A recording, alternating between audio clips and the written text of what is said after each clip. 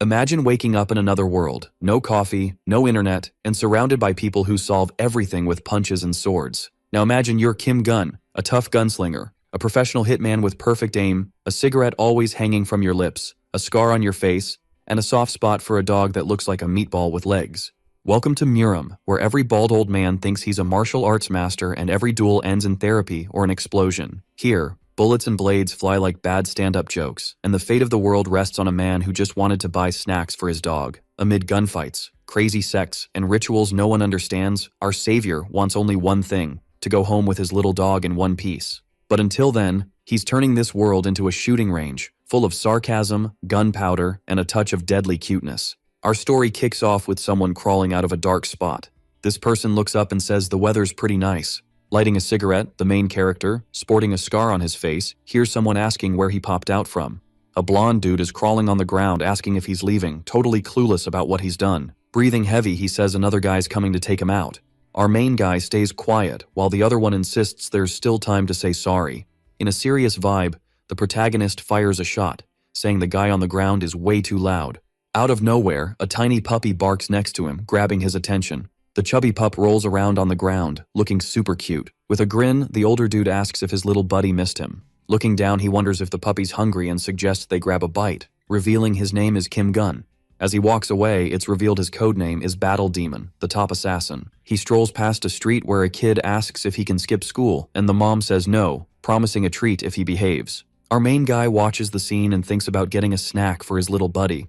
Suddenly, a spam message about Murum pops up on his phone, making him think it could be a new mission. A bit later, the sun shines down on a regular convenience store. He squats down, asking what his pup wants to eat, and decides to buy everything in sight. Out of nowhere, someone next to him says they need a second. Confused, our main guy wonders what this mumbling is about. The dude talks about work, and Kim asks if he's grumbling or chatting with him. Then, the standing guy confirms that yes, catching Kim's attention. The assassin, with hair in his eyes, says it's a perfect time to take him out, just as planned. Soon after, he waves goodbye to number one, who can only curse after that. Suddenly, a shot rings out while our main guy thinks this world is wild for dreaming.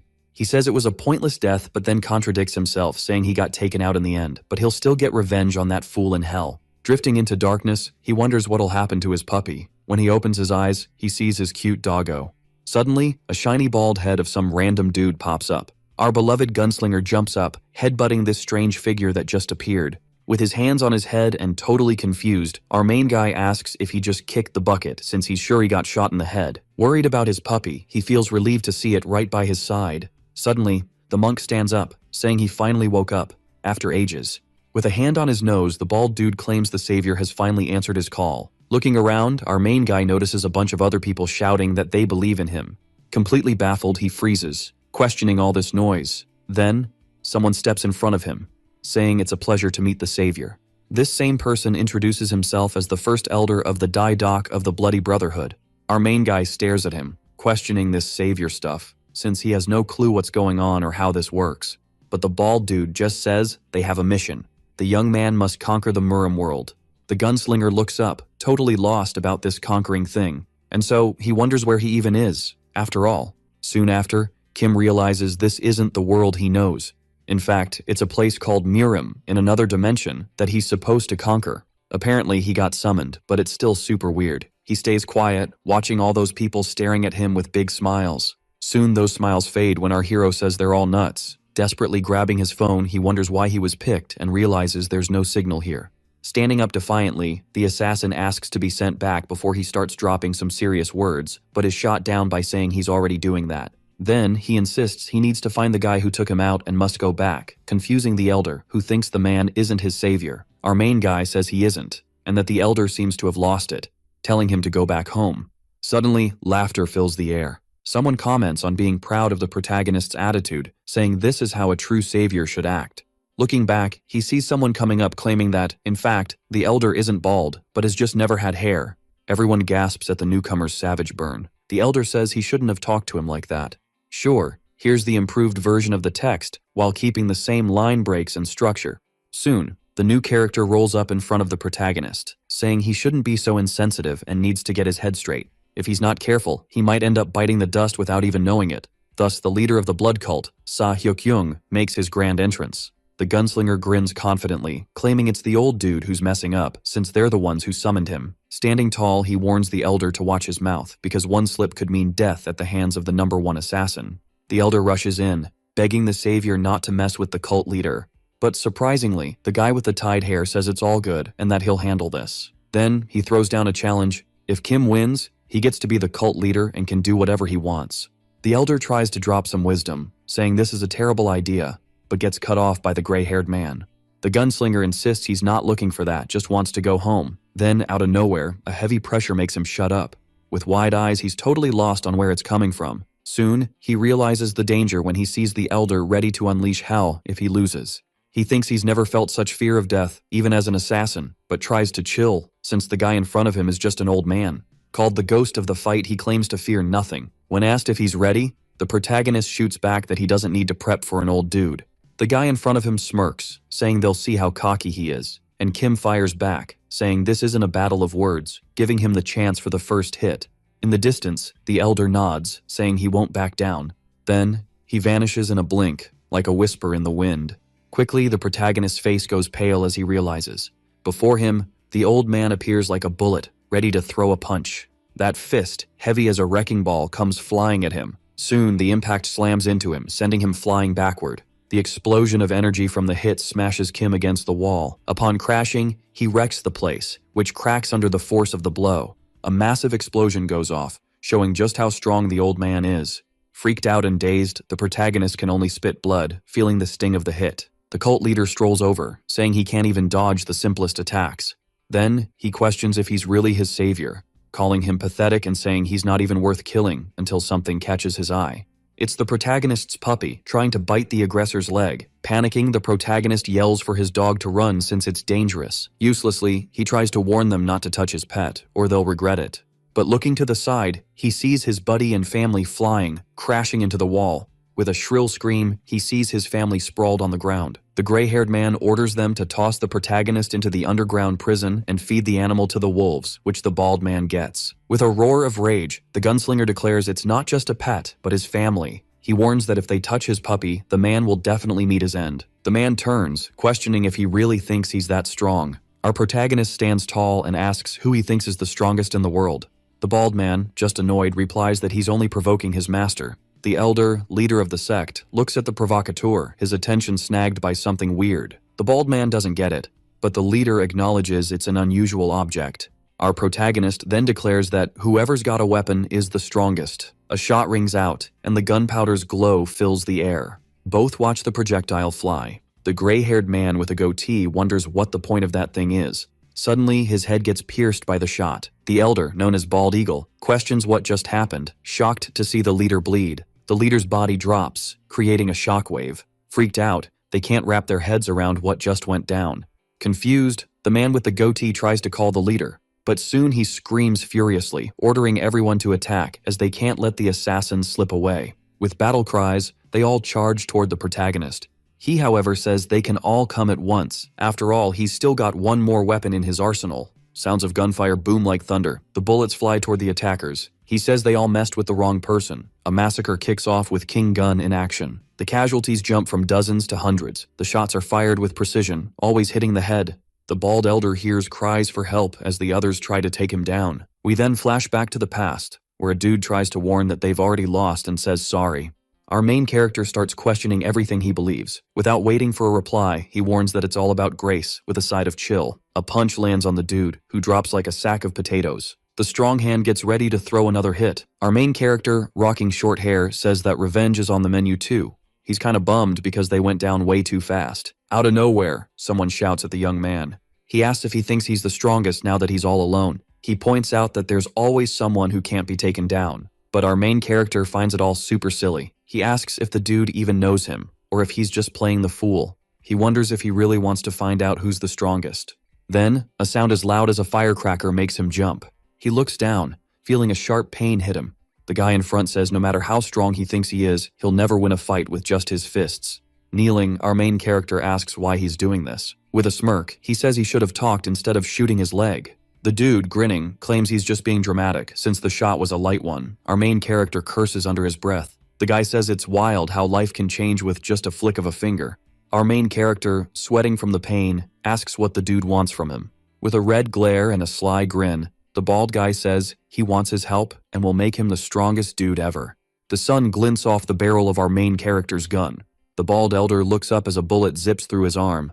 The protagonist asks if he really gets who's the strongest here. Desperate, the bald man promises to give him anything, just spare his life.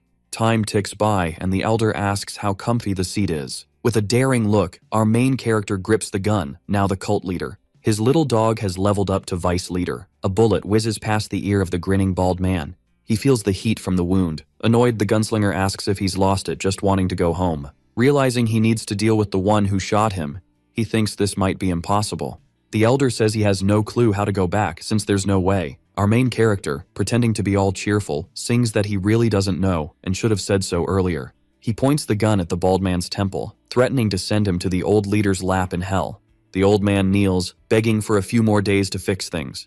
Fear is written all over his face as he pleads for more time. Irritated, our main character pinches his nose and tells the elder to scram. The bald man bolts, terrified, while our main character wonders if he should just end him. Soon, he plops down and chills, questioning the whole situation since his phone's not working. Suddenly, his phone buzzes. He opens it, shocked, thinking it was broken. He spots a weird message from someone offering a chance to conquer the Murim world. He recognizes it as the same message he got before dying, which he thought was total spam. As he reads, irritation bubbles up. He starts typing, saying he doesn't get why he can't respond. He just wants out of this mess. The message dares him to survive in Murim, in another dimension. He replies that Kim must complete a mission, which only annoys him more, wondering what it's about. The message explains that conquering Murim is key to escaping. If he doesn't finish the mission in a year, he'll lose something precious, his adorable little dog. Our main character squeezes his head in frustration, while the message adds that the dog can't die because it's too cute. Wishing him good luck, the message wraps up. Stunned and stressed, he screams in despair and anger throughout the cult hall. Then, Kim opens a door and asks if the bald man is around. He hears him say he's a stinky one and doesn't respect the elders, claiming if he had known, he would have sent him back already. Suddenly, our main character's shadow looms, and he asks if the elder is traveling, making him scream in panic. In tears, the bald man tries to explain that he was talking about his son and that the bag was to figure out how to send him back. He begs not to be killed, rambling about the perks of keeping the old man alive. Our main character tries to say that's not what he came to chat about, but the bald man's fear cuts him off. Irritated, he tells the elder to shut it and listen, to which he apologizes, scared for his life. The protagonist clears his throat and says he's totally down to do what he mentioned earlier.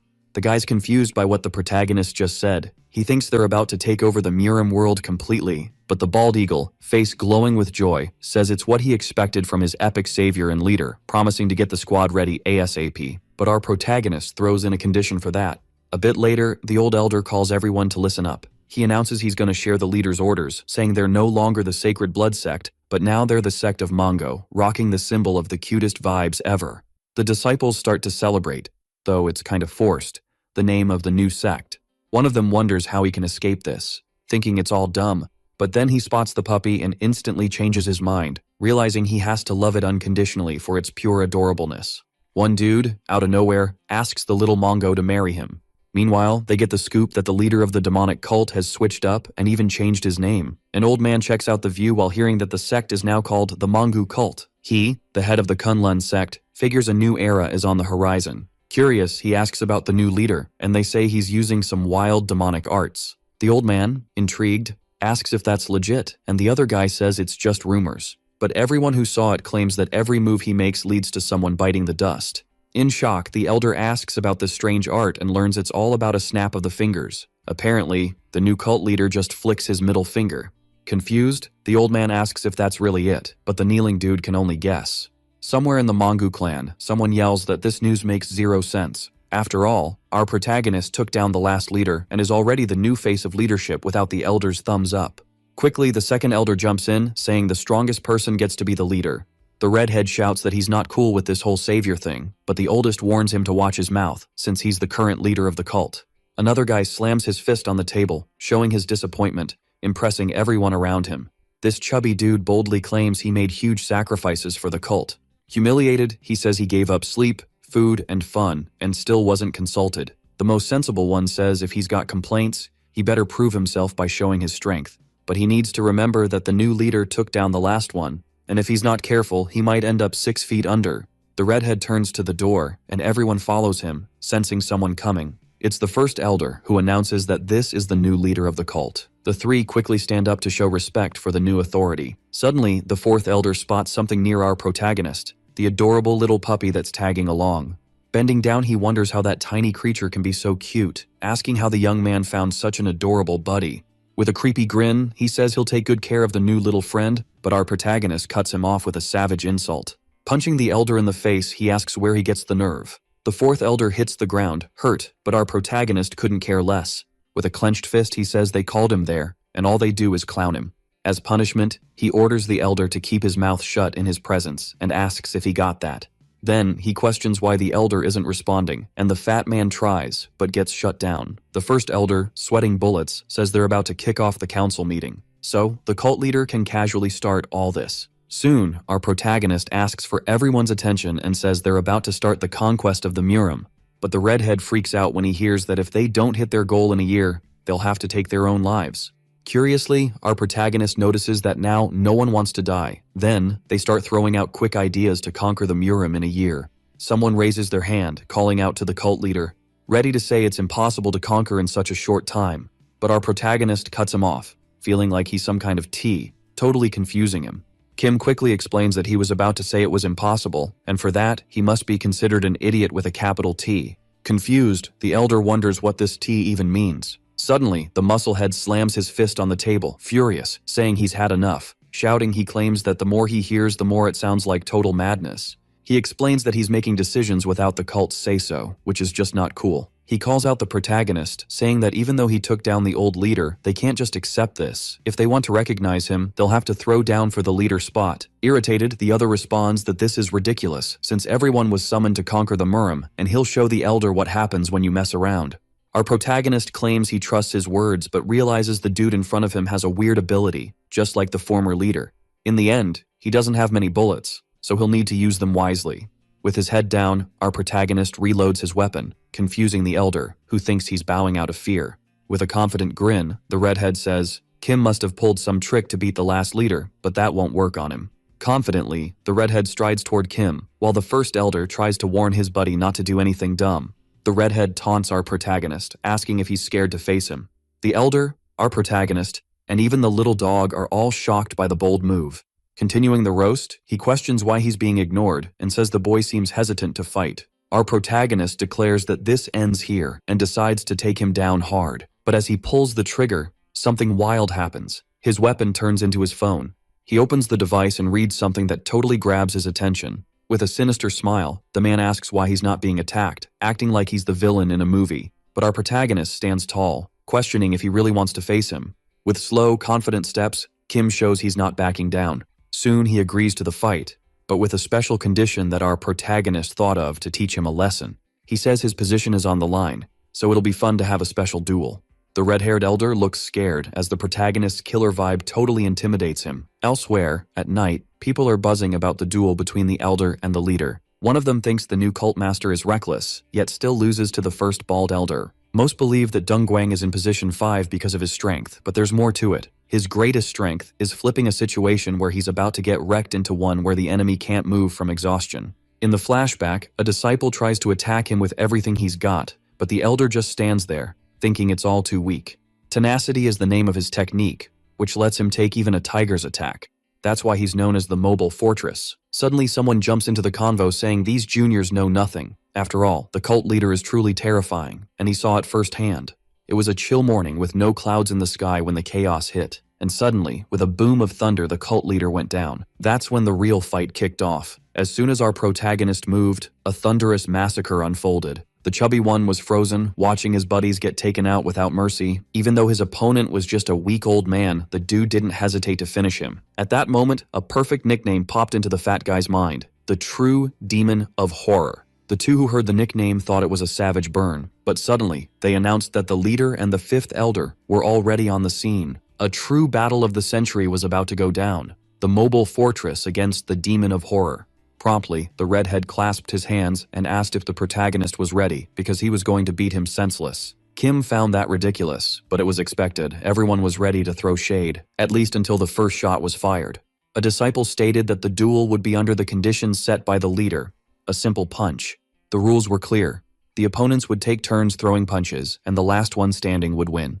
It's important to note that the winner would decide whether the loser gets to live. Soon, they decided who would start, but the redhead questioned if they had forgotten his title. Reminding them that it was the mobile fortress, he wouldn't regret taking the first hit. Our protagonist thought the dude in front of him was totally off his rocker, but then he figured, why not seize the moment? He warned that his main target was going to be his chest. The elder grinned, all smug, saying the other would totally regret spilling those beans. In a flash, all the muscles in his abs tightened up, bracing his chest. Fully pumped, he yelled for the protagonist to come at him with everything he had. But out of nowhere, a shot rang out, hitting the fifth elder right in the thigh, totally catching him off guard.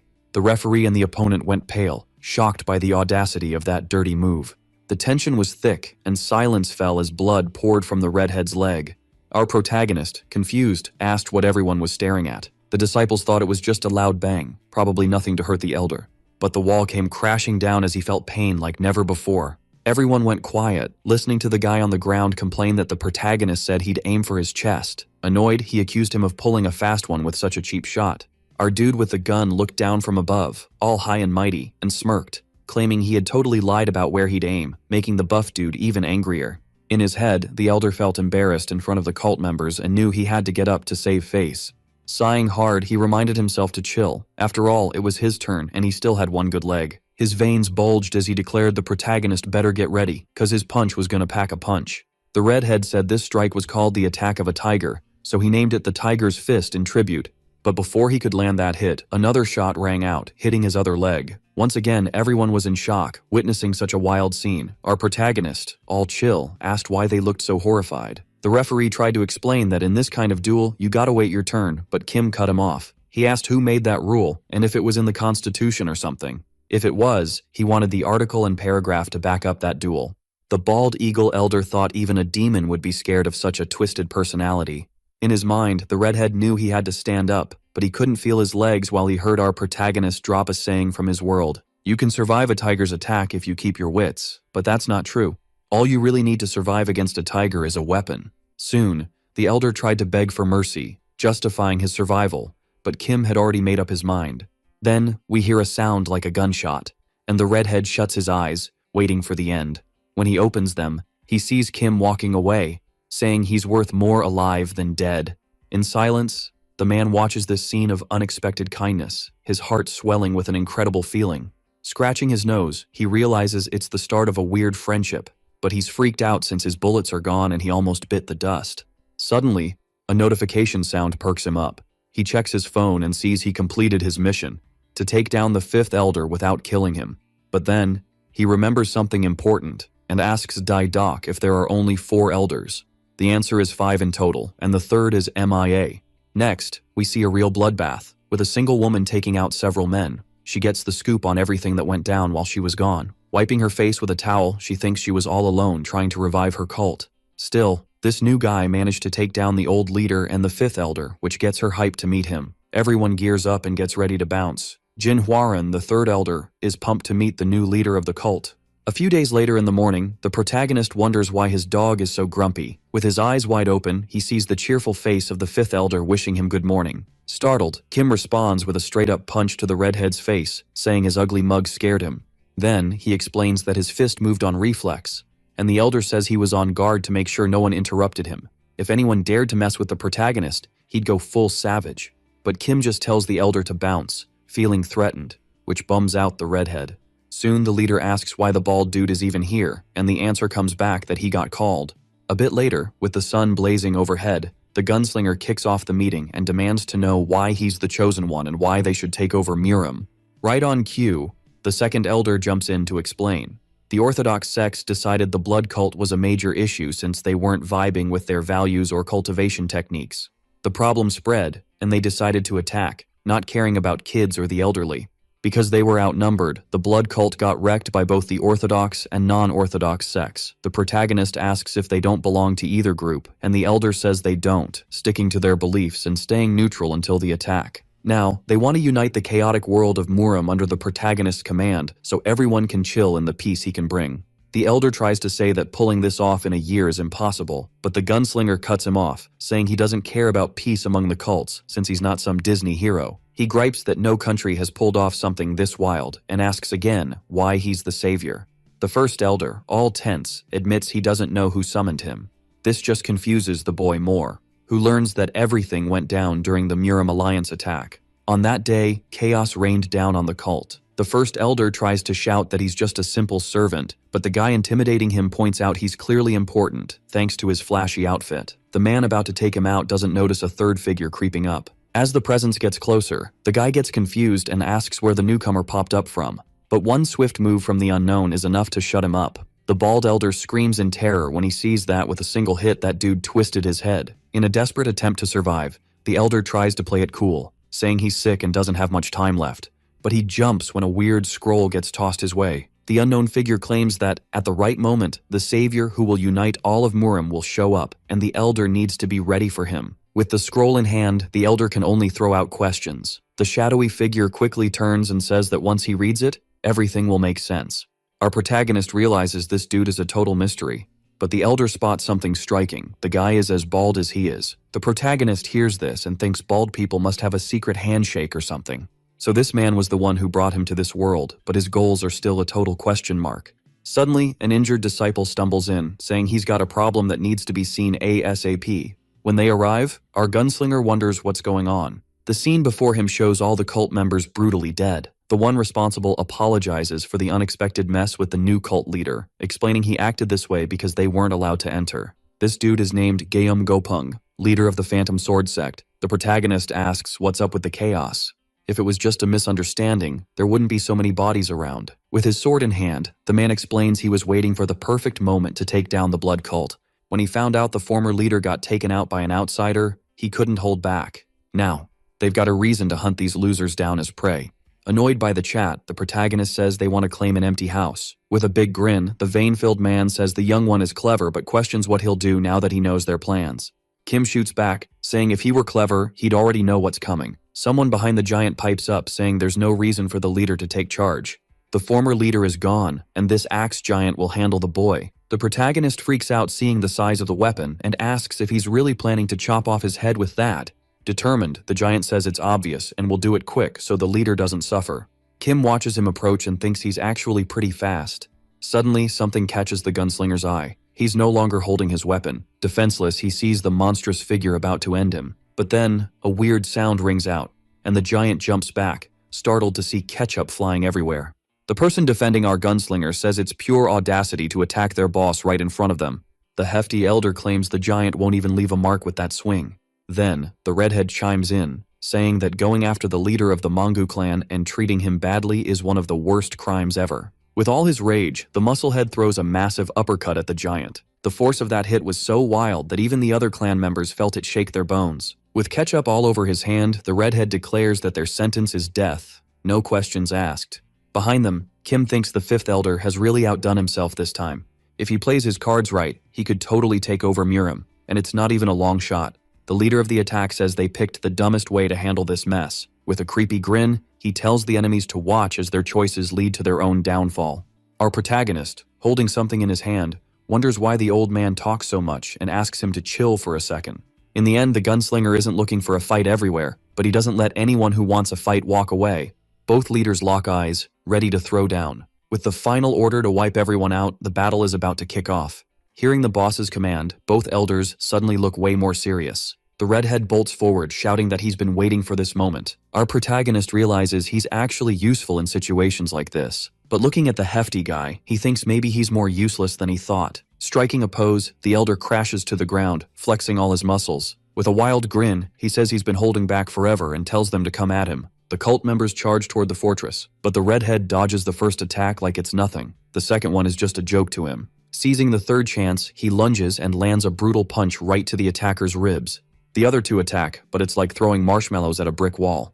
With a quick move, the fifth elder easily takes down both of them.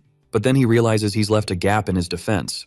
Behind him, one of the attackers rushes in, thinking he can take him out. The sound of something slicing through the air echoes, but the fifth elder stands tall, seemingly hit. The disciple brags that the sword was a gift from his dad. But the elder just laughs, grabbing the blade with his bare hand. With a flick, he snaps the weapon that meant so much to the guy. Then he grabs the attacker by the neck. The disciple gasps as the redhead lifts him up effortlessly. He slams him to the ground, smashing his head against the floor. With a grin, the redhead says these skills are just ridiculous. Feeling a presence behind him, the elder gets ready for another attack. But surprise, it's his brother watching his back. Another disciple charges in, questioning if the elder can handle it.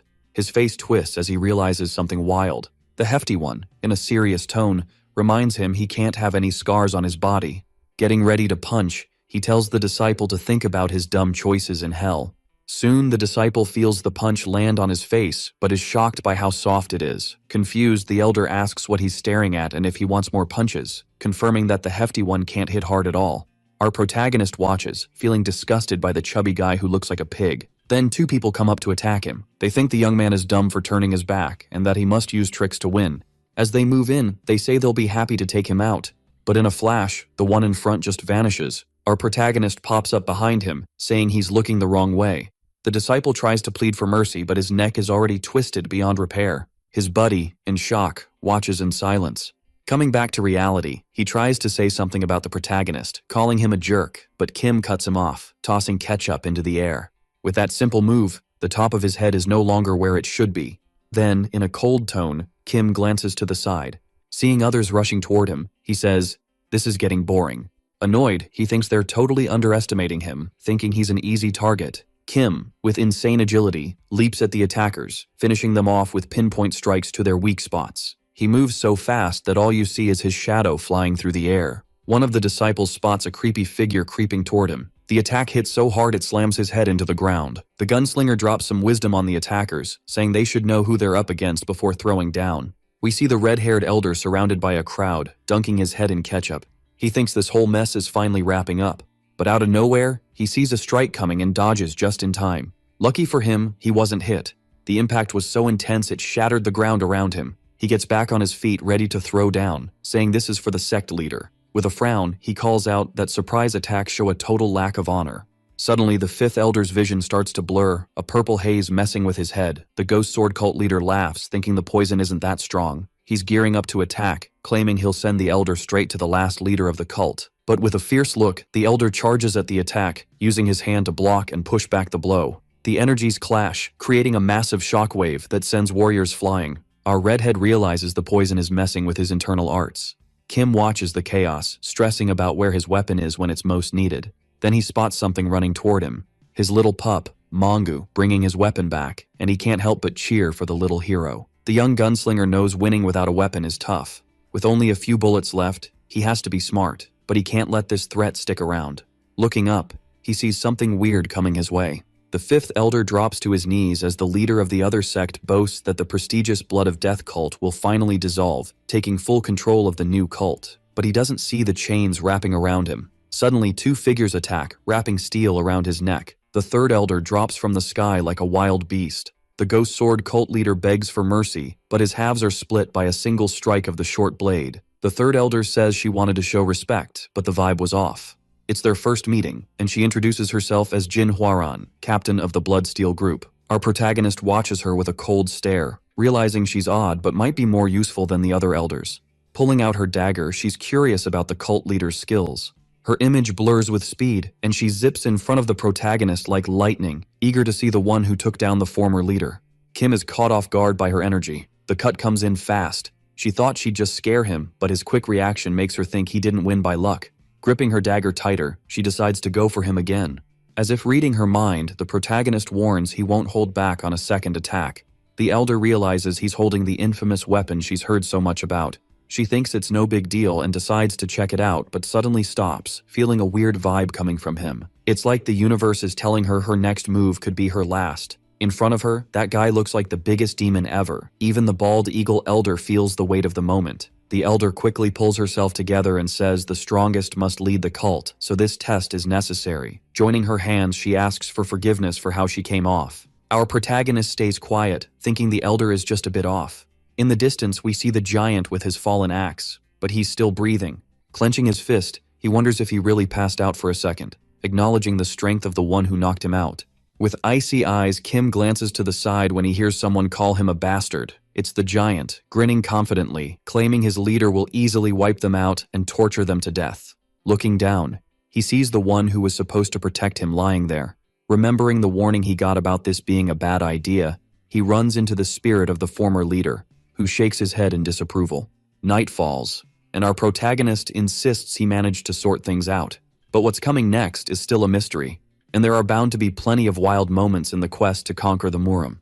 In this world, there are folks who can send you flying with a punch and even split the ground with a sword. If these legends keep popping up, he's next on the chopping block. Kim pets his adorable puppy, staying quiet. He then strolls into another room, calling out for the bald elder. With a forced grin, the elder asks what's up with the leader. Kim wants to know where he can score intel on enemies and possible allies.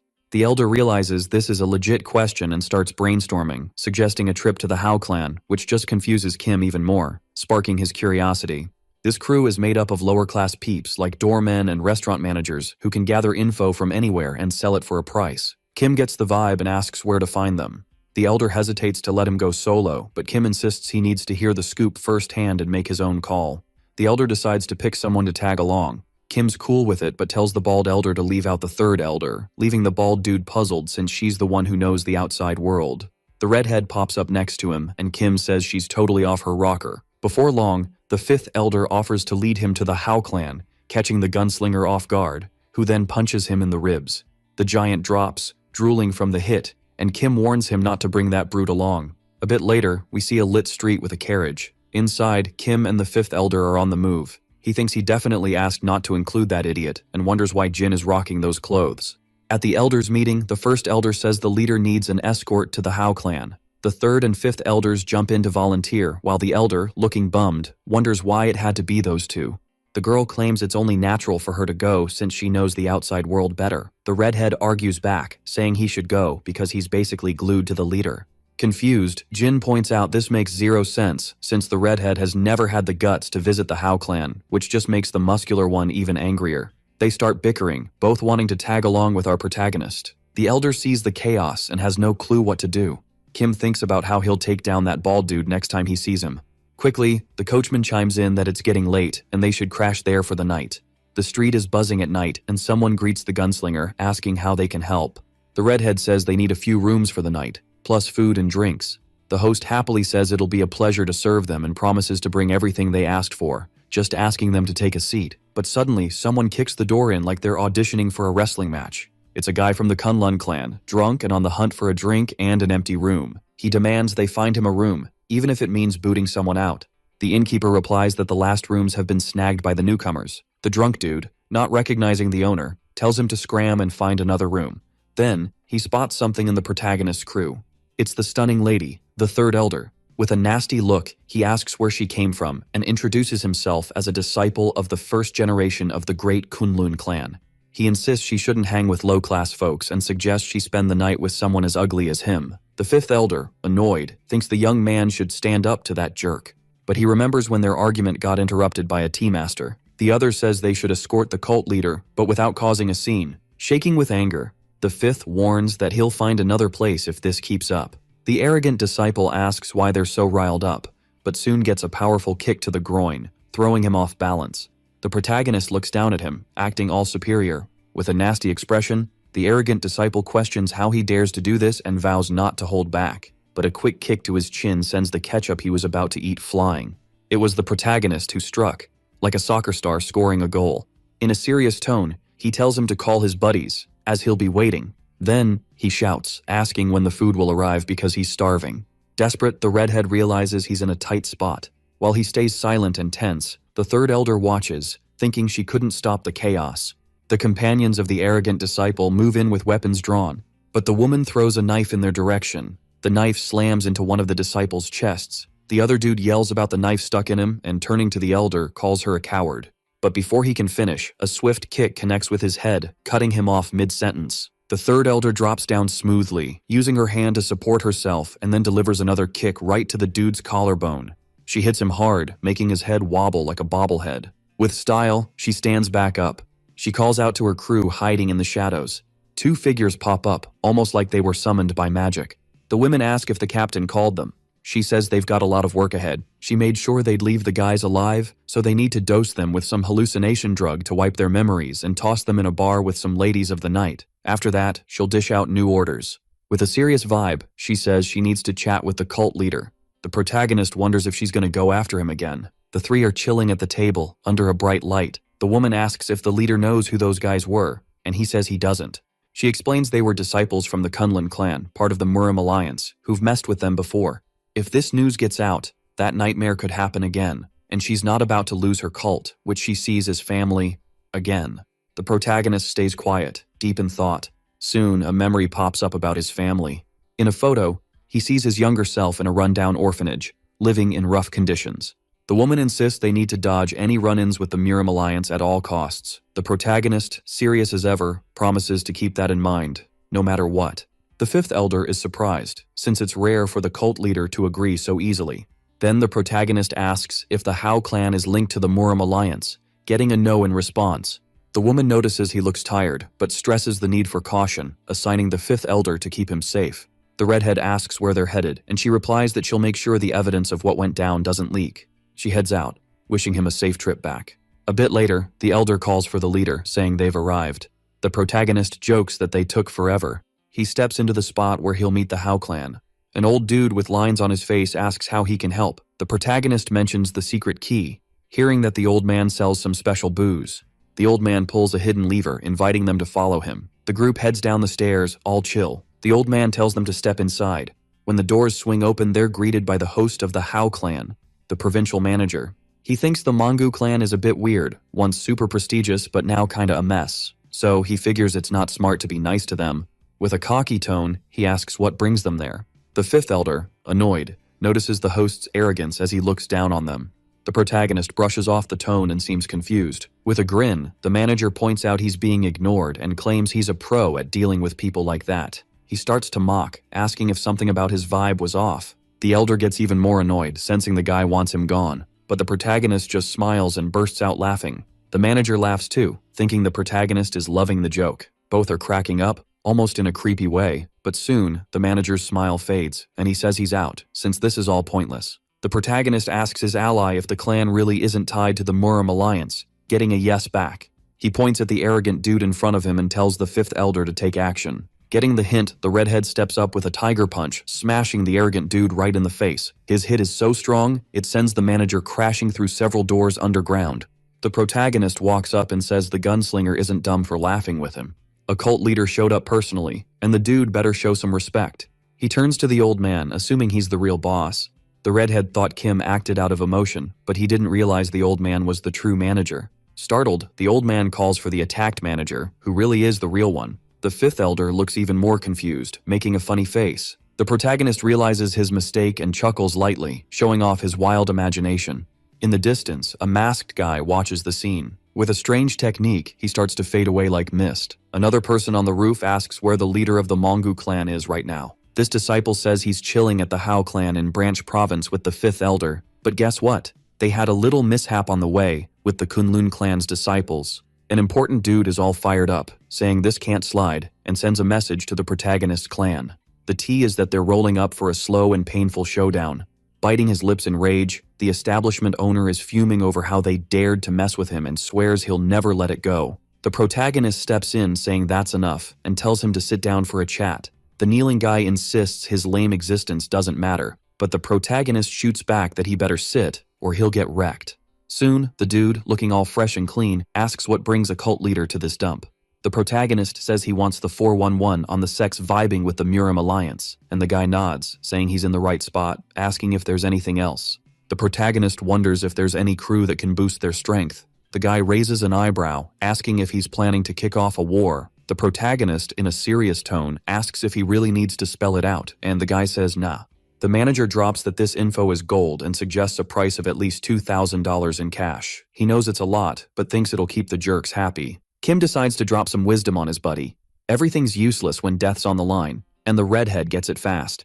The manager, confused, asks what they're cooking up and tells the cult leader he'll lower the price. The elder warns that the other dude better be ready to live in misery and lose a member, and Kim gives him props for catching on quick. The manager, sweating, says he can't just hand over the info for free. The protagonist replies that no one said anything about free stuff. They'll trade something. The guy, relieved, asks what he'll get, and the protagonist, rubbing his hands together, says he looks like a kid waiting for a Christmas gift. So the gunslinger's gonna be a cool Santa and let the young man live in exchange for the scoop. The guy, tearing up, wonders who Santa Claus is and what Christmas even means. The protagonist then says, since they're cool with the trade, he urgently needs the info. The guy thinks he's worse than a demon and promises to send the deets about the Murim Alliance. But he'll need to hunt down certain groups that could help the Mongu clan and will need some time for that. The protagonist asks how long, and the guy says about 30 days, but the gunslinger cuts it down to 1 week. Kim gives him just enough time to get the goods, but soon the guy asks if he can spill some tea about the Kunlun clan. He explains that this sect is part of the Taoist alliance and hangs out at the top of a massive snowy mountain. Getting there is no walk in the park, and since it's a super closed sect, there's not much to know. But they joined the 9 great sects of the world because they're a small elite squad with some serious power. For some unknown reason, after the war against the blood cult, all disciples were sent down the mountain. The boy, deep in thought, figures that being a small elite group means they probably wiped out the members who disrespected them. He wonders if the higher-ups just lost interest in the weaker disciples, and the informant nods, saying that seems to be the case. The protagonist ponders if he should see this as a blessing or a curse and orders him to send the rest of the info straight to the Mongu clan.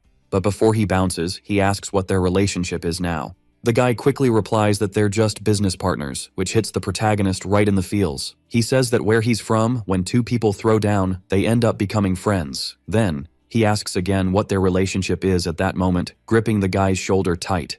Totally tense, the man realizes this feels like getting hit from one side while his buddy just watches and says they're allies.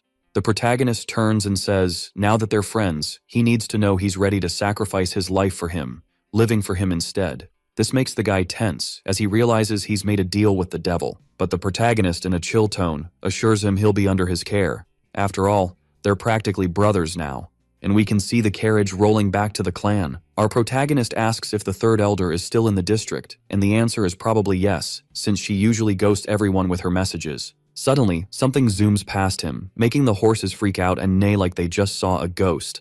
The redhead yells, wondering what's going on, but it turns out to be a member of the Third Elder's squad, who's all apologies and says they had to block the street because of an emergency. He needs to bounce back to the Mongu clan for his own safety. No cap. Our protagonist catches what the vice leader Yan Nanak of the Blood Chain team said, and, when he rolls up to the cult, asks who those people are. The letter says the Black Blood sect is about to drop by, so they better gear up for a showdown.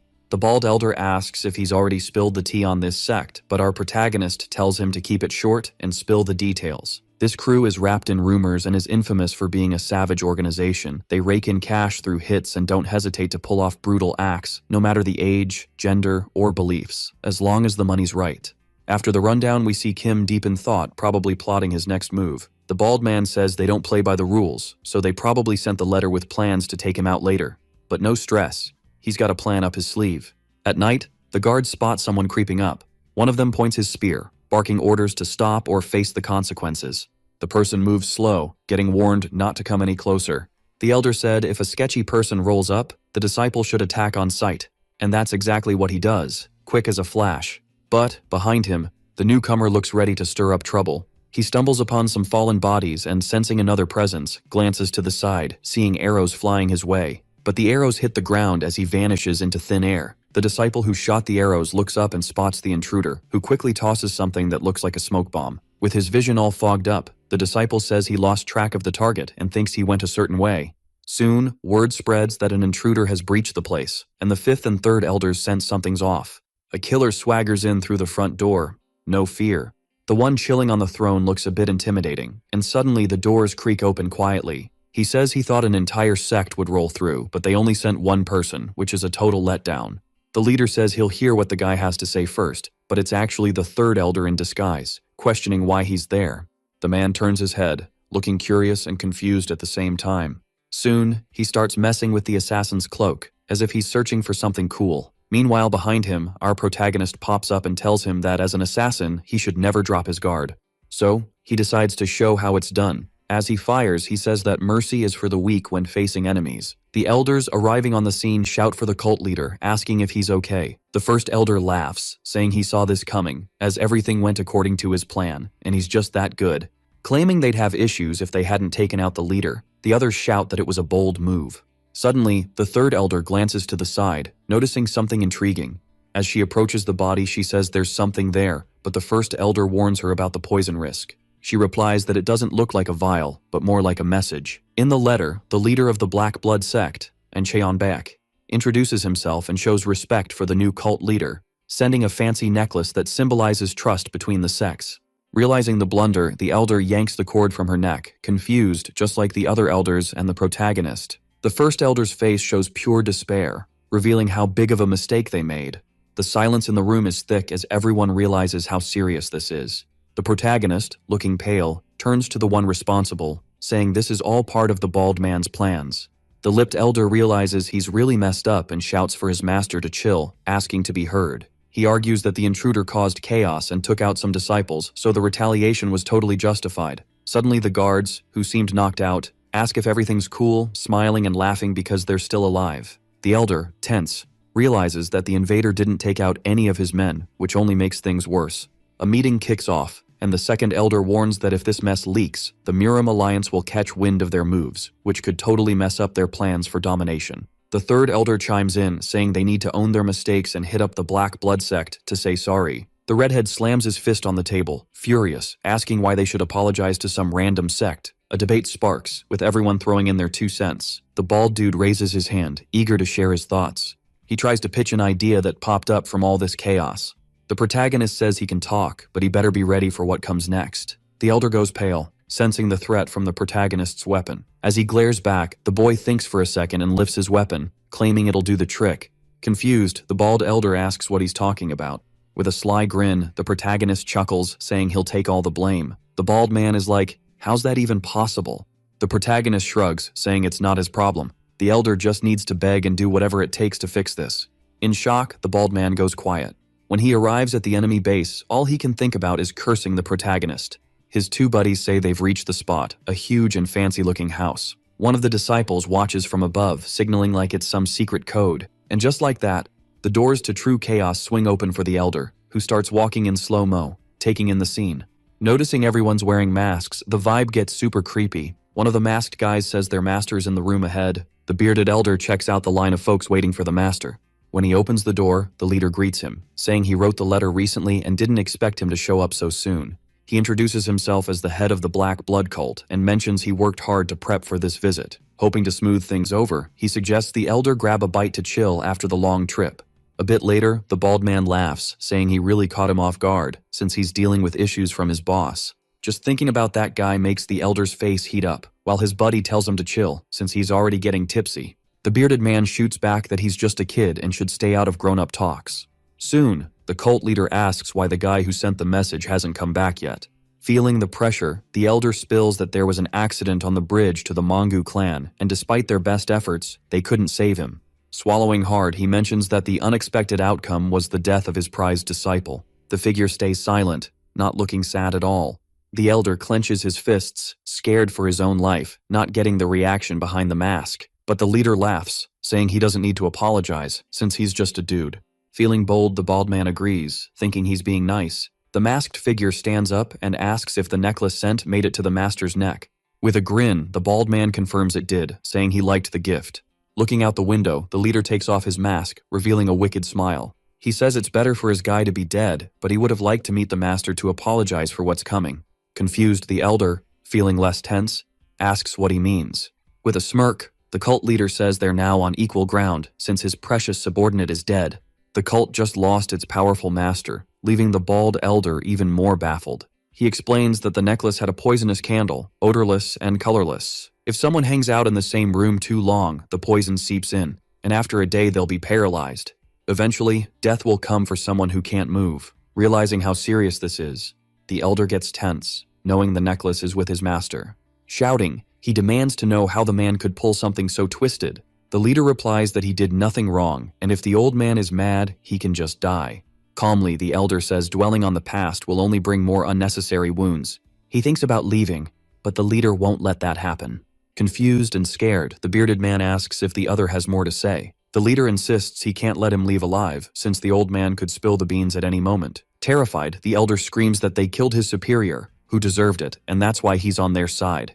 He yells, questioning why his bodyguards are just standing there doing nothing. Looking at the dude who's supposed to have his back, he calls him an idiot for being more scared than the boss himself. Then, we flash back to the past, where the elder is begging his leader for mercy, saying if it's him, he's toast. But our main guy tells the old dude not to sweat it, totally confusing him. He promises to send the best bodyguard he can find, cause this plan is next level. Back in the present, the elder is wondering why he got stuck with such a useless bodyguard, claiming he's a goner in this mess. With a desperate shout, he screams for his doom to chill out. As the blade gets closer, someone starts cracking up, finding the whole thing hilarious. It's the other bodyguard who says nothing's changed. He's reminiscing about his glory days.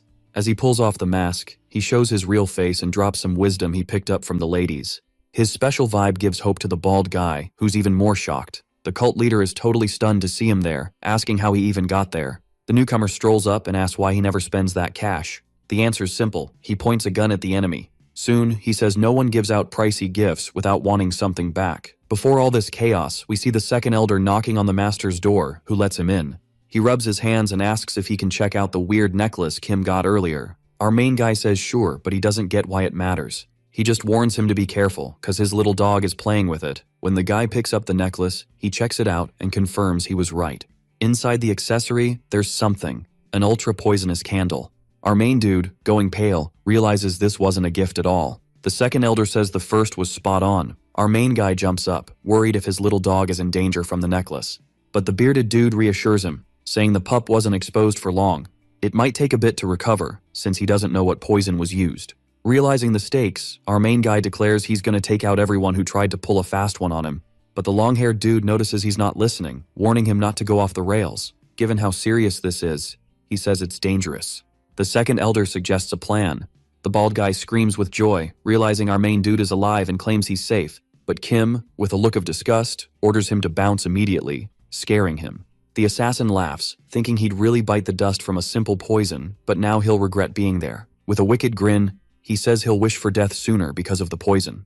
Our main guy, pumped, says he's being ridiculous, cause there's no reason to be hyped. He then mentions that what he's holding could take him out at any moment. The ninja, never seeing a weapon like that, thinks there won't be time to use it. Many have seen his secret technique, but none live to tell the tale. The pressure in the room rises, making the water in the basins ripple. This is the final move of the Black Blood sect, called Constant Rain. He gets ready to unleash his last cut and end the fight fast. But in a blink, a bullet zips into the center of his forehead, taking him out instantly.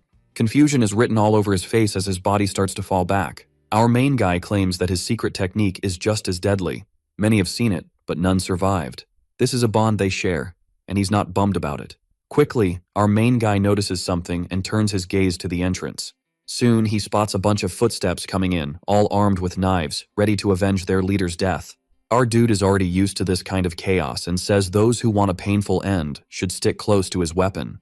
Soon, they all start charging in, and one by one, they're taken down by gunfire. To save bullets, our main guy also pulls out a blade, making ketchup spray from the enemies he slices with skill. He's a pro at this kind of combat, blocking hits while shooting. Taking advantage of openings, he finds a way to escape, carving a path through the guys trying to stop him. He moves like a snake, landing shots and precise cuts to the vital spots of his enemies. The bald guy hears the ruckus in the room and imagines our main dude is a total monster in martial arts. After a few minutes, the dude stands among the bodies, but when he looks around, he can only think this is all super weird. Back in the day, he was all about those one-on-one fights, but facing a whole squad at once? Nah, that was rare. But there was always a simple way to win. Take out one of them to freak out the rest. After that, the pack of wolves fears a single sheep. He's trying to figure out which one to take out to make that happen. With only a few bullets left, he's got to play it smart. As he watches, he feels this crazy pressure in the air, making him shake with anxiety. Suddenly, boom! An explosion goes off, sending dust flying everywhere. We see someone banging on the table, totally annoyed. It's the third elder, saying their lord better be strong or he's toast. The second elder chimes in, saying there's no need to stress about his safety, which just confuses her more. The dude quickly grabs his tea and hears he's got to take someone with him. But he's all about chill vibes, saying even if he's not great at fighting, his smarts help him realize even the muscle needs backup. The fifth elder rolls in and asks if our guy is good. The gunslinger wonders how he even got there, but hears the question about the blood on his face. Quickly, our boy says it's not his, which just ticks off the brute even more. He yells that they should apologize in hell. Hearing this, our protagonist calls him a fool, asking why he came solo, but the elder just laughs it off. Next thing you know, someone's throwing a punch at one of the ninjas, smashing his mask. The hitman goes flying toward a door, spinning from the impact. The newcomer's fist is on fire, radiating power. Someone ties a bandana around their head, joining the Fifth Elder's crew, rolling in like a squad. Holding up some unconscious folks, the Fifth Elder says he's got a whole unit under his command. Our protagonist thinks, for the first time, he actually did something he enjoyed and warns that he's finished his revenge. He tells them to wipe out the rest, getting a solid yes in return. The redhead lands a kick on one of the thugs, sending him soaring. With quick steps, he follows the other as he gears up for a massive punch. He finishes by slamming down the one who dared to attack the leader right into the ground. The other assassins stare at the elder, who's giving off some serious demonic vibes. He asks why they're just standing there. Moving in, he makes an attack and questions why they aren't fighting back. After taking down the first, he fires a second kick at the next enemy, who gets wrecked. The third doesn't even see the smooth movement that hits him all at once. This dude is a beast, chasing after the others like a wild animal. His presence is dark, casting a heavy aura around him. Each punch hits with insane force, almost like he's flying as he takes out everyone in his path. The gunslinger watches, totally speechless. In the middle of the sea of bodies, he can only think he's actually useful. Then, the bald guy opens his mouth and asks for a minute. He tells the cult leader to look back, cause an enemy is coming.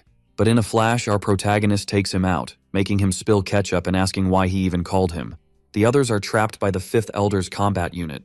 The redhead quickly asks what to do with these guys. Simple. They dared to point blades at the cult leader. Not even death will stop these fools. Resting his hand on his chin, the gunslinger thinks their fighting spirit is impressive, and it'd be epic to have one of them on his side. Suddenly, something catches his eye. As he walks slowly, he grabs the attention of the Fifth Elder, who asks what he's up to. Taking light steps, he approaches one of the guys, who looks like a kid. His shaky hands just scream, "Not ready for this!" Soon, our protagonist raises his hand and pulls off the mask, revealing a crying, scared kid.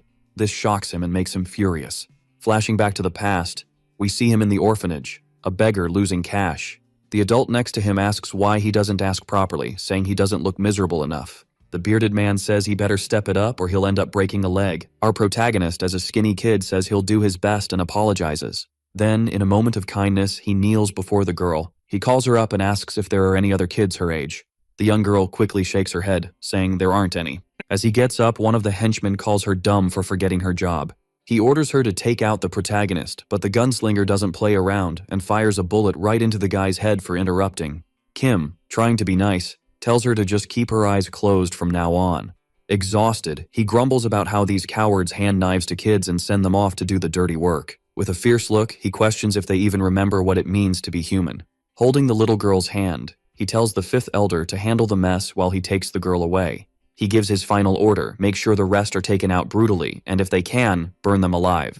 A bit later, we see the carriage where our protagonist is chilling. The little girl is now with some tough guys who are escorting her. The redhead smiles, thinking the cult leader has a soft side, even if he looks all scary. Soon, he glances at the girl and calls her over. With a creepy smile, he asks for her name. The young girl, scared out of her mind, starts to cry, looking totally lost. The Fifth Elder tries to apologize, realizing the protagonist is ready to go full-on protective mode for the kid. Kim reassures her that she doesn't need to stress and should just sit back and relax. The girl, fidgeting with her fingers, thanks them for saving her, but doesn't think she'll be much help. Feeling bold, she says she'll do whatever they ask and will totally crush it. Our protagonist says he kept her alive, but she doesn't need to do anything wild for that. So, he throws her a curveball and asks what she thinks she should do. Our little assassin says she just needs to play. Kids are pros at that. They eat well and do everything to keep the adults who care about them happy. When they roll up to the cult, the elders call for the cult leader, asking if he's back. Seeing him, they ask if he's hurt, and he's like, "Nah, I'm good." The third elder spots the little girl and waves her over. He realizes she's super cute and decides to ask for a favor. He says he'll stick around for a bit and that the elder should set up a cozy spot for her to crash. Out of nowhere, the protagonist's adorable puppy trots over, but it totally ignores him, confused about the lack of love. Unbothered, the little dog stops in front of the young girl, who's totally smitten by its cuteness. She reaches out her hand to the little fur ball and smiles, loving it when it licks her hand. The protagonist chuckles at the scene, while everyone else is just baffled by the gunslinger's soft side. He starts massaging his shoulder, saying he'll ask the third elder to look after the girl while he catches some Z's, but remembers to ask her name. She says her name is number 121, given by the Black Blood cult, which doesn't do names. The gunslinger pauses for a sec and proposes a deal. From now on, she'll be called Haru, which totally impresses her. It doesn't mean much, but it's just Haru. He tells her to live it up there. The girl finds herself in a white field and, crying happy tears, promises to live as joyfully as she can. Kim smiles, feeling good, but then the second ocean interrupts, saying he got a letter from Clan Hao that needs immediate reading. The protagonist unfolds the scroll and calls on the fifth ocean, telling them to gear up for a long adventure to find a new shield of flesh. In the dim room, he reads the scroll calmly, written by Mangi, the chief of the Haoman province. The first mention is the group of 36 acres of forest, which is against the Mangu sect. Having these enemies is a hassle since their numbers are huge. The 36 families and over 100 masters make a serious force, including Yujin Yak, one of the top dogs on the continent. The protagonist thinks it's tough to gauge, but if they're on his side, they'll be a massive help. He flops onto the bed, wondering what to do next, and eventually drifts off to sleep. Soon, someone calls for the master at dawn. It's the fifth elder, along with the kid, saying all the journey prep is done. As he tries to say good morning, the protagonist slaps the giant in the face. He sits up saying he couldn't catch any sleep because he was too hyped about leaving and asks why the kid is there. She glances to the side, waiting for the elder to answer. He says he just wanted to see the master's face when he woke up. Ignoring this, Kim asks if they're ready, and the answer is a loud yes. The elder pulls out a weird cloak, all set for the occasion. The protagonist, scrunching his face, says it looks like something out of a fairy tale. The young girl thinks it's gorgeous, hyping up the protagonist and the brute. Kim, after a moment of silence, decides to rock the outfit, and it fits him perfectly, matching his vibe. The brute yells with excitement when he sees the cloak looks awesome on the protagonist, and the kid chimes in with praise. Before long, he strides ahead, telling them to hurry up already. The little girl calls out to the leader, who asks what's up. She says while he was snoozing, she played as much as she could and warns him to watch out on the journey. The gunslinger says that's cool and she should keep playing until he gets back. When they reach the carriage, he mentions it's getting late and questions the amount of luggage since it's just the two of them. Suddenly, the third elder pops up and says she's coming along because she thinks it'll be an epic journey. Kim asks why she's tagging along, and she replies that she knows the trail well and it's better to avoid any drama. The guy thinks 3 heads are better than just the 5th elder, but then wonders if she's really going in that flashy outfit. She nods, confirming it. The boy comments that it seems a bit much, which slightly annoys her. A bit later, everyone's in the carriage, and the protagonist asks if they're headed the right way. The redhead says they can't go straight since the second commander's HQ is nearby. The protagonist suggests meeting the head honcho first, but the elder explains that none of them are tight with him, so it's better to roll up to the second commander without any heads up. Soon, the protagonist asks what the second commander is like, and the elder says they'll find out together. The horse starts to tire from the long trek. The protagonist asks what's up, and the answer is they've been chatting too much. The elder suggests they camp there for the night and grab some dinner. After a bit, the elder asks if the food is good for the master, and he says yes, it's bomb. Suddenly, some trees and bushes start rustling. The 3rd and 5th elders go on high alert. A person approaches, apologizing and begging for food because she's starving. The 3rd elder, arms crossed, feels a bad vibe. The girl, with arms like a superhero, has her stomach growling and says it's not cool to deny someone food during dinner. But judging by her state, she figures she must be on the run and that it's better not to stick around too long. The blonde apologizes and says she'll just eat quickly and then bounce. She comments that the spot is really nice, and the protagonist wonders if she's lost it. The girl introduces herself as Songran and says she'll pay back the kindness with food. The elder tells her to forget that and, if she's done, to scram quickly since things could get dicey. She apologizes again and says she'll get up and leave fast. As she says goodbye, she wishes them a good dinner. They realize she's in a hurry because she's devoured everything they had. The elder says she'll whip up more food and tells the master to chill in the carriage, which he agrees to. When they arrive, he gets ready to open the door but hears horse hooves behind him. Looking back, he sees a squad of guys approaching, looking like an army. A dude with a mustache and beard holds up a poster and asks if he's seen this woman. The protagonist recognizes the blonde from the flyer. In his head, he thinks they're not good people for using such rude language and draws their attention. But then he changes his mind, sighs, and decides to let it go, trying to chill to avoid any drama. He turns and says he doesn't know anyone like that, wrapping it up by saying he's tired and wants to be left alone. But, shockingly, the soldier starts getting heated, veins popping on his face. He asks if this crazy dude knows who he's talking to and if he's asking for trouble. Our protagonist, already annoyed, asks if he knows who he is, but then a voice chimes in saying they've never seen such a person. It's the 3rd elder who shows up, saying they should part ways and not invade others' space for no reason. If the guards don't back off, they might end up in a blood rain they definitely don't want to face. The guard, sensing the tension, gulps hard. He says everything's chill and now that they've confirmed stuff, they gotta check the carriage. The woman asks the leader if that's cool. Our protagonist claims he's never seen anyone like her, but sensing something off, he'll show what's inside the carriage.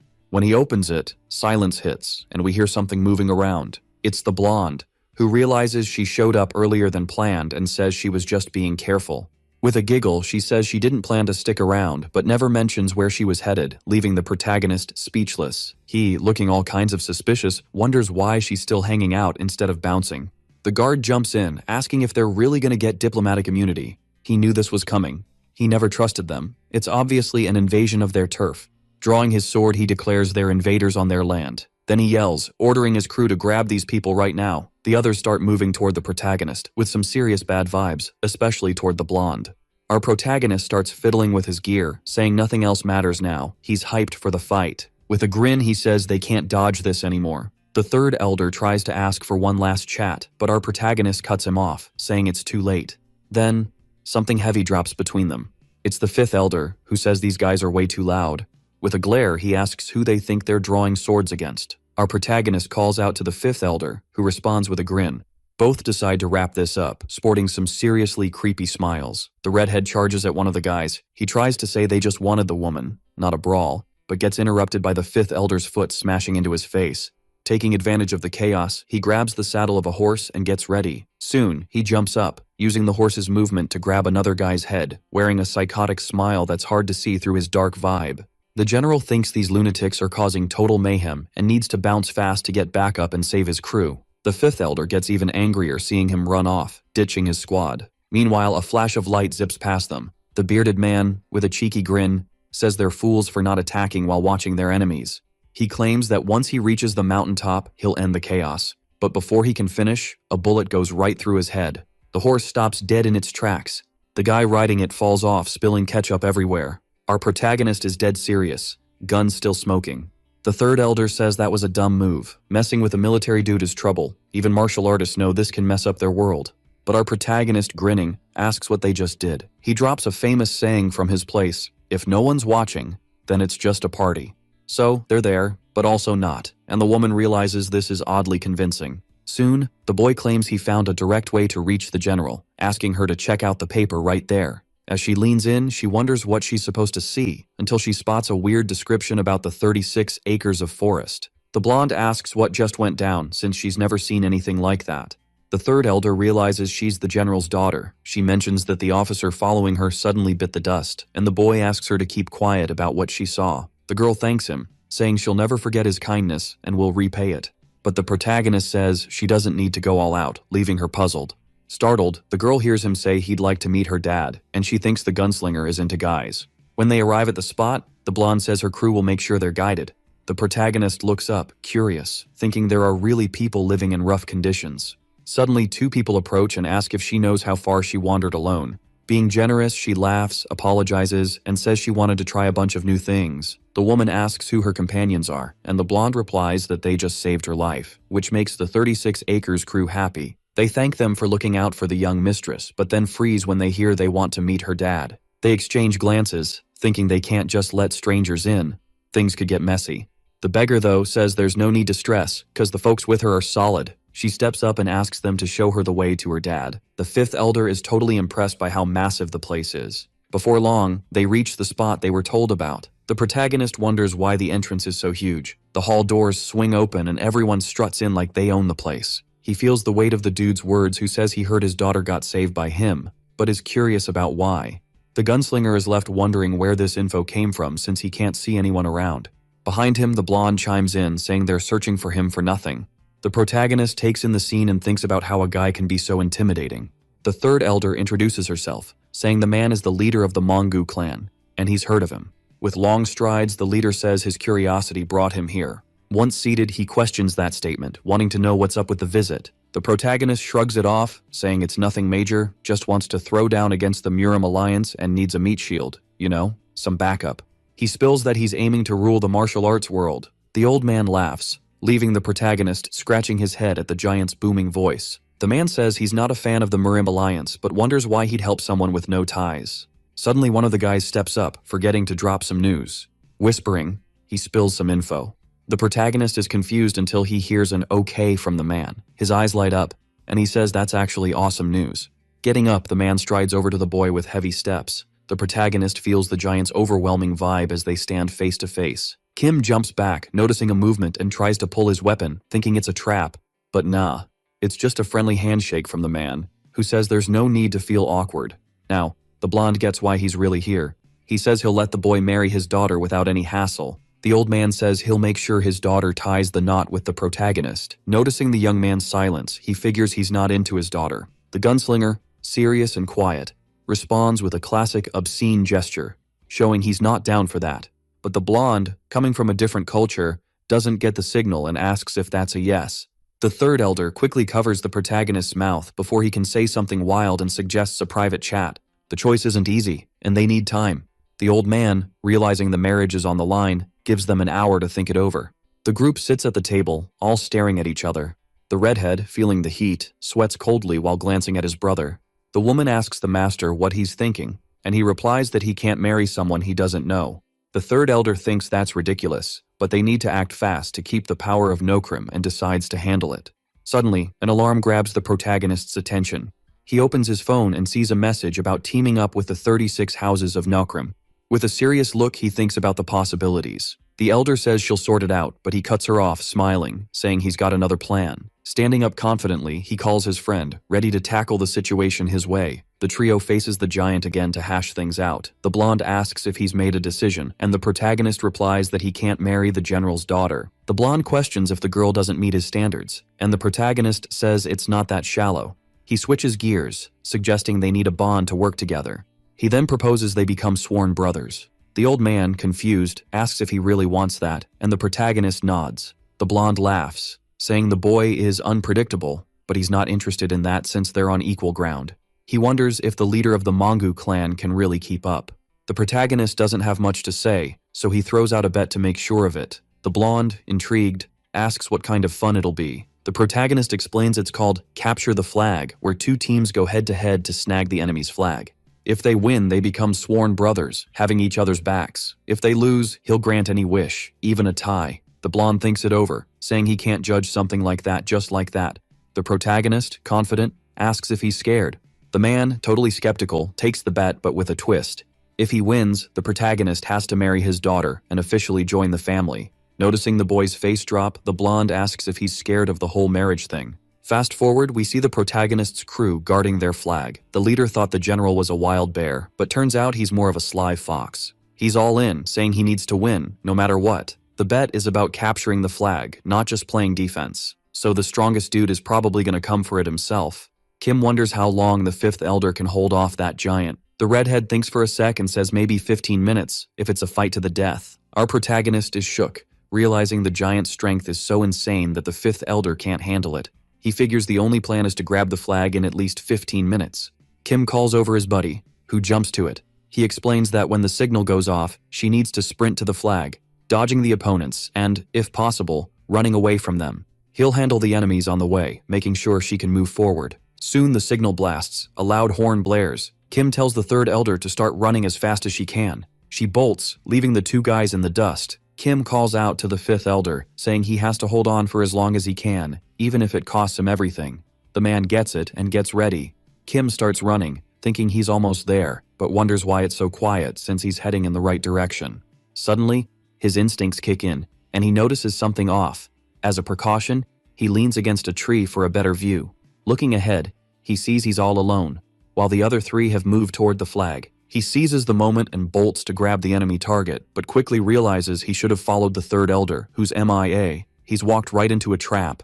Out of nowhere, the blonde pops up, catching Kim off guard. He tries to react, but the giant's heavy hand slams into his chest. The impact sends a shockwave, and a powerful gust of energy sends him flying. Kim crashes into a tree, nearly breaking his back. Lying there, he hears the blonde say he had high hopes for his martial arts skills, but now he's just let down. He apologizes for not being able to help his buddies while he waits to be entertained. Looking ahead, Kim thinks the blonde is the biggest obstacle he's faced in this new world. Realizing this isn't fun anymore, the man decides to bounce, saying he'll go find the others to wrap this up. Kim pleads with him not to leave, insisting the real fun hasn't even kicked off yet. Without a weapon, Kim knows he's toast against the giant, and aiming with a blood-filled eye is gonna be tough. The blonde, all cocky, asks if this is the secret martial art of the Mongu clan, acting like it's some kind of activation condition. Suddenly, a noise approaches. The old man is holding the head of the third elder, who tried to sneak attack him. He squeezes her head until it bleeds, questioning if he really didn't give her a shot. With a tight grip, the mammoth claims that with skills that weak, she wouldn't even touch him. Seeing her really wanted to attack him makes him squeeze a little harder. Kim realizes his ribs are hurting and needs to get up fast to help his friend. Out of nowhere, the fifth elder shows up, delivering a massive punch to the general, making him spit blood. The impact kicks up a huge cloud of dust, and the fifth elder grins, thinking he wouldn't find someone with that kind of strength here. The redhead shouts for the leader and the elder, asking if they're good. Confused, Kim asks what he did with the flag. The elder replies that he followed the noise, worried about the leader, which annoys him. Realizing this, our protagonist freaks out about losing, since he's unprotected, and wonders if he should shoot more at the giant. Suddenly the blonde says the flag should still be where it was, since the brute came solo. Freaked out, the protagonist realizes the giant trusts his own strength more than teamwork. The redhead insists that no matter how strong he is, he can't win alone. Then, he starts striding toward the opponent, picking up speed. He shouts that the giant will be the reason for the general's defeat. The blonde snaps back, calling him a total jerk for thinking that way. Then, he suggests they settle this with some good old-fashioned fists, and the redhead is totally down. The older dude winds up for a massive punch and slams it into the wall in front of him. But the blonde just laughs, thinking that's not nearly enough to quench his thirst for a fight. A punch lands right in the redhead's gut, who's gotta keep it together. With hair flopping everywhere, the redhead spits out ketchup, but his eyes, burning with determination, lock onto the general. He unleashes a fierce kick to the blonde's chin. With slick moves, the guy keeps charging, even after taking a hit, and lands another punch on the beast in front of him. The demon, acting like a true martial artist, still stands strong.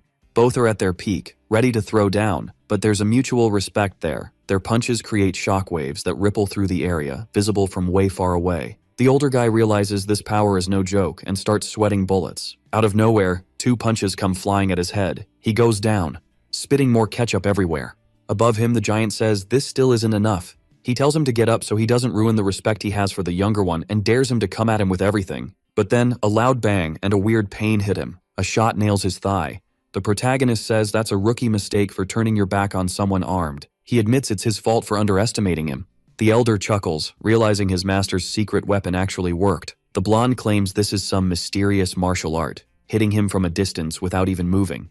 But even though it's powerful, the hit didn't do much damage, and the younger one still can't grab the flag. The protagonist scratches his head with the weapon, thinking the blonde is a total monster, impossible to beat. But there's always that one rock that, if you hit it enough times, will eventually crack. If he keeps targeting that weak spot, the rock that seemed unbreakable will finally give way. The man doesn't get the protagonist's analogy. Then, he uses his weak leg to prop himself up and charges, daring the gunslinger to show him what he's got. The protagonist promises to break it down for the old man, so he fires off several shots at the brute. Wrapping up his explanation, he says if he hits that spot again with serious force, it'll be game over. The blonde feels something off in his leg and drops to the ground, while ketchup keeps spilling out. Quickly, the protagonist tells the fifth elder to run for the flag. The blonde realizes he totally underestimated those kids. We see the fifth elder sprinting toward the flag ahead of him. But with a simple leap, the giant shows up saying he'll apologize properly. He lands in front of the redhead, shaking the ground around him, claiming he'll give it his all for the rest of the match, so he doesn't underestimate them. Then he shoots forward like an arrow at the opponent, landing a punch right in the gut. With that initial hit, he gears up for another punch while his opponent is sent flying. Quickly closing in, the long-haired dude with a beard throws another punch at the fifth elder. The impact sends the redhead flying several meters until he crashes into a nearby rock. He starts spitting blood from the sheer brutality of the hit and the impact. With a confident grin, the old man asks if this still looks like a bluff, now that he's using all his strength. Suddenly, he spots something coming from the battlefield. It's the protagonist racing toward the flag to win the game, but the blonde drops in above him, asking where he thinks he's going with all that confidence. Kim wonders where that speed is coming from. Disappointed, the old man says it was fun, but it doesn't seem enough for someone claiming to be the martial arts champ. He decides to wait and see what it'll take to reveal the true face of the protagonist. We see a flashback of Kim chilling in his bed. The gunslinger pulls out his phone, wondering what the reward is for taking down the fifth elder. Holding it, he questions how he'll use this in battle. Playing it up, he says he didn't know he'd have to pull a trump card like that. Confused, the old man looks up, wondering what that gadget is. Incredibly, the young man plays one last card. A light bomb aimed at the old man, revealing that what he used is pure science. The muscle-bound guy asks what the protagonist just did. As he opens his eyes, everything's blurry as he rushes toward the flag. Our hero claims this has been the most fun he's had so far. After all, his science trump card is one of a kind in this world. In conclusion, he says he'll count on the old man from now on. The protagonist stands up, victory symbol in hand, saying he totally captured the flag, locking in his win. But the old man stays quiet, looking all serious. Confused, the protagonist asks if he's not going to keep his promise. The blonde laughs, saying the leader of the Mangu clan is a real riot, entertaining him more than anyone else. Walking over, he says a promise is a promise and he's sticking to it. He tells his brother to look after him. The protagonist, a bit skeptical, goes along with it. Then they shake hands, sealing a new bond. But the young man feels the grip is way too tight and asks why. Soon the old man wants to be called Big Brother, which annoys the protagonist. He sighs, looking serious and a bit intense, saying he'll do his best to keep the blonde happy. With a grimace, he calls him Big Brother. Night falls, and the old man declares it's a great day for them. He tells everyone to raise a glass, since now the famous Mangu clan is family in a totally legit way. Everyone throws their hands up, hyped, and starts shouting the name of the protagonist's clan. Kim, watching the scene, wonders if the old man is really okay after all those hits in the fight. Then, he notices something and asks where the third elder is. The redhead says she wasn't feeling great and went to chill in her room for the night. Our protagonist thinks that makes sense, since she got seriously hurt in the battle.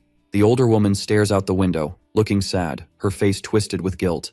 In her thoughts, she feels useless and thinks she held back her beloved leader. Suddenly, a voice breaks in, asking if the third is around. She turns and says the leader can come in. Soon, our protagonist asks why she's alone and lost in thought. She says she's fine, stating that the chief held back so he wouldn't hurt her too badly. Her wounds are already healing. He thinks that's good and tells her not to stress about whatever comes next. But as he leaves, he hears her mumbling an apology to the master.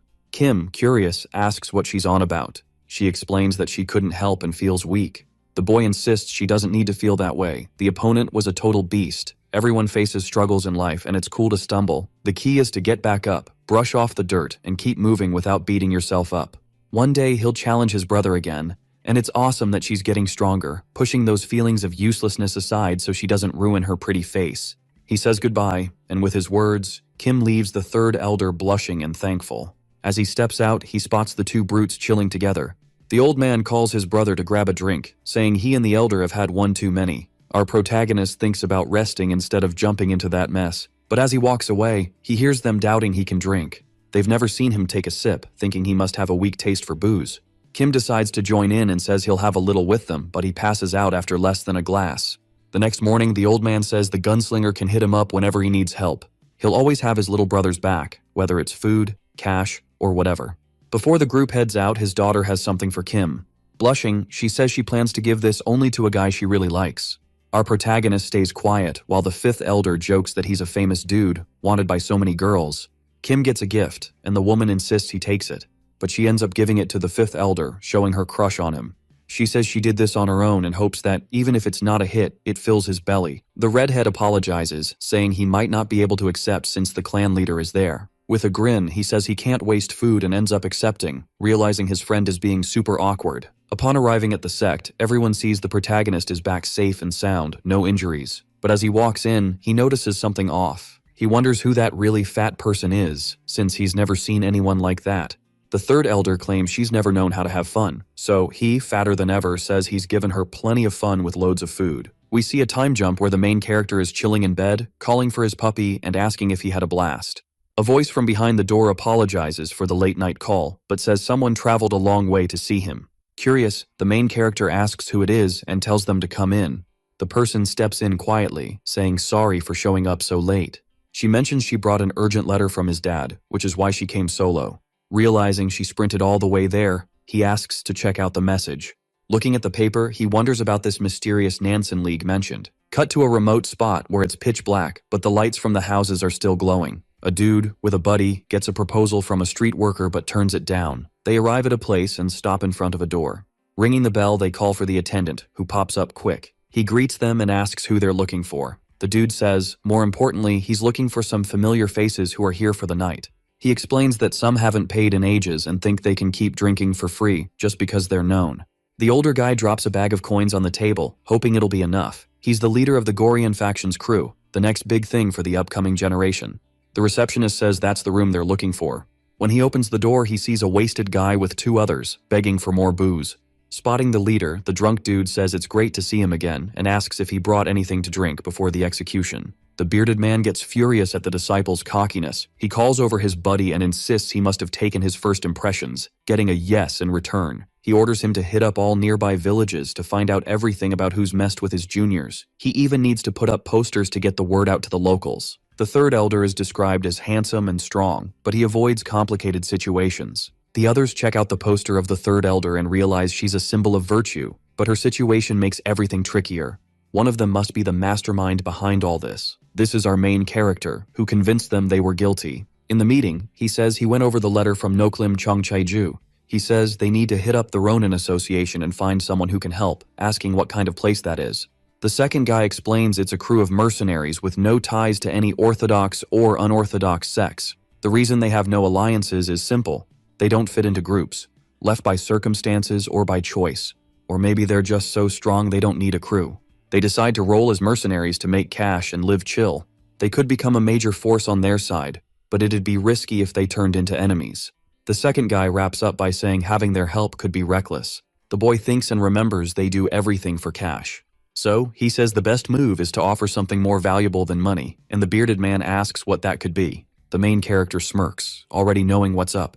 With a sly grin, he says, threats are the best play in this situation. Everyone is shocked by such a wild statement. Our main character believes nothing in this world is worth more than cash, but there's something that beats it, the value of life itself. If they can dominate the martial arts world, they can wipe out both allies and enemies.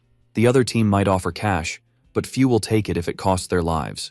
If they propose fair compensation to the allies, they'll still have plenty of loyal followers. The second elder doesn't fully disagree, but questions how they'll get that much cash, since there's no proper compensation. The main character replies that their lives are already the compensation, leaving the elder confused. The first elder thinks this is foolishness, as they won't be giving anything to the allies. Quickly, the main character shifts gears and tells the third and fifth elders to get ready for another journey. The woman raises her hand, apologizing, saying she doesn't think she can join them this time. The main character worries about leaving her behind, but she explains that she realized during the journey that she can't help the cult leader with her current strength. He had already told her not to feel useless, and she agrees but wants to get stronger on her own and go on a training journey. When they come back, they'll be stronger, and the main character gets it but insists he'll need someone else in her spot. He thinks about bringing the second elder, but he's all, "Sorry, I'm tied up with the Mongu clan stuff, can't bail." Realizing how crucial it is to keep him around, the protagonist thinks it over and decides to grab one of the 2 less useful elders. He points to the fourth elder, saying he'll roll with them. Out of nowhere, the first elder yells that he can't help on this trip and tells the fourth elder to watch out and protect the protagonist. Annoyed, Kim's got thoughts of taking him out right then and there. The carriage rolls on with the crew, and the blonde decides to tag along. The protagonist asks why, and she's all, "I can help the fifth elder." The redhead cracks up, saying the leader's brother's daughter asked, so he's got no choice. The coachman shouts that they've hit their destination. As they hop out, the protagonist thinks the place looks super sketchy for a mercenary hangout and wonders if they're in the right spot. The fifth elder confirms it is, revealing it's the place mentioned in the letter from the protagonist's brother. He figures someone's gonna show them the way. From a tree, someone's watching and getting ready to shoot an arrow at the protagonist. The fourth elder spots something, ducks down, and takes the hit in his rib, blood spilling everywhere. Someone mutters that this is a letdown, and the fifth elder steps up, asking who's lurking around. The unknown figure says he thought Kim would be tougher since he's a guest of his master, but clearly he can't even dodge an arrow. He warns that if Kim tries to step into the Nangan Association, he'll be toast. The protagonist watches him with disgust, wondering if everyone here is really that nuts. The fifth elder, all serious, asks who's attacking them, and they find out it's their guide. But the long-haired dude says no matter how they look, he feels they're gonna bite the dust if they try to enter the association. Our gunslinger jumps in front of the fifth elder and says if he's the one guiding them, he better do it right. Someone like that should focus on the mission instead of yapping. The newcomer notices the protagonist's pride, but says there's a catch to entering. Someone's gotta prove their skills and pass a test. Our gunslinger stays quiet but seems to be on board. Behind him, the fat guy's struggling with the pain from the arrow. Quickly, the man says the test is easy and tells them to check it out. They need to hit the target up ahead. The protagonist asks why it's such an obvious target, and the newcomer says it's not that simple. He reveals there's another target hiding behind the first one. The protagonist freezes, realizing he has to hit one target while dodging another. The man, seeing Kim's confusion, decides to show how it's done. He readies his bow, aims with precision, and shoots an arrow at lightning speed, catching the gunslinger's attention. The arrow swoops down and hits the second target, missing the first. The impact is so strong that the object shakes. With a confident grin, the man says it's a piece of cake, and if they can pull it off, he'll guide them no problem. Then, he hands the bow to the protagonist, who declines, saying he'll use his own style to get in. Our boy points his weapon at the target. The guide realizes he's never seen a weapon like that before. A loud shot echoes, hitting only the first target. Someone bursts out laughing. It's the guide, who chuckles, saying he could never pull that off with such a basic tool. He tells the protagonist not to sweat it. Not everyone can nail that kind of shot right away.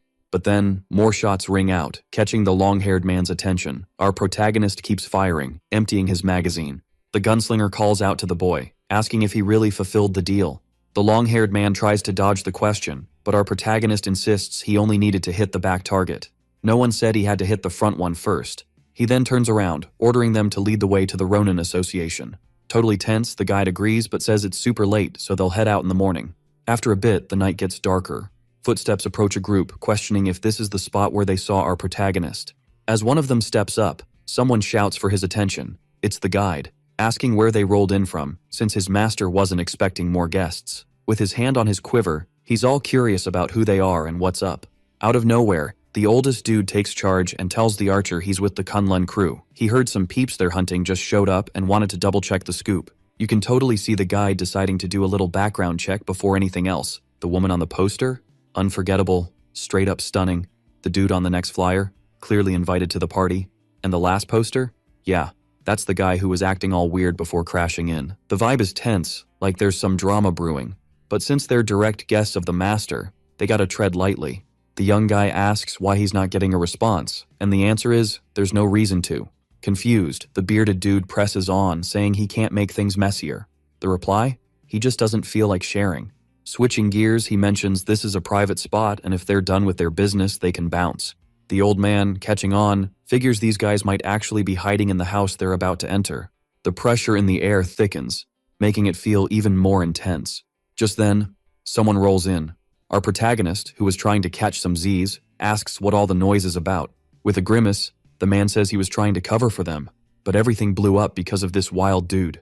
Checking out the newcomers, the escort leader orders the wanted posters to be brought out. He realizes the long-haired guy is exactly who he's been hunting, and the other one next to him? Probably the gang leader thereafter. Our protagonist stays quiet, staring at the ridiculous drawing, while hearing that the looks really match. The gunslinger, all serious and ticked off, calls him a punk and asks how he resembles that guy. Soon, judging by their threads, he figures they're the same ones who were causing chaos in the district and asks if they're looking for revenge. The leader then says these guys totally wrecked his disciples a few days back. As the senior, he's got to step up and handle this like a true big bro. But our protagonist shoots back that he should pay more attention, since it was his juniors who kicked this whole mess off. After getting wrecked, they went crying straight to their senior. He questions why he'd do that, since it's a total dishonor for a man. The bearded young man chimes in, saying that's not the case. They were jumped by some newcomers. If their faction's rep takes a hit, it's going to be a huge problem, and that's why he's stepping in. Our protagonist notices their cockiness and tells them to throw down for real to see who's the strongest. The elder, annoyed, says the kid's confidence is off the charts and that he'll be begging for mercy, but he won't help him. Then he charges in with all his might, telling him to meet his end. Suddenly, a fist comes flying at him, faster than he thought. With his blade, he manages to block the heavy hit, but that punch is no joke, and the impact sends him skidding back, dragging across the ground. The fifth elder, grinning, says he's got orders to follow and shouldn't rush in so fast. The other disciples are like, how dare he mess with his senior brother? But in less than a second, a bullet zips through and hits one of them in the head, taking him out instantly. The ally doesn't even catch what happened as his buddy's body flies back in a horrifying way. Seeing this, the newcomer can only wonder what just went down. Our protagonist, with the smoking gun, says this is a one-on-one showdown between men, and they can't interfere, even if they want to. Realizing the stakes, the elder agrees to the terms of the fight, so he charges at the fifth elder for a real duel. After taking the hit, the redhead comments that the speed isn't too shabby, but then throws a powerful punch back. He says there's a lack of strength and practice in his fighting style. Noticing the arrogance of his opponent, he decides to show the younger one how to really take someone out. Then, he gets ready to unleash the secret technique of the Kunlun clan. This is the cut that splits the light of the sword. With his arm bleeding, we hear the elder let out a light sigh, assuming he's feeling a bit of a burn from the hit. Irritated, the senior states he won't be smiling after what he's about to do to his face. But our protagonist suddenly catches his attention with a wild strike coming his way. Soon he's questioning where the guy's looking, why the confidence. The boy realizes he dodged that sudden attack, but still got hit in the neck. Let's see if he can dodge the next one just as slick. Confused, the older dude asks how he dares to act this way in a one-on-one. The protagonist shrugs, saying he doesn't care. The battlefield's always unfair, and rules. What rules? Noticing the weird weapon, the man thinks he won't dodge in his current state. He raises his hand, saying if the protagonist's a martial artist, he should know the honor of a fight. The protagonist just laughs. Asking if he looks like an artist, he says he's just a killer. Getting called a killer. He says they'll meet again in hell when the man bites the dust. The elder tries to move forward, asking not to make him laugh. But with a quick shot, he and his weapon drop to the ground, hit hard. The shot grazed his shoulder, and the protagonist claims he's lucky. After all, he's a killer. But he's not a murderer right now, so he'll let him live. Giving a final warning, he says if the man comes after him again, Kim will make a hole in his head, and tells him to nod if he gets it. The elder, sweating bullets, curses the protagonist. A heavy voice then calls the older man a bastard, saying he ordered the kid to be taken out ages ago. He questions why he's still breathing. Turns out this is the main elder of the Kunlun clan. He tries to explain it's not what it seems, but gets cut off. The bearded man asks if he ever got permission to speak. The protagonist wonders who this old dude is that just showed up. He says it's all over and asks why he's here, which gets answered with the claim that, thanks to his authority, the kids in his family have been hurt. The problem only ends when he says it's over. The gunslinger thinks this is ridiculous and asks how he plans to take revenge. The man grins psychotically and says it's simple. Rip the protagonist's head off, and boom, problem solved. Loading his weapon, the protagonist asks if the old man's got the skills for that. The man insists it's better not to use that kind of weapon against him, saying it seems basic and shows weakness. Assuming the firearm is powerful but only attacks in one direction, he says if he can predict where it's coming from, he can block it easily. The protagonist tells him to give it a shot. Firing, we see the old man already in position to block the shot, but the protagonist hits the elder in front of him instead of the old man. With both shoulders bleeding, the man asks why he got hit so hard if the target was the old dude. With a psychotic grin, the boy replies that the man said he could block his bullet, so he figured what was in front of him could do the same. Realizing the boy's insanity, the older man gets even more desperate. The protagonist says there's no common sense in thinking one can block a bullet. He's seen people say that, and they all end up the same way, shot and dead. He tells his opponent to stay sharp and ready, firing metal toward the old man. But the man, with a bright look, clearly sees and splits the projectile in half. With a serious expression, he just stares at the gunpowder smell wafting to his nose. And with the bullet on the ground, he states he said that cleanly. Then, starting to laugh for blocking the protagonist's strike, he comments that it wasn't a big deal. The fifth elder, watching the scene, realizes this guy's a true monster for blocking an attack from his master. Kim, on the other hand, is in shock. After all, this dude did something that seemed impossible in his world. Sweating cold, he tries to convince himself it was just a fluke and aims again. But the old man declares it's his turn now and tells the protagonist to get ready as the sword flies toward his head. However, someone interrupts him, asking how he dares. It is the fourth elder who blocks the sword, saying it was just an insect landing on his skin. Behind him, the fifth elder leaps in like a beast, telling his bro to clean the blood off his skin. With a powerful downward attack, he strikes the ground, claiming he'll handle things from here. The old man has already moved far enough to keep himself safe, but from the cloud of smoke, the fifth elder pops up again, fierce as ever. He starts dueling the sword guy using only his fists. He's clearly strong, but then he realizes something that leaves him wide-eyed. His opponent is super fast and appears behind him, totally confusing him. He dodges the blade, but it's by a hair's breadth. Our protagonist knows this is a huge problem. Even the fifth elder's help might not cut it. They're moving so fast it's impossible to shoot. Suddenly, a thunderous sound comes in, breaking the sound barrier. Both elders notice and turn their attention to the projectile. Soon something is fired, hitting the middle of the battlefield and causing a massive explosion. The boy wonders what that was, as it's crazy powerful, almost like a bomb. When he looks closer, he's shocked to see it's just an arrow shooting lightning. He questions who could pull off such a slick attack. The elder asks who dared to crash his mission. Suddenly, a heavy voice says it's embarrassing for an elder to mess with kids, special guests of his brother. This dude claims he needs to take care of his disciples hiding around and suggests they should bounce. The other, however, says that makes no sense, as these are family matters he needs to settle right here. Facing the newcomer, he realizes it's a familiar figure. He notes that the man, carrying a bow, is seriously powerful. It's the dragon-slaying deity who says it's time to spill blood on his turf. This monstrous figure, looking like a wall, starts moving slowly but with serious weight. The old man wonders why a legend of this level is here.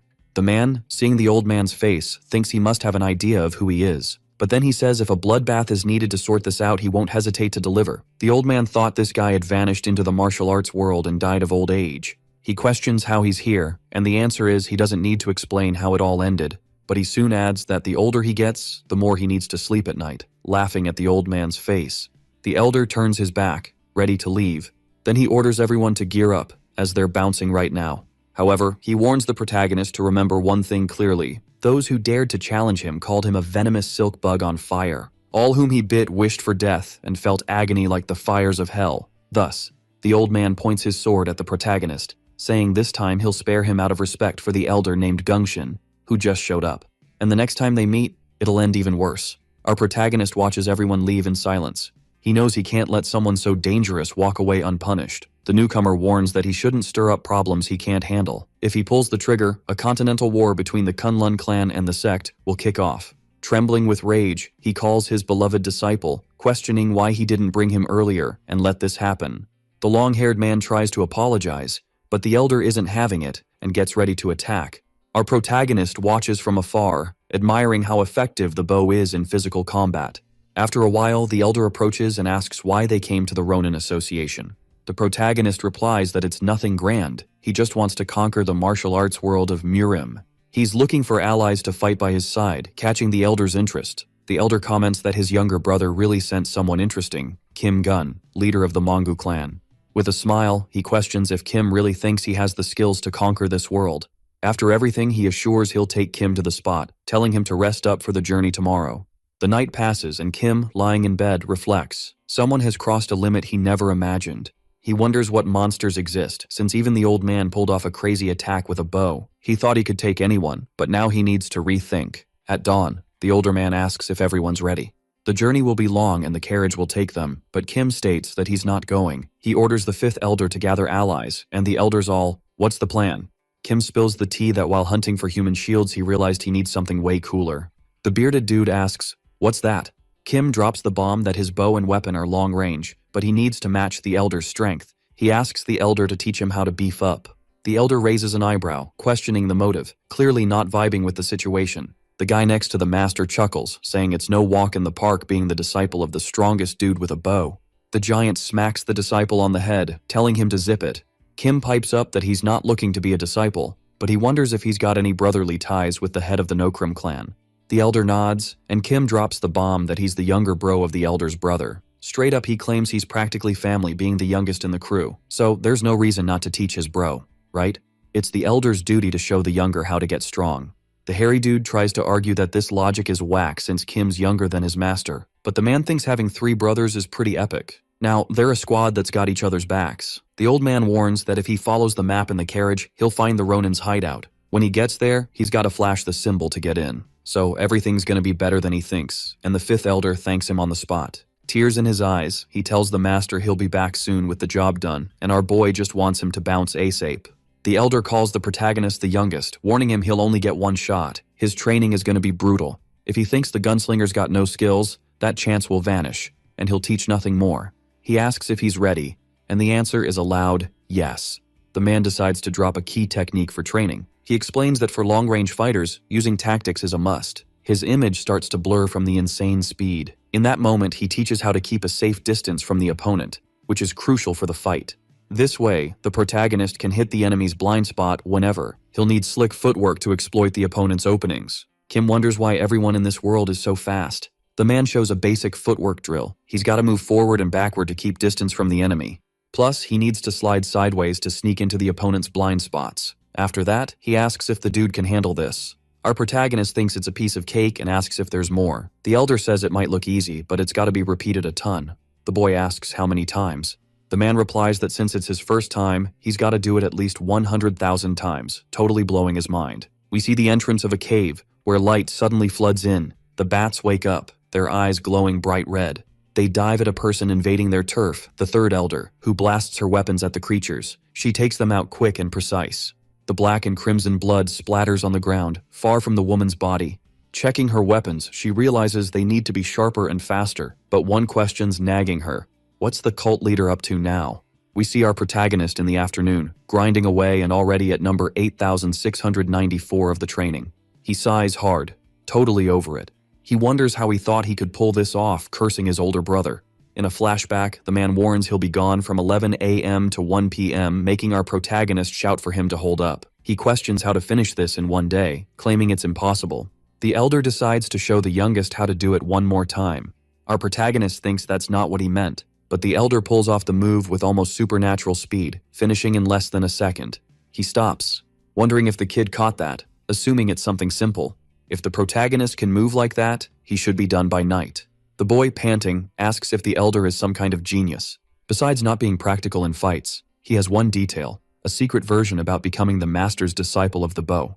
The long-haired disciple sees how sad it is that the protagonist thinks brute force is the answer, but seeing the effort he's putting in, he goes quiet for a moment. He pops up in front of him, saying it's super frustrating to see how he's training and orders him to actually follow the instructions. But our boy is all dramatic, claiming he's dying and tells the other not to say dumb stuff. Yet, regretfully, something makes our gunslinger's eyes go wide. Out of nowhere, a quick shot from the archer grazes the protagonist's neck, making his ketchup spill everywhere.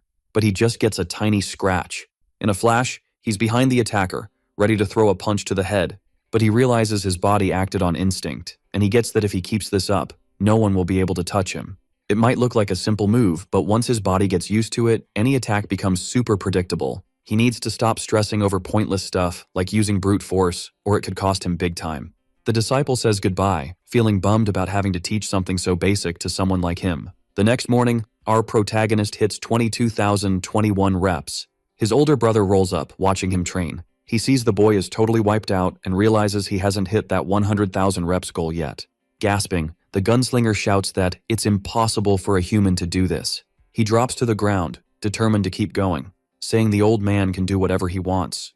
The elder praises the boy's hustle, but he shoots back that he's not done yet. Actually, the training is all about testing the youngest's mental strength. The biggest lesson is the willpower to never back down. With that, even a drop of water can split a rock. In the end, the elder sees the mental toughness the newcomer has built and feels proud.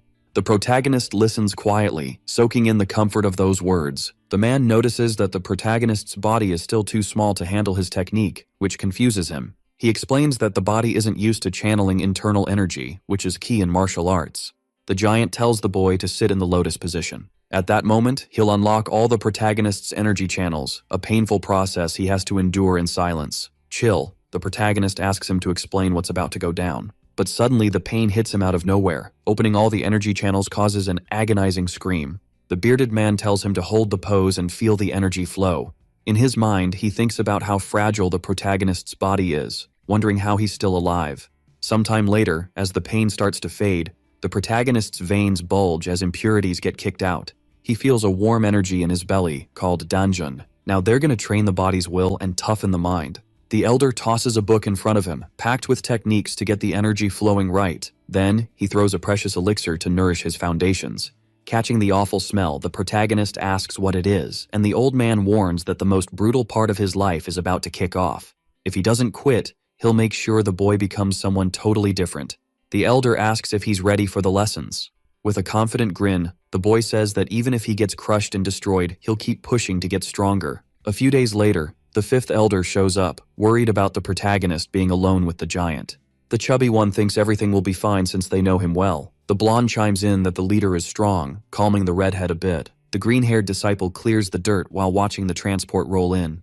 The horse yawns, and the fifth elder hops out, calling for his brother. He asks the disciple where the cult leader is. A bit tense, the man replies that he's probably at the waterfall, a few kilometers away.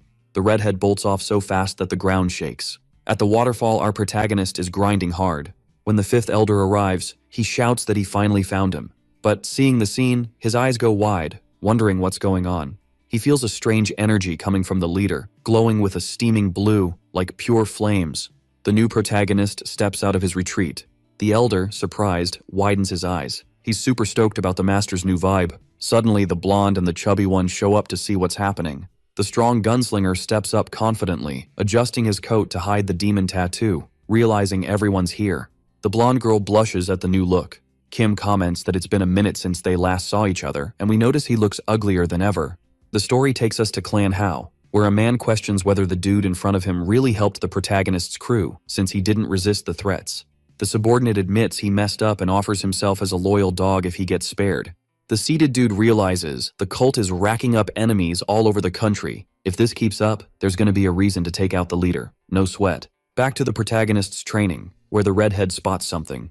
Noticing the blonde is vibing with his brother, he feels a bit down, but then gets asked why he rolled in solo. The leader told him to grab some strong fighters to back him up. The fifth elder says it's totally understandable to have doubts. We flash back to him stepping into the Ronin Association's hall. There he shows off the mark of the god of the bow, looking for some serious mercenaries. The receptionist asks why he needs them. Feeling a bit intimidated, the redhead snaps back, asking why he should explain, and the guy, looking scared, says it's just protocol. He lets him know they can request mercenaries, but the redhead insists that would take forever. Yelling that his leader is out there all alone in a sketchy spot, he needs to get this done fast. The fourth elder realizes the dude in front of him is his brother, but thinks he's a total goof for thinking that way. The muscle-bound guy then asks for paper and pen. He starts scribbling something that we'll see later. He tells them to stick the message on the job board. The subordinate grumbles while obeying, saying he should be avoiding this kind of work. On the paper, it says anyone stronger than the cult leader can challenge him, with some silly jabs that make the paper giggle. This is the fifth elder's plan, but he ends up getting slapped in the face, making blood spill. The protagonist realizes this wild card is just bringing more chaos for others to deal with. But he thinks this could be a win, since he's trained hard and now it's time to flex his strength. A bit later, the older brother asks if he's heading back to the cult, mentioning they've been chilling there for a hot minute. The old dude says if the youngest needs some muscle, just send a message, and he'll swoop in, even if it's a huge mess. To seal the deal, he hands over his little disciple to tag along with the protagonist for a bit. Time to level up outside. He's learned a ton from his mentor, but now he needs to figure out life solo. The long-haired guy warns the protagonist not to get too full of himself, since he didn't want to go, but he gets smacked with a solid punch to the head, making his teeth rattle. A few days later, people roll up to the spot, chatting about the rumors of the wrecked cult and wondering where this confidence is coming from. The mustache dude claims it's the perfect moment for his brother to show off his skills, and the other says it's time to unleash the power of the black dragon. Suddenly, someone bumps into his shoulder, getting on his nerves. He turns around, glaring at the bold one with pure rage. The ugly giant asks who dared to call him out. In front of the Mangu clan, a crowd gathers to see the real strength of the cult leader. The bald first elder wonders what his master did to pull in so many fighters. With a shout, the fifth elder announces the protagonist's arrival.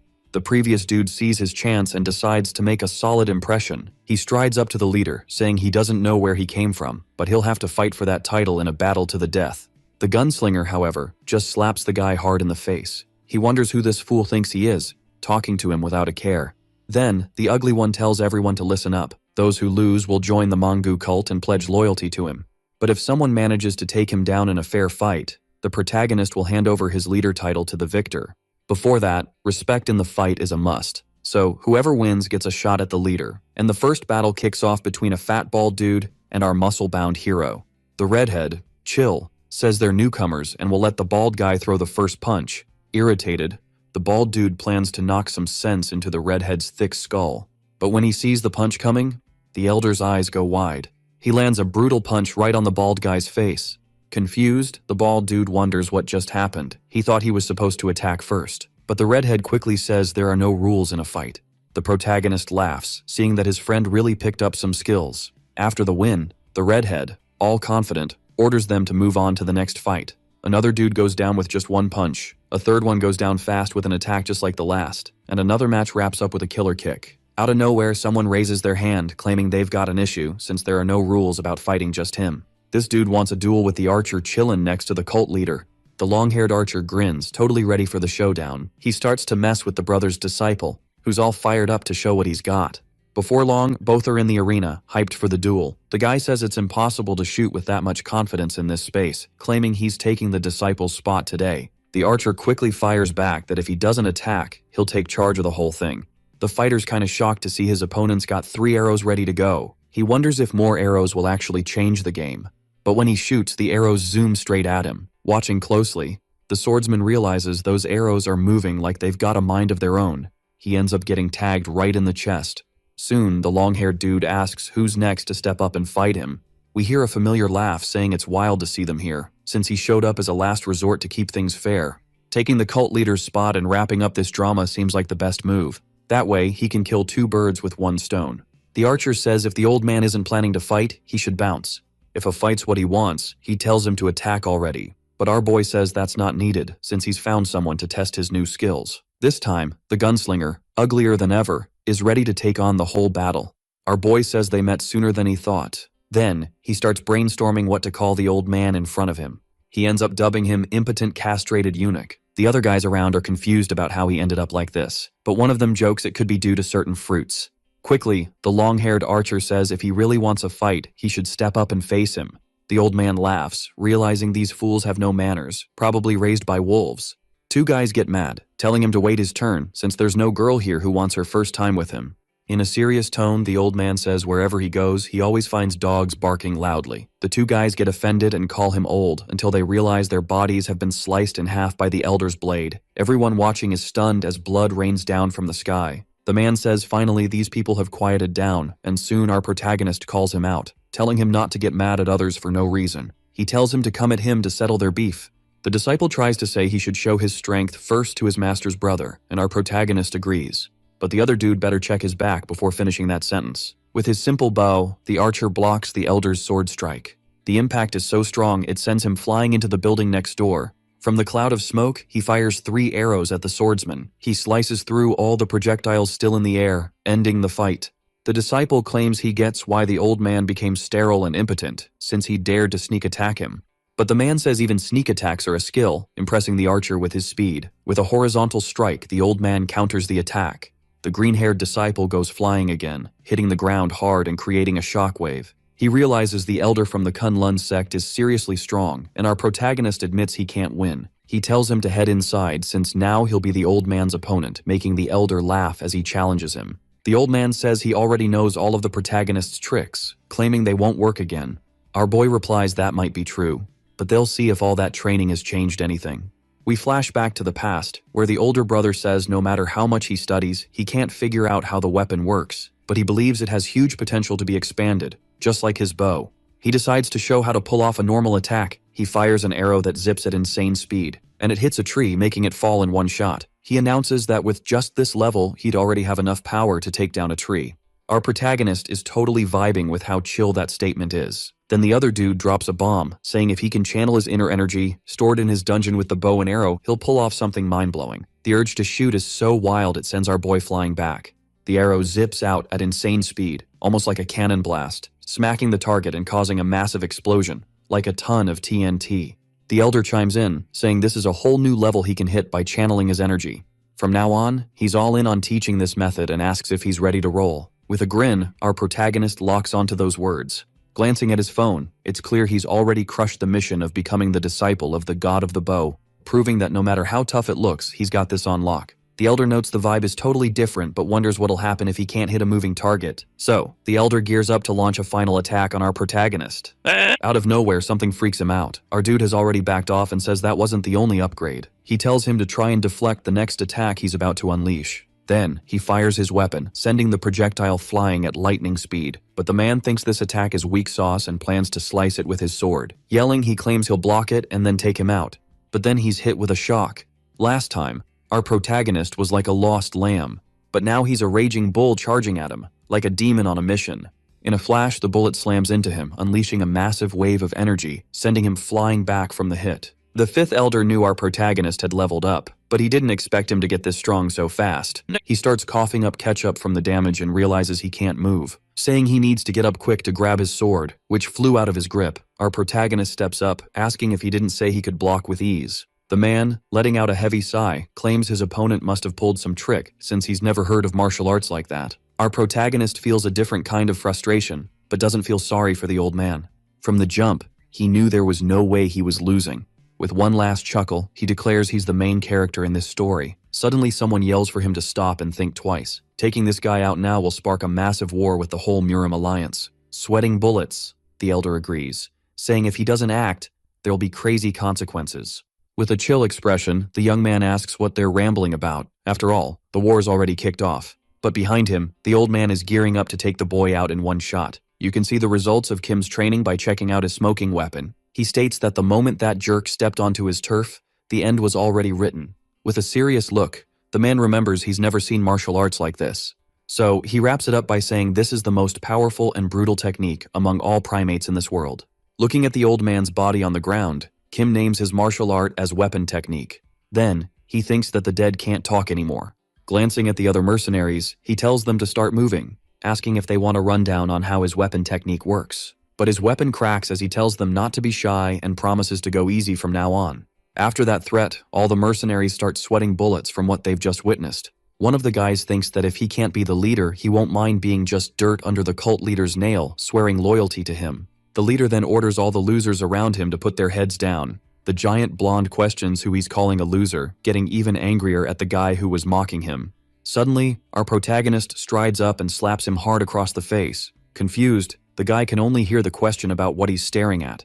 The protagonist says he should kneel if he wants to talk to him. The others around realize the mess they've gotten into and start kneeling before the protagonist, pledging total loyalty to him. From the top of the stairs, Kim gives a shout out to everyone, saying they've been picked as the ultimate warriors to join his crew. With a grin, he drops the bomb that they're about to make history by taking over the martial arts scene.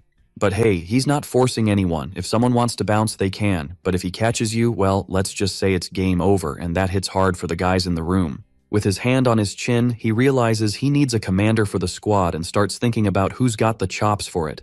Before long, he decides the long-haired archer is the one for the job. The disciple pipes up, saying he's about to dip, and the protagonist reassures him he'll always be remembered as his older brother's disciple. The mustached dude watches this unfold, feeling bummed that he won't get his moment to shine. The blonde next to him chimes in, saying buttering up the leader won't change a thing. With a wild look, he declares that from now on, they're gonna do some seriously wild stuff together. Then, they hear the protagonist needs a vice commander and picks the mustached guy, who's totally caught off guard. The muscle-bound blonde realizes he's in a tight spot and, turning to the guy who threatened him, figures he's in deep trouble now. The shortest one, meanwhile, spits right in the face of the dude who dared to mess with the vice leader. A bit later, the second elder announces that now that he's taken out one of the heads of the Kunlun clan, it won't be long before the Martial Arts Alliance gets wind of it. The protagonist glances at the redhead and asks if he found what he was looking for. The other nods, saying he scoped out the area and that the elder came solo. The gunslinger says that's solid, since they won't have to deal with any future headaches, and orders the body to be burned, which his subordinate totally gets. The second elder tries to call out to the protagonist, saying that, no matter what, this is way beyond what's decent. The boy questions if the bearded man really wants all his subordinates to bite the dust fighting alongside him. He explains that decency is about looking out for those under your wing, and the second elder seems to finally get it. Soon the boy figures the elder knew exactly where to find them and thinks someone must have spilled the tea. The fifth elder suggests there's only one person who could know the cult leader's identity. The protagonist cracks his neck, remembering the only dude who saw his face for ages, the manager of the Hao clan, who's now wondering why he's been summoned. Quick as a flash, this skinny guy gets a direct punch to the mouth, sending ketchup flying everywhere. Kim asks the guy in front of him what their deal is, and the answer is, they're supposedly friends. But in his head, he's thinking he's not a punching bag and can't just roll with it. Our protagonist believes friends should have each other's backs, but his ally seems to have flipped the script for his own gain. Determined to show what real friendship means, he makes the guy scream in despair, claiming his family's been kidnapped and he won't let that slide again. With his arms crossed, our protagonist wonders what to do, since a traitor doesn't deserve trust. But if this dude gets a shot, he promises to be the loyal dog of the cult leader. Hearing the man barking, our protagonist questions if he really enjoys this kind of drama. Suddenly, someone shows up, asking whose barking they heard. After confirming it's from the manager of the place, Lady of the Moon, known as Jin Wool, steps in. Our protagonist wonders if she's really the leader and what she's doing there. With a serious vibe, he listens as she says, if there was any mix-up between the manager and him, she'll offer a sincere apology and wants to chat privately with the gunslinger. Sitting down, she admits she broke the protagonist's trust. He fires back that he almost faced some serious losses because of this, and she gets it but emphasizes that the contract only benefits him, not both. She questions if they should take responsibility for the mistakes he made. Kim knows this is true, since he never planned to repay the manager's favors. The woman warns that she's not here to question the leader like that. Getting closer, she reveals she has a huge favor to ask of the boy. If he can pull this off, she'll guarantee the world he dreams of. Curious, he asks what it's all about. She mentions she heard his dream is to take over the martial arts world, but with the current vibes, that's a no-go. Confused, he asks what she means, and she breaks it down, saying that in his current state, it's just not happening. But with her backing him up, she promises to make that dream a reality, and it'll be a wild ride. But there's a twist to her request, one that's risky and could mess with some serious stuff, like the lives of his crew and the cult. If he goes for it and pulls it off, she'll hook him up somehow. The protagonist is left wide-eyed, trying to process all this. The woman steps in close, and the manager feels the tension turning a bit romantic. With her face just inches away, she insists that no matter what, she'll do everything to help him conquer the martial world. This unexpected closeness makes the protagonist's cheeks flush. The manager, feeling a bit annoyed, realizes he's backed away from his beloved master. The woman asks how he's feeling and if he's ready to handle this. Still blushing, the protagonist tells her to hang on, because with his life on the line, he needs to know what's up. She says it's simple and spills that she wants to find her younger sister, who went off on a quest to the mysterious Beast Palace. This request is basically an order to get info for some powerful folks. The place is super isolated, making it tough to get the scoop. Rumor has it, the palace peeps vibe with all kinds of animals. Everyone knows this because the beings there, along with the animals, don't play nice with newcomers. Many sects have tried to befriend this palace, but all who dared to step foot there ended up meeting the same fate: death, for messing with a forbidden zone. Curious, our protagonist asks how she had the guts to send her sister to such a wild place. The woman replies that she had no choice, since those asking for the info were tied to the Martial Alliance. She tried to say no, but the pressure was so intense they even torched her house to get what they wanted. After hearing all this, the gunslinger goes quiet, feeling that kind of pain. Back at the cult, he says he'll meet the Moon Master's sister the next day.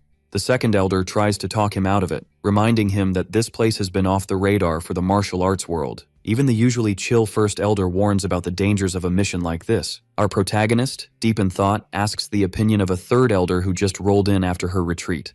She seems the same, but her vibe is almost ghostly. Not even the redhead feels any hostility from her, wondering how her leader pulled off such a chill aura.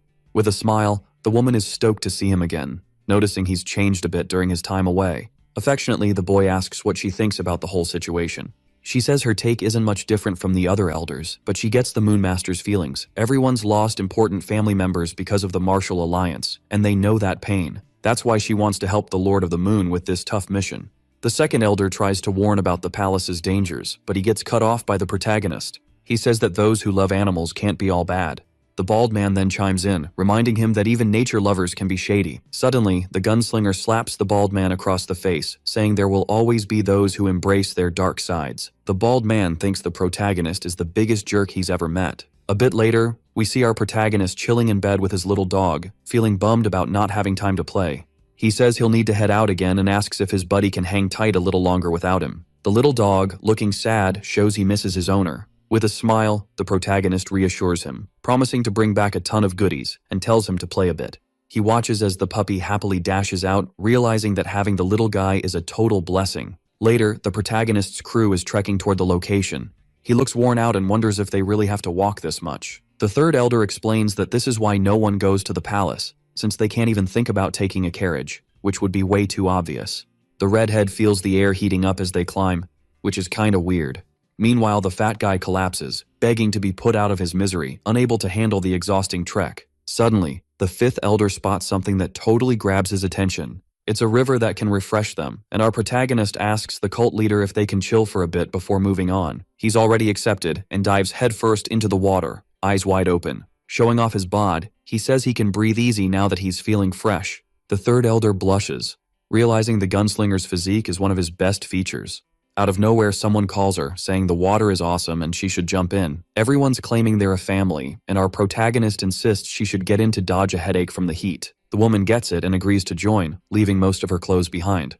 We can see the third elder has a well-endowed figure, even at her age. A rustle in the trees catches her eye, looking like a blur. She widens her eyes and looks that way, daggers ready, alerting everyone about possible danger. Our protagonist, confused, watches as a small injured fox limps toward him. The laughing men claim they caught the animal, saying it's just a dumb beast. The little fox flops at the protagonist's feet, trusting him with its life. He remembers his past as an assassin when he found his beloved puppy, Mongu. One of the men says they shouldn't mess with the prey since they worked hard to catch it. Our protagonist asks what they plan to do with such a fragile creature. The men say they'll cook or sell it, but that doesn't sit right with the protagonist. One of them tries to grab the fox, telling the boy to worry about himself. Suddenly, our protagonist yanks the man's hair, gearing up for an attack. He delivers a knee strike to the head of the one who dared to mess with the animal.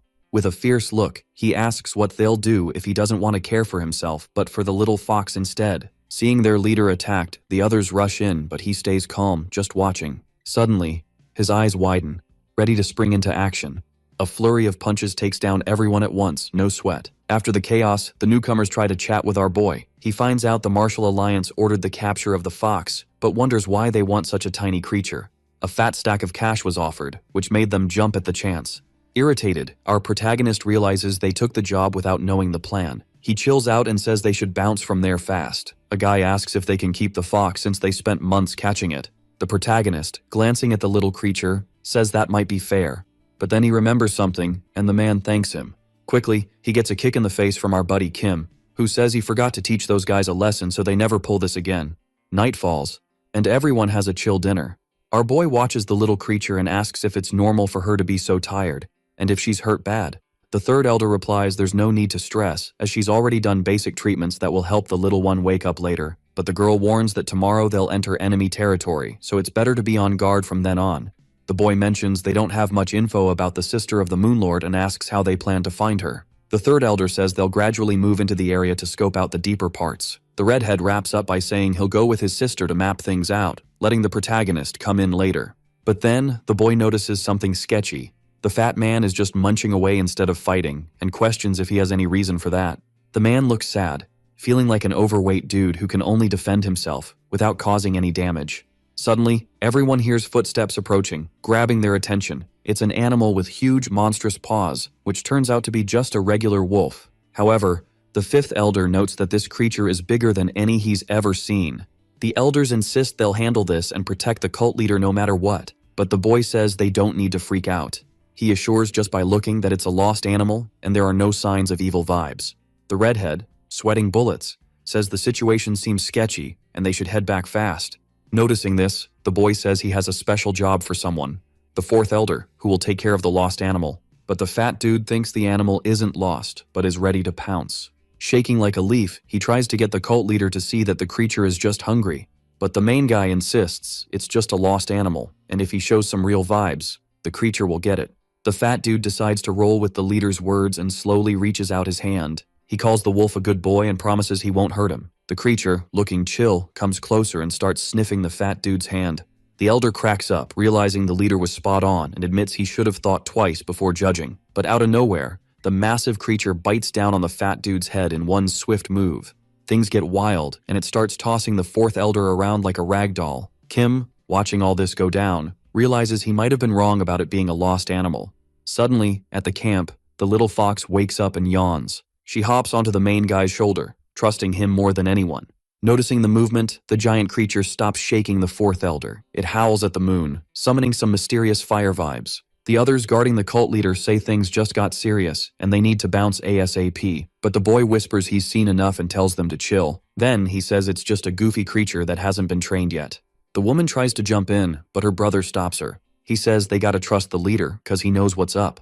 The boy steps in front of the giant creature and asks it to come closer, being all friendly. But when he sees the creature isn't listening, he decides to get a bit tougher. Calling the wolf Nabi, Kim tells it to sit, pointing his weapon at the creature. The monster lunges with its claw toward the boy, ready to attack. Noticing this, the main guy gets ready to shoot, while the little fox beside him keeps an eye on the creature. Then, something wild happens, leaving the elders totally shook. The gunslinger, all smiles and unharmed, tells them to take a good look. Turns out, real sincerity actually works in moments like this. Petting the belly of the massive beast, he calls the wolf a good boy, and the redhead quickly comes over. The third elder realizes it wasn't sincerity that stopped the attack aimed at the leader. The creature suddenly freezes, as if it spotted something special in the fox. It felt, for a moment, an unexplainable vibe coming from the little animal. With a genuine smile, he says there are no truly evil animals. Then, he jokes that the wolf probably thought the fourth elder was a wild boar. The fat dude feels bummed, realizing this is all on him. Soon, our main guy asks his buddy to grab his sister's stuff, which he's sure he'll do. With a cloth in hand, the boy asks if the wolf can sniff out some familiar incense. Right away, the wolf starts walking in one direction, and our main guy realizes they're being led. But the woman says before they move, Something needs to be handled. They've been spotted and got some unwanted guests. With a serious look, she gets ready to attack. Jumping from tree to tree with mad skills, like a ninja, she positions herself under the moonlight and launches a bunch of projectiles that hit the heads of the surrounding foes. Calmly, the maiden lands on the ground, while her enemies drop like flies. Our boy realizes her training has really paid off, but way too many unwanted dudes have shown up. With a confident grin, he says the number might be cute, but wonders what they'll do against his weapon. Suddenly, heavy footsteps echo behind him, and the redhead calls the cult leader to check it out. Annoyed by being called, he's shocked to see the massive shadow. In this world, even elephants with aura are used to scare people. Watching the scene, our main guy can only look up, surprised, and comments that bringing an elephant is a bit much. The dude on top of the creature says this stranger has stepped into the territory of the Beast Palace. With a powerful vibe, he asks what business they have stomping around his land like this. Arrogantly, our main guy says his throat is hurting and tells the man to come over and chat. Noticing the disrespect, the brute gets ready. With a massive leap, he soars into the air. With Hunter's eyes, he says the protagonist will soon get it. He adds, it's a shame he's committing such blasphemy in his presence. But when he lands, his foot twists and he gets hurt. Falling down, the newcomer lets out some grunts of pain. Watching the ridiculous scene, our main guy wonders what kind of idiot is in front of him. Getting up, the man figures that, based on his build, he must be a martial artist. Sure, here's the improved text while keeping the same line breaks and structure. Then, he wonders if he's really that clueless to be here. Our main dude says he's just hunting for a girl and will bounce afterward, not even caring if the guy spills any tea. The primitive dude claims the trip was pointless, since no outsider would dare step foot in their turf. Our boy shoots back that he doesn't buy it and needs to see things for himself to be convinced. The primitive sighs, pulling out his weapon and realizing he's in a bit of a pickle. Saying he'll have to throw down with our protagonist, everyone around him gets ready for a showdown. That's the only way they know how to respond to someone who dared to crash their party. The third elder realizes that fighting a bunch of enemies will just cause chaos, so it's smarter to dip for now, and she tries to convince the protagonist to bounce and regroup later. Soon, the fourth elder backs up his sister, saying this is their best shot. But our protagonist insists that running isn't an option. In his past life's dictionary, that word didn't even exist. If you bail on this place, you'll be a total joke in the martial arts world. The chubby guy quickly says that's just embarrassing, but our protagonist cuts him off, asking what the fifth elder thinks.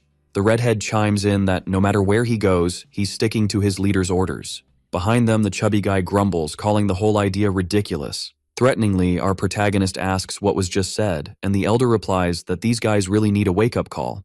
The primitive wonders if they've had enough time to gear up and asks if they should kick things off. Soon, our boy says they can come at any moment, but they gotta keep one thing in mind. One of the guys jumps in, calling him trash and saying they shouldn't sleep on the Beast Palace. Our protagonist fires off a thunderous shot that rattles the primitives. The guy isn't hit and goes quiet. Our hero declares that was the first and last warning he'll give. He says anyone looking for trouble should step up. We can see that the protagonist's weapon is cracking from the insane energy he's unleashing. The long-haired dude realizes this kid is no joke, since they couldn't even see his type of attack.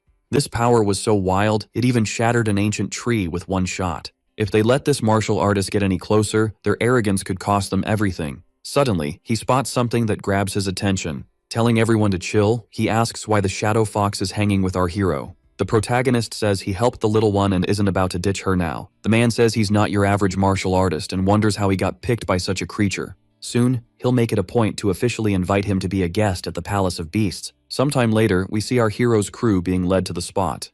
Looking around, our protagonist notices there aren't as many animals as he thought there'd be. He asks if they're almost there, and the answer is that they've already arrived. Our protagonist's eyes go wide when they're welcomed. This is the Palace of Beasts of Naman. The little fox, looking nervous, crawls into the protagonist's clothes, leaving just its head poking out. The man says the shadow fox usually rolls solo, which is why it's rare to see one, but it seems to vibe with the boy already. Then, he says he gets it, but has one serious question. He wonders why he feels so many eyes on him all of a sudden. The man replies that it's rare to see a shadow fox, and they're all curious why he's there. Suddenly, our protagonist looks up, confused by the wild sight above him. A tiger is soaring through the sky. The creature lands carrying a giant on its back. The dude is super strong and the tiger looks increasingly ready to pounce on our protagonist. This is Samusik, the lord who protects the Palace of Beasts. Watching, our protagonist wonders how someone can be that massive and feels bad for the animal with him. The man, on the other hand, calms his huge cat with a gentle pat on the head. Approaching our protagonist, he says he's the first person he's seen the shadow fox trust enough to open up. With a big grin, the bald man says, "Our protagonist is totally worthy of staying at the Palace of Beasts, if he wants." Seeing the little creature up close really makes him question how something so tiny can be so adorable. He heard from his crew that he's looking for a girl, but honestly, he says they're the only newcomers around. Our protagonist is down for any help they can offer to find the girl. If they can't, he'll just call on his trusty wolf, Nabi, to sniff out the woman's scent. One of the guys throws out that the girl might have vanished near a spot where some sketchy folks hang out. That makes sense, but it leaves our hero scratching his head. He explains there's another crew near the Palace of Beasts that doesn't take kindly to any resistance. This crew has a seriously messed up tradition, even by Palace of Beasts standards. They chow down on anyone who gets too close. They think munching on humans helps them soak up all that vital energy. He's got a hunch that the woman he's searching for might have been snagged by them and wonders what kind of crazies are lurking there. Out of nowhere, his phone buzzes with a message saying that world domination in the martial realm is a tough gig. A secret mission pops up: wipe out this tribe completely, or face some serious consequences. This is a total mystery for our hero, but seeing that message makes him shake with anger and go pale. If he flops, his beloved pup is going to get sick.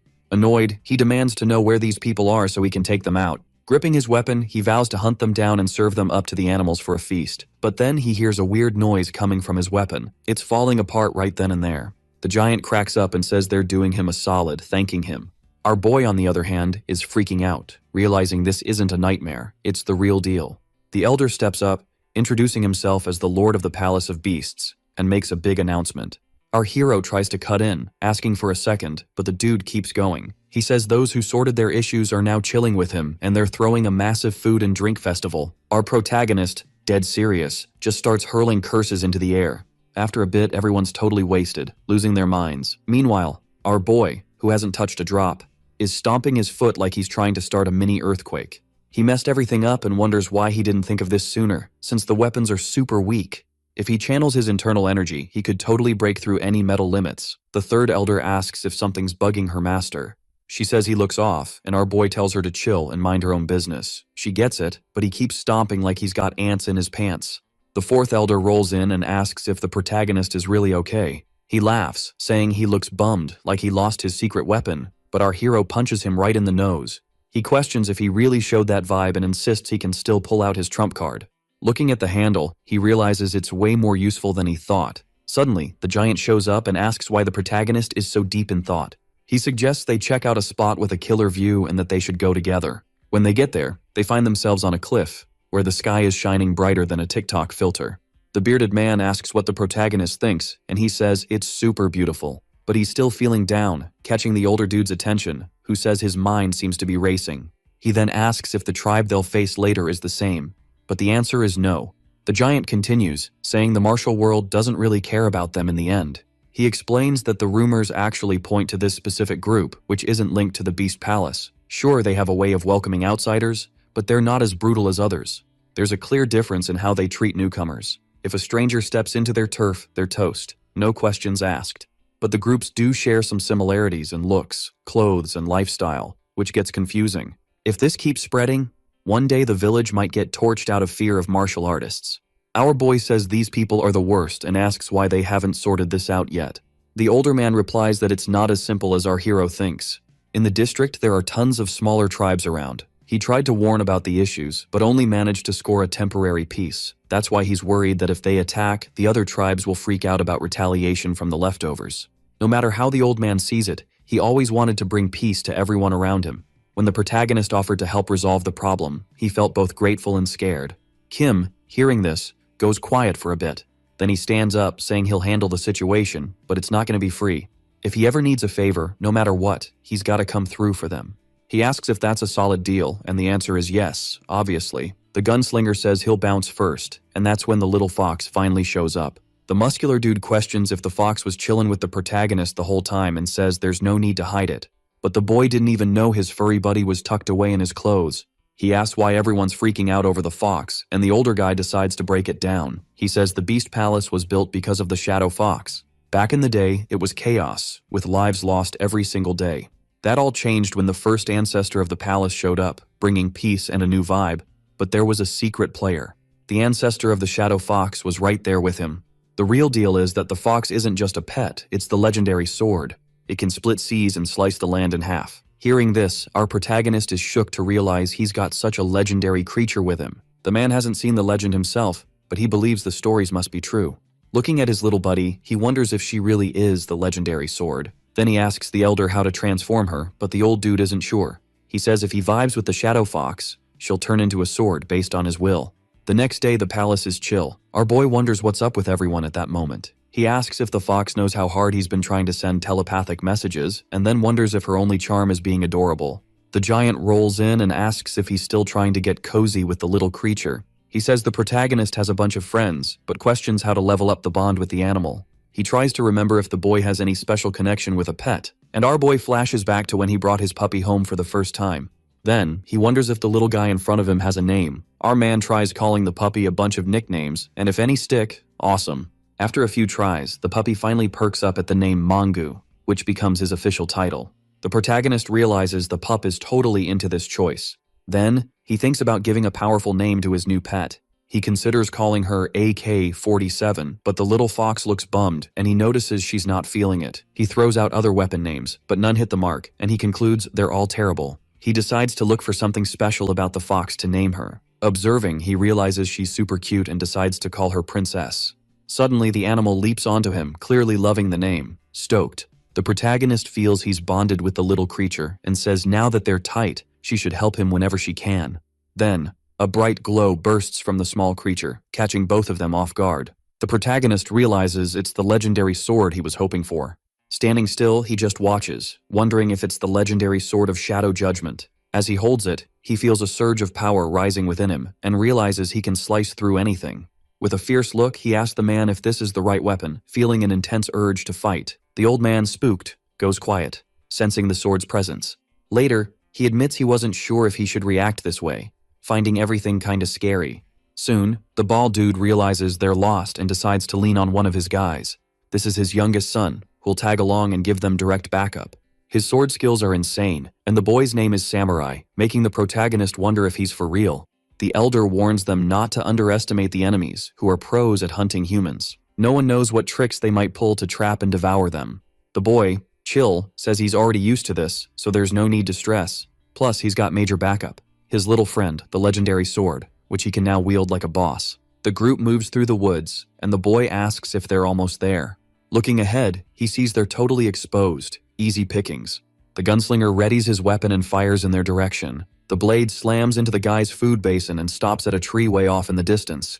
The boy laughs, saying they're dumb for munching on humans when the sun's shining bright.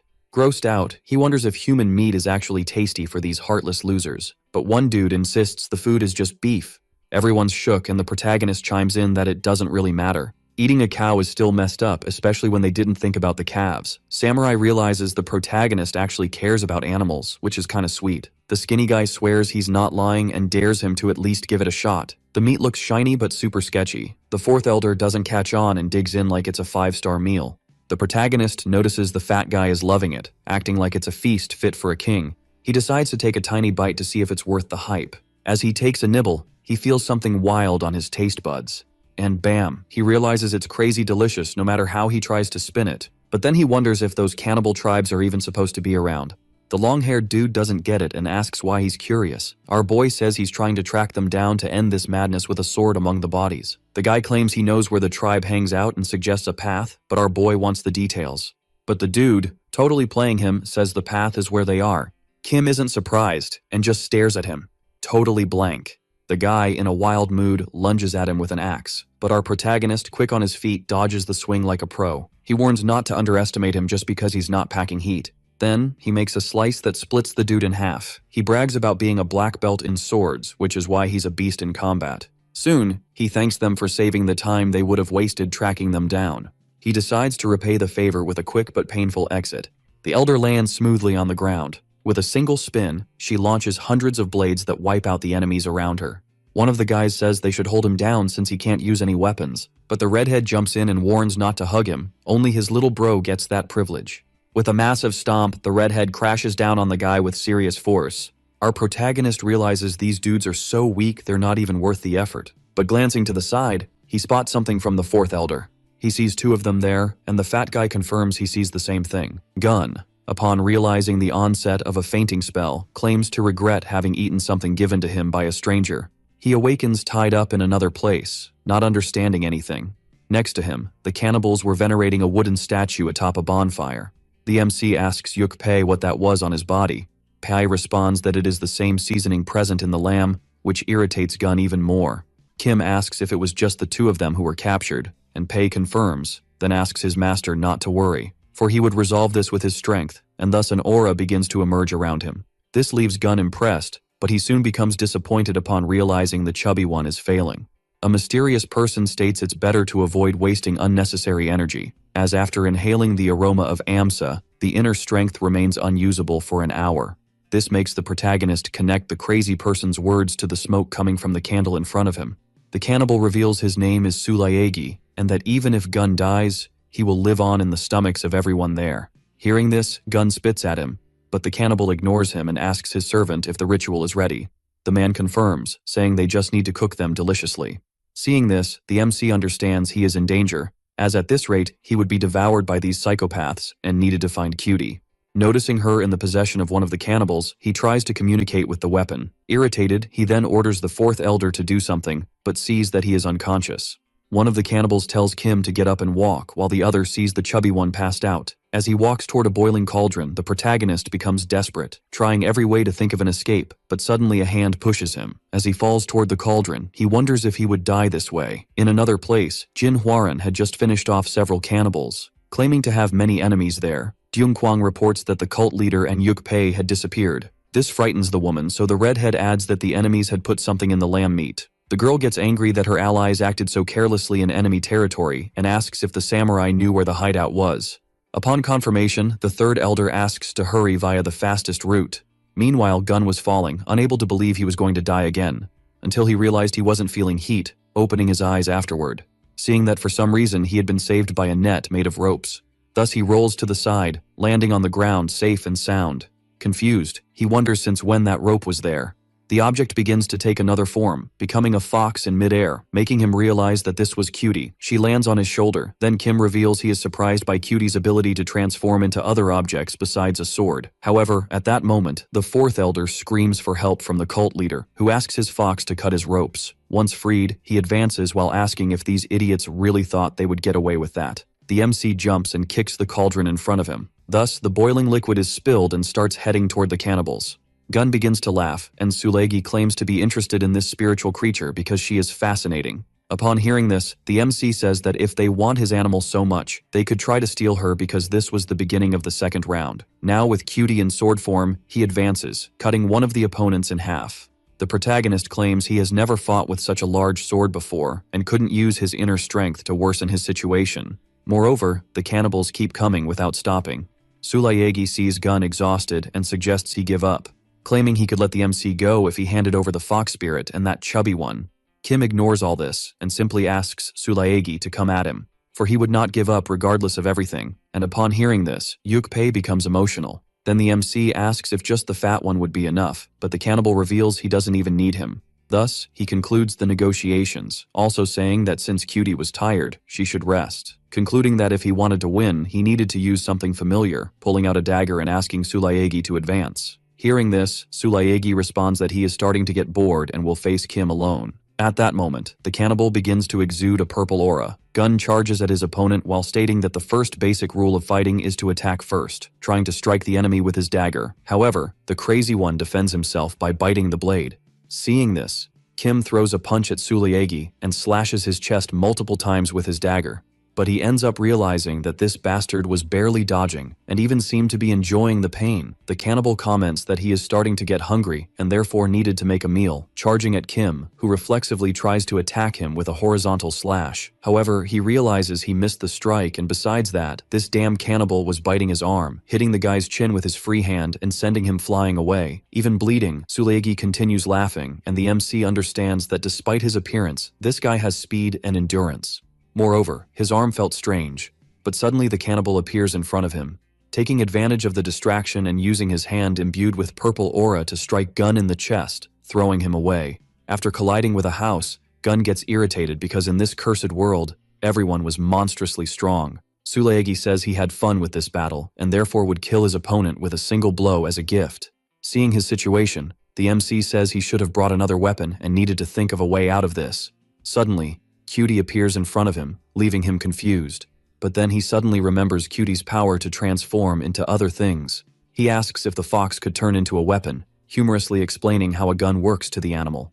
Tired of this, the cannibal charges while saying he is eager to devour him. However, something makes him stop abruptly, and we see Kim standing, claiming he was saving that for later, but if the cannibal wanted to die, he should come at him, making the guy wonder why this dude suddenly became so confident. Furious, Gun says he would show a new kind of hell to his enemy. Sulaegi notices his opponent entering a house in the village. This irritates him because he assumes Kim is trying to escape. However, in his territory no one can escape, advancing then towards the residence. Upon entering, he orders Gun to reveal himself, disappointed for not being able to see him anywhere. Thus, he asks where Kim was hiding, hitting some jars with a strange liquid and getting splashed with it, revealing something.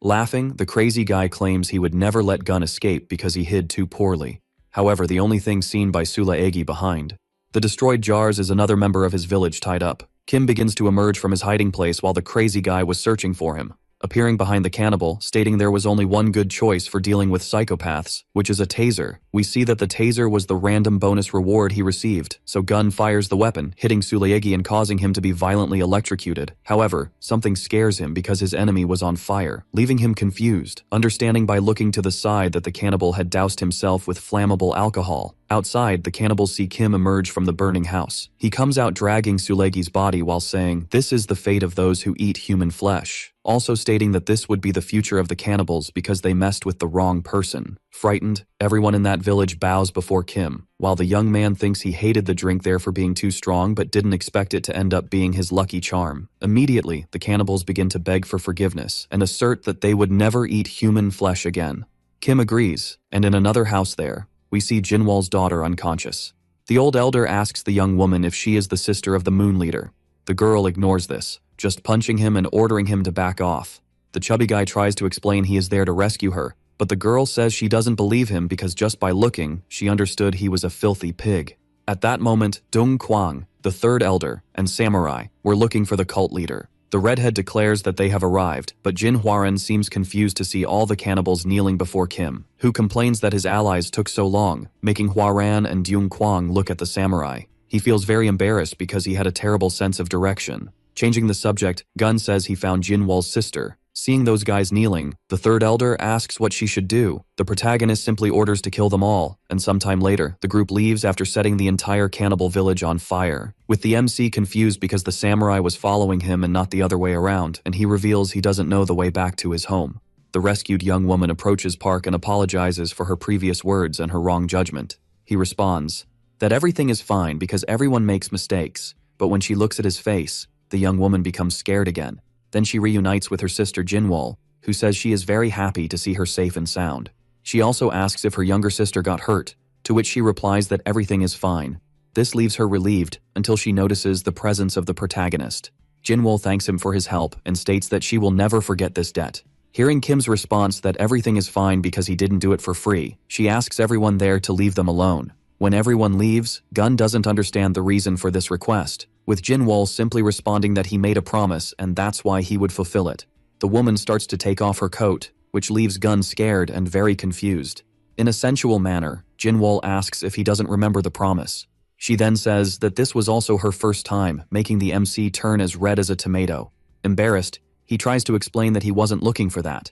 But ignoring him, Jinwol starts to say that this was the first time for both of them, so he shouldn't be nervous, but that doesn't stop Gun from panicking. In a beautiful palace, an old man with long hair was resting, but his peace is interrupted by a knock on the door. His servant comments that the guy next to him knows where Jeok was last but isn't willing to reveal it. The young man with a bun, who had been beaten up by the protagonist before, was irritated because everyone seemed to be chasing him. The old man stands up, going to the man in front of him and asking what he was so afraid of. With a frightening aura, he asks the young man not to remain silent. Seeing this, the one with the bun asserts that he knows this old man is part of a prestigious family and his pressure was overwhelming. However, it didn't compare to the damned Kim Gun, as he was truly terrifying. Bowing, he pleads for mercy from the Lord because he and his family were being threatened. The old man then asks if that person's identity was from the Mangu sect, and upon hearing this, Mengi seems to hesitate. Thus, the elder turns around, saying that Mengi's expression revealed the truth, stating that the manager didn't need to worry because he already had his suspicions and therefore wouldn't harm him. In this way, the man declares that he found a reason to go to the Mongu sect. He also says he doesn't wish to involve the Gonryun sect in the Martial Alliance's affairs, and Mengi feels relieved because he didn't seek that either. Gobak, after hearing the conversation, mentions that he would only follow orders from the leader of the Martial Alliance. Back to the protagonist, he continues asking Jinwoo not to take off her clothes because he wasn't ready. Even with her asking the boy to look, Kim refuses but ends up peeking a little. However, the idiot realizes that Jinwoo only wanted to show him a tattoo on her back. In a flashback, we see a person putting a bag of coins on a table, then asking Jinwoo to do something, stating next that he knows the woman values her promises as if it were a matter of life or death. Finally completing that, he cannot reveal his identity, but if someone ever sought to conquer the martial arts world, it was for Jinwoo to show this person this place, and thus the unknown shows a paper with a drawn map. Revealing that he had tattooed the map on her back, the girl says she doesn't know what place that was, but she was sure that if Gun went there, he could gain the power to control the world. Also saying that she had tattooed that on her back to prevent a dangerous threat from obtaining this power. This leaves the MC confused as he doesn't understand why his ally is revealing this, and she responds that she doesn't understand either. However, she was certain that if Kim obtained this power, he would use it for the right purpose. Hearing this, he is shocked because he was actually an assassin, and Jinwoo then asks Gun to promise one thing. The woman pleads with Gun not to reveal this location to anyone untrustworthy. Sometime later, the carriage was taking the leader of the sect back to his village. The young man realizes he had drawn the map clumsily but wanted to know where this place was. Looking ahead, he sees Yukpei and the third elder of the Mongu cult. The fifth elder asks his master if something was wrong. However, Gun ignores it and only questions if everyone there trusted him, leaving the elders confused.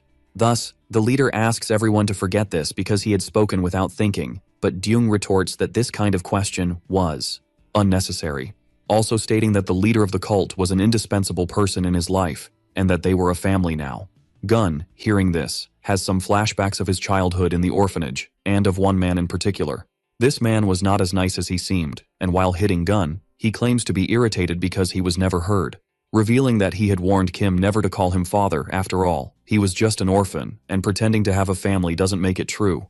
All hurt, Gun simply apologizes to the director of the orphanage. Back to the present moment, Jin Hwaran agrees with the redhead and comments that the four of them fought, slept, and ate together and were practically a family. Yukpei also agrees, mentioning that they shared many meals together. Gun seems relieved by this and then reveals the map of the so-called secret power and asks if anyone there knew where it was located. Looking at the drawing, Jin Hwaran comments that she has a clue because this place looked like the ice palace of the Northern Sea. The MC asks if it was far away, and she replies that yes, and the environment was very different from there.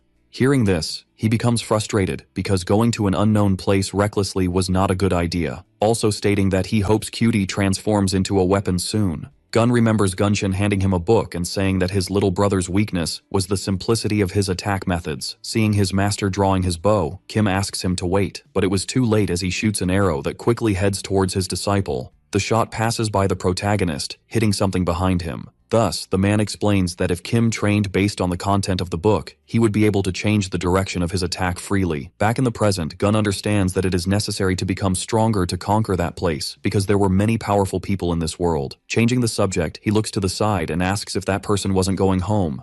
The curled-up samurai simply replies that he doesn't know the way back. The MC dozes off during the trip, but upon arriving at the place, someone repeatedly calls for him. Waking up confused, the boy only hears a voice asking him to get out quickly. As he walks with his group to the entrance of the palace, Kim sees something shocking. Coming across several members of the Mongu sect lifeless, Deng Kwang immediately goes to one of the survivors and asks what happened. The man replies that he doesn't know the reason, but the Martial Alliance attacked them out of nowhere. Hearing this, Kim is in shock at the thought of Mongu being in danger. He then runs to the palace while desperately calling for his animal. Inside, Haru comes out of a hiding place, revealing that she is with Mongu but is badly injured alongside him. The little girl, crying, says that the puppy was hurt and seemed to be in pain. Seeing this scene, an unprecedented rage takes over Gun's body, and he then swears that he will kill all the bastards of the Martial Alliance. Haru is frightened by Kim's anger, and noticing this, he breathes and calms down. The MC squats down, then asks the girl if she got hurt. Ignoring her pain, she says she is fine, but Mongu isn't. Kim picks up his animal, and seeing Haru in that state, he says he would treat her wounds so that there wouldn't be any scars. He then requests that his subordinates call the leader of the Moon How and bring the best doctor there. Sometime later, Haru and Mongu were resting, and the doctor states that neither of them was in danger of death. However, Mongu needed to be monitored, and hearing this, Kim simply tells the doctor to do whatever it takes for the dog to be healthy, also commenting that if Mongu was still in pain when he returned, he would kill the doctor. Jinwoo arrives there, greeting the protagonist, who only asks the girl to take Haru and Mongu to a safe place while he was away, because it was no longer safe there. The leader of the Moon sect agrees but asks where Gun was going. Ignoring the question, the MC opens a drawer and takes out a gun. He asks Dyungkwang where the headquarters of the Martial Alliance was located. The redhead even tries to ask if his leader was going there, but the protagonist had little patience, repeating his question once more. Jin Hwaran apologizes but says she needs to say something, stating that the Martial Alliance was not just an organization, but a military force created by the strongest dominants of this world, and the end of anyone who opposes the Martial Alliance has always been tragic. So if Kim were to go to the Martial Alliance now without a plan, it would be bad. This makes him ask the girl if she was suggesting retreating even after his family was attacked just because the enemies were strong, saying that if this is the girl's belief, she could stay hidden there and live a long and safe life. However, for him, if his family is harmed, the only way to feel better would be to return the pain 1,000 times worse. Hwaran asks the cult leader to wait, as it was not his intention to imply that. Gun, while leaving, says that if it were Jin or Dyung being attacked, he would do the same. Sometime later, the fifth elder declares to his master that they have arrived, informing that this was the headquarters of the Martial Alliance, and then we see a huge village filled with palaces. Seeing the strangers approach the gate, one of the guards inquires who the three are. Kim orders the man to open the gate, but the irritated guard tells the idiot to leave immediately, and upon hearing this, he appears in front of him, quickly finishing off the idiot with a punch. Soon after, he asks the other guard to open the gate, but the man hesitates to do so. Without mercy, the MC does the same and knocks him out as well, then ordering Dung to open, and he agrees. Charging his tiger mouth fist, he hits the gate, destroying part of it. The MC's group and he pass through the opening, heading towards their revenge. At that moment, several martial artists armed with swords appear to stop them. Impatient, the MC simply states that he would kill everyone in his way. Suddenly, a man appears saying that it's enough, and in reflex, Gun tries to attack him. However, the unknown manages to stop the blow. Picheon greets Kim and states that the leader of the alliance is waiting for him, and he just needs to follow. Seeing this guy, Gun wonders how he appeared there without making a sound. The left arm of the Martial Alliance then asks all the fighters there to clear the way for them to pass.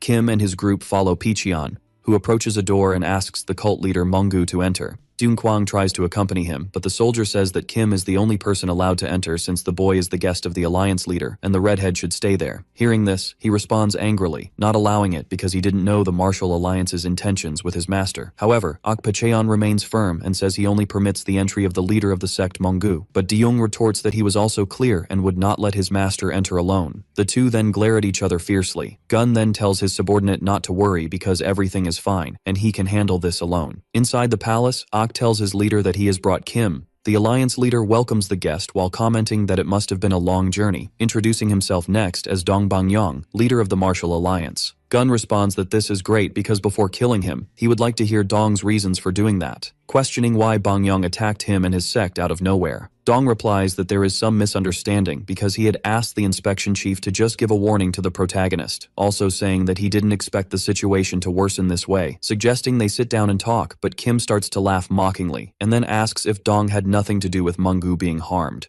Suddenly, someone puts a blade to the protagonist's neck, stating that he is in front of the alliance leader and should be polite. The soldier says that if Gun acts like that again, he will break his mouth. Dong then asks his subordinate to stop, and he agrees. The mocker states that apparently, Kim liked the gift very much since the boy ran there so quickly. Hearing this, the MC realizes that the one responsible for this attack is right beside him. Talking to himself, he states that it was this idiot who was responsible for doing that to his Mongu, but the idiot seems not to understand. At that moment, Kim draws his weapon, shooting his enemy in the forehead. Seeing this, Picheon and another soldier step in front of Dong to protect him. In a mocking manner, the MC declares that the alliance attacked his family out of nowhere, so he did the same and hopes not to hear any complaints about it, also asking the others not to worry because their turn would come too. Dong Bangyong states that to finish off the inspection chief with just a snap of his fingers, Kim has a fascinating martial art. Trying to replicate it, he raises his finger and makes his sword levitate. After pointing it in Gun's direction, the sword flies towards him. The weapon hits the wall behind him, and Dong apologizes for startling him, stating that the protagonist came from very far away, and therefore he should sit so they could have a conversation. However, Gun declares that he did not come there to chat, and at that moment, Picheon draws his sword. The MC charges towards Dong, but Picheon manages to cut the bullet in half, saving his master. This leaves him in shock, and Dong's right-hand man questions if things were not going as planned. The square-jawed man orders Kim to sit in silence, as that was an order. Hearing this, he simply replies that if the right-hand man wished, he could die first, then points the weapon in his direction. Irritated, the man advances towards the MC while saying that his technique will not work. However, a shot can be heard, and this changes Picheon's expression. Convinced, the right-hand man does not notice the hole in his chest and thus says that this would not work. Then Kim points his weapon at Dong, hesitating to shoot upon noticing Picheon advancing towards him. Gun even tries to retaliate by shooting, but his enemy dodges and appears behind him, striking him with a purple aura in his hand and sending him crashing against a wall. Before he can recover, Kim realizes that his enemy is on top of him, but cannot shoot as he sees the same enemy multiplied. Then firing at his opponent, who continues to dodge, and suddenly his weapon shatters. Picheon then strikes Kim's chest, pushing him down against the ground. This blow defeats Gun, who can only spit out ketchup. The left-hand man of the alliance asks his leader what they should do. Hearing this, he responds that there was some misunderstanding, but Kim had finished off the inspection chief and the right guardian, and even though it was regrettable, he could not let him live. So the left guardian prepares to put an end to this, bringing his sword close to the neck of the unconscious Kim. Before he can finish this, Dung bursts through the wall and charges to attack him. Picheon uses his sword to defend against the redhead's strike, claiming he had previously told Dung that only invited guests could enter there. But the fifth elder retorts that he also mentioned not knowing what kind of things they would do, and therefore he would also enter. Dong asserts that the leader of the Mangu sect certainly has some excellent subordinates, and he was exceptional. But that does not mean he could let him live. Dong walks towards the alliance leader, asking to be heard. Picheon tries to stop him, but Dong asks him to wait, then ordering the redhead to speak. The fifth elder bows before Bang Yong and asks him to spare the cult leader, claiming that if Dong did this, he promised to ensure the Mangu sect would never show itself to the outside world. Bang Yong retorts that if he spared them both, there was a chance Kim and Daeong would return to threaten him, and therefore he wanted to know how to trust them. Thus Dongkwang does something and says he is not asking for nothing, and even though it is not much, it is what he can do. We see that the redhead had torn off his own arm, then he asks once more for Bang Yong to accept this and spare his master's life. The alliance leader comments that he did not imagine Daeong would go this far, and this was truly an unexpected situation, then agreeing to spare Kim's life. Picheon even tries to oppose, but Dong responds that he will trust them and leave the past behind, asking Daeong to make sure to keep his promise. With one arm less, the fifth elder leaves there carrying his master, showing that he is biting his lips in pain and hatred for the humiliation he and his sect have endured. The left guardian asks his leader if they could really let them go like this. Dong asks if his subordinate would also offer his arm for him. Hearing this, Picheon responds that he would even give his life for his master. Bang Yong then explains that Kim came there risking his own life because his people were hurt, and others would certainly come ready to give their own lives for him. So just finishing off the cult leader would not be enough, and that is why he aimed to eradicate them completely. Finally adding that from today, the Mangu sect had been exterminated, and thus we see something reflected in Jin Hwarin's gaze. This vision makes the girl cry and awakens even more rage in Daeong.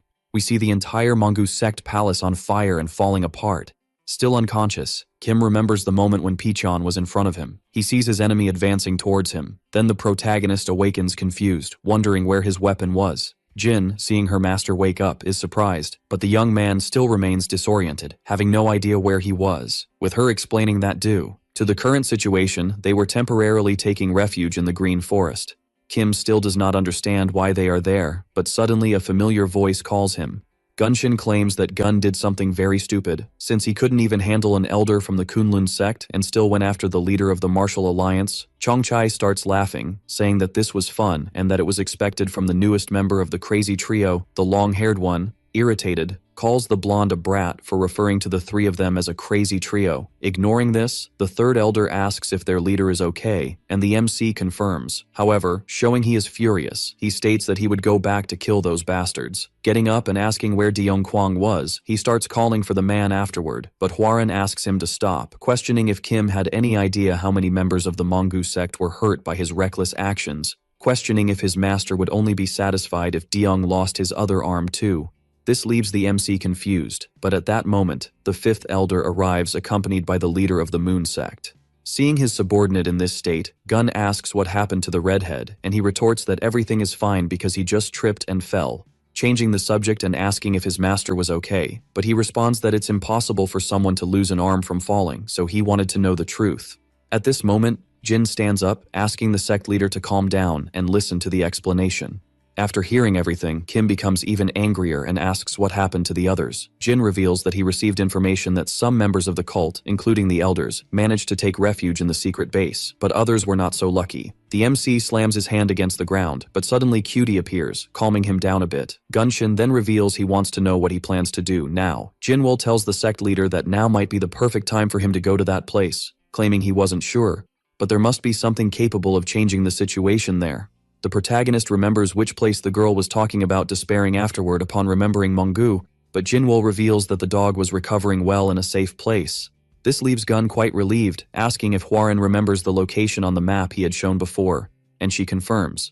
Upon receiving a response, the boy states that if they do nothing, they will suffer the same fate again, and even not knowing if there was anything useful in that place, they couldn't stay still and should leave soon. Walking over to Deyoung before departing and apologizing to his subordinate, after passing by the fifth elder, Gun swears it won't just be an arm, and he will crush the heads of all responsible for that. Sometime later, in another place filled with snow, the Prota asks Hwarin if this was really the place. With her responding that it probably was, Cutie starts shivering from the cold, and seeing this, he remembers telling the fox not to follow him, but she didn't listen. Jin at that moment calls for his leader and says he thinks he has found it, revealing inside the cave that according to the map, this was the place. Hearing in response from Gun that they had been walking for an eternity, Deyoung alerts that there is something drawn there, and we see some scribbles on the wall of a man with a weapon. Hwarin reports that apparently, the owner of this place left this as a message.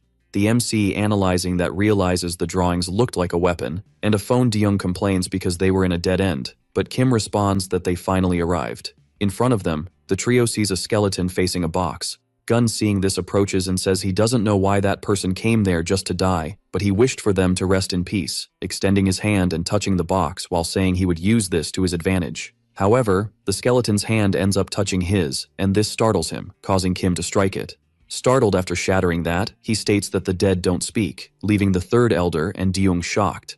After that, Gun prepares and opens the box, being surprised by its contents, claiming that he knew, and apparently wasn't the only one in that world. In the ice palace nearby, a discussion was occurring. A man questions the woman in front of him how she could just leave like that. Cheon Sanga, the youngest daughter of the Lord of the Northern Ice Palace, was irritated. The girl reveals she wants to marry the person she loves, and the man hearing this reprimands her because she couldn't decide that alone. Tired, Sanga states, she doesn't care and would leave to find her husband on her own. Sometime later, we see the girl freezing in the cold. She notices a cave and decides to take shelter there, entering it. A voice asks who the girl was, but she asks back. A man in police armor asserts that if Cheon didn't want to answer, she should die, which startles the girl.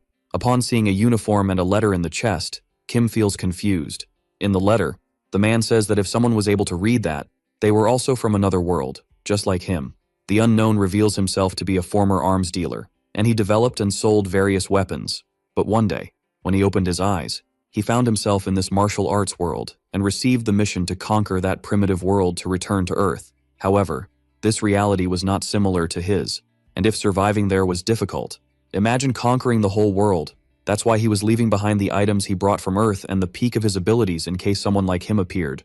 The unknown wishes for the person reading that to conquer that world and find the way home, and also reveals he is not the skeleton holding the chest. As Kim rummages through the box, he picks up a bulletproof vest. He also sees a book titled A Guide to Conquering the Martial Arts World. Reading the things written in it, the protagonist notices several instructions for building various weapons. Irritated because the only thing he managed to find there were some weapon schematics. Throwing the book on the ground while wondering how he would find the materials to build a weapon in a world like that. Deyoung and Hwarin are startled by their leader's reaction, with the redhead noting that apparently his master didn't find something to his liking, and Hwarin agrees. Gun tries to stay positive because they had the weapon schematics and could manage to make them, standing up and informing his subordinates that they would start manufacturing firearms. The fifth and the third elder, upon hearing this, become confused, and suddenly a lot of time passes. Kim asserts that he is ready and that he has made a pistol with his hands. However, we see that the weapon was made of wood, and furious, he throws it on the ground. Picking up the book and being furious, he starts to tear it in half, As he rips the book, he realizes he is destined to rot in this world forever. The pages fly up, and the MC declares he needs to kill those bastards from the Martial Alliance. As he lies on the ground, he sees Cutie approaching the pages, telling his pet that it could do its business on the paper, as it would make it more useful. But at that moment, something begins to shine, radiating throughout the place. Looking to the side, Kim realizes that his pet had transformed into a Glock. The animal undoes its transformation and jumps onto its master, who is impressed by the ability. Immediately, he has an idea and runs to look for one of the papers, showing one of the weapon schematics to the fox and asking if it could transform into that. Cutie stares at the sheet for a moment, and it begins to shine again. The light illuminates the entire cave, making Kim realize why Cutie hadn't transformed into a weapon yet, as the fox didn't understand the structure. With a demonic expression, he declares that all his enemies are dead now. We see outside the caretaker of Cheon searching for her. A long-haired man beside him asks if he is sure she came this way, and the young man confirms. Suddenly, a loud sound can be heard, followed by a female scream. The two men head towards the sound until they reach the cave entrance. The babysitter, upon seeing Cheon on the ground, shouts for her. Nanny asks the young woman if she is okay. He notices that the girl has bleeding knees and becomes worried. His assistant begins to draw a sword, then asks who that guy was. The MC becomes enraged at not receiving an answer, and while loading an AK-47, he once again asks who the strangers were. Seeing this person, the babysitter misunderstands and assumes that Kim injured his lady, so he asks her to rest while he would handle this. Standing up surrounded by a fire aura, he asserts that for committing such heinous crimes against heaven and earth, Kim would pay with his life. Seeing this, Deung and Jin draw their weapons. Cocking his rifle, Gun wonders what the hell that old wizard was talking about, pointing his weapon and asking if the old man wanted to get shot. The two then stare at each other for a moment. Cheon Sanga commands everyone to stop this immediately. The princess approaches Kim and says that from now on, this man would be her husband. Nanny, hearing her mistress say this, and Kim questions what kind of nonsensical joke this was. Cheon finally responds that she has found her husband as she had promised her nanny. Hearing this, the nanny gets irritated and states that she does not agree because Kim tried to hurt Sanga. However, she says there has been a misunderstanding, pointing to some stones, explaining that if it weren't for Gun, she wouldn't have just scraped her knee and would be without life. The leader of the sect agrees with the girl but replies that he does not understand the reason for him being her husband. The nanny decides to first thank Kim for saving Cheon from trouble. Moreover, revealing that she is responsible for the princess's safety, and for that reason, she wished to repay Gun by inviting him to the Northern Ice Palace. Upon hearing this, Hwarin realizes that this girl was the daughter of the Lord of the Ice Palace. Gun responds that he does not care about that and has many other things to do, but Jin interrupts him and accepts the invitation on his behalf, then asking his master not to say anything and just listen to him, thus explaining that the Ice Palace of the Northern Sea is one of the most powerful external forces. They mainly use cold energy to attack their enemies, completely freezing their movements and even their last breath. And if they could form an alliance with these people, they would gain more power than even the Green Forest or the Southern Beast Palace. With a frightening expression, Kim reveals that he does not need this as he is sufficient alone. Hwarin even tries to stop him, but Gun immediately tells everyone to be quiet, approaching the nanny and thanking her for the offer but refusing, then asking her to take that girl away. As he passes by the old man, Kim states that he has to go kill the bastards of the Martial Alliance. Hearing this, the nanny becomes interested, saying she does not want to interfere, but if Kim really had any grudge against the Alliance, it was a reason to go to the Northern Palace. Some time passes and we see the protagonist's group sitting at a table in the palace. Kim reveals that he is only there because he trusted Hwarin's words, and she thanks him for that. Cheon's nanny appears, asking everyone to follow her. Thus, the three follow the man, but suddenly Sanga appears, grabbing Gun's arm, while saying that no matter how much her husband hates her, she will not give up. Embarrassed, the MC responds that Cheon didn't even know him, and that's why he wanted to know why she had so much confidence to pursue him. Cheon agrees because she really didn't know anything about him but was sure of one thing, since if it weren't for Kim, she would be dead. We see a flashback of when the girl entered the cave and a stalactite fell towards her head. However, before Sanga could be hit, a shot destroys the stalactite, causing her to fall to the ground in shock. Kim walks towards her with a cute expression, asking if the girl is okay.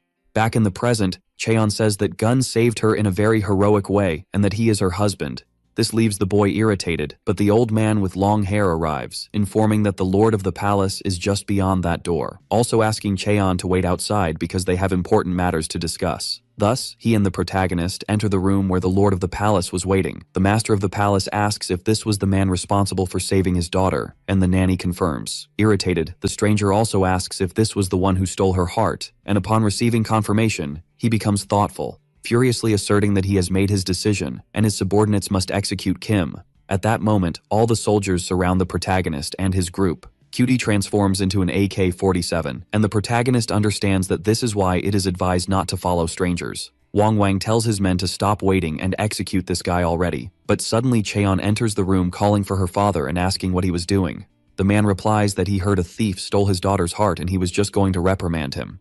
Immediately, Sangha bows down, whining because she did not understand why her father kept insisting on this and revealing that she did not want to marry that guy. Chu panics, saying he would find a way to find a better match. But the girl responds that she wants to marry the one she loves, and because of her father, she will be unhappy forever. But upon hearing this, he agrees to stop with one condition, descending the stairs from his throne and saying he needs to check if the man Cheon liked was good enough.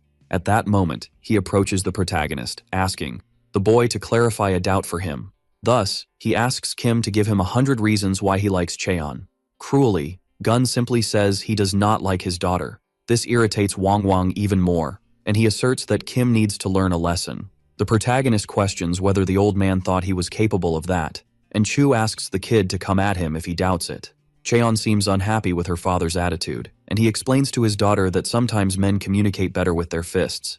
He then calls Kim to resolve the situation outside. The protagonist wonders why go outside since it will end quickly anyway, and they should just do it right there. Chu responds that Kim was very arrogant and insolent, and he wanted to see how long that attitude would last. Drawing his sword and enveloped in an aura, this frightens Gun. Suddenly, a soldier states that there is no need for his master to deal with such an inferior opponent. The bald member of the group Three Brothers Without Hope claims they can handle 10 men each and would take care of it. However, before the group could even approach Kim, they were injured by gunfire. Seeing his subordinates fall defeated, Wang becomes worried, wondering what happened, as Kim had instantly defeated one of the strongest trio from the North Sea Ice Palace. He then asks the guy in front of him if he is a hidden martial master. However, Wang says a father cannot retreat in front of his daughter, so he calls his opponent to fight. Just then, someone opens the doors of the room asking what was happening. We see Gobi Doogie, a nobleman and Cheon's fiancé, and he was wanting to know where she was. Upon seeing Cheon there, he calls the girl, "my love," and celebrates that she is safe. Approaching her, he says he was shocked when he found out she had disappeared and was quite worried. He then asks Sangha to accompany him to meet her parents, but she declines. Thus, Cheon asserts she has a new husband, clinging to Kim and adding that she wouldn't marry Gobi because he was too ugly. Hearing this, Gobi slaps the young woman in the face. The idiot wonders if he was being too gentle, as that was not a request but an order. In his mind, Wang questions how this bastard dared to touch his daughter, even claiming he would kill him. Irritated, Gobi asks if Cheon didn't know the conditions under which their marriage was arranged, because his family was responsible for transporting the goods that this isolated palace needed. While looking at Kim, Gobi says he can recognize the type of person he is and doesn't understand why his beloved fell in love with a loser. He then asks if Gun knew who he was and starts using his influence to scare him. However, the protagonist ignores him, quickly shooting in the direction of his head and finishing him off. After that, he questions the bastard if he was crazy for hitting a woman and asks back if Gobi knew him.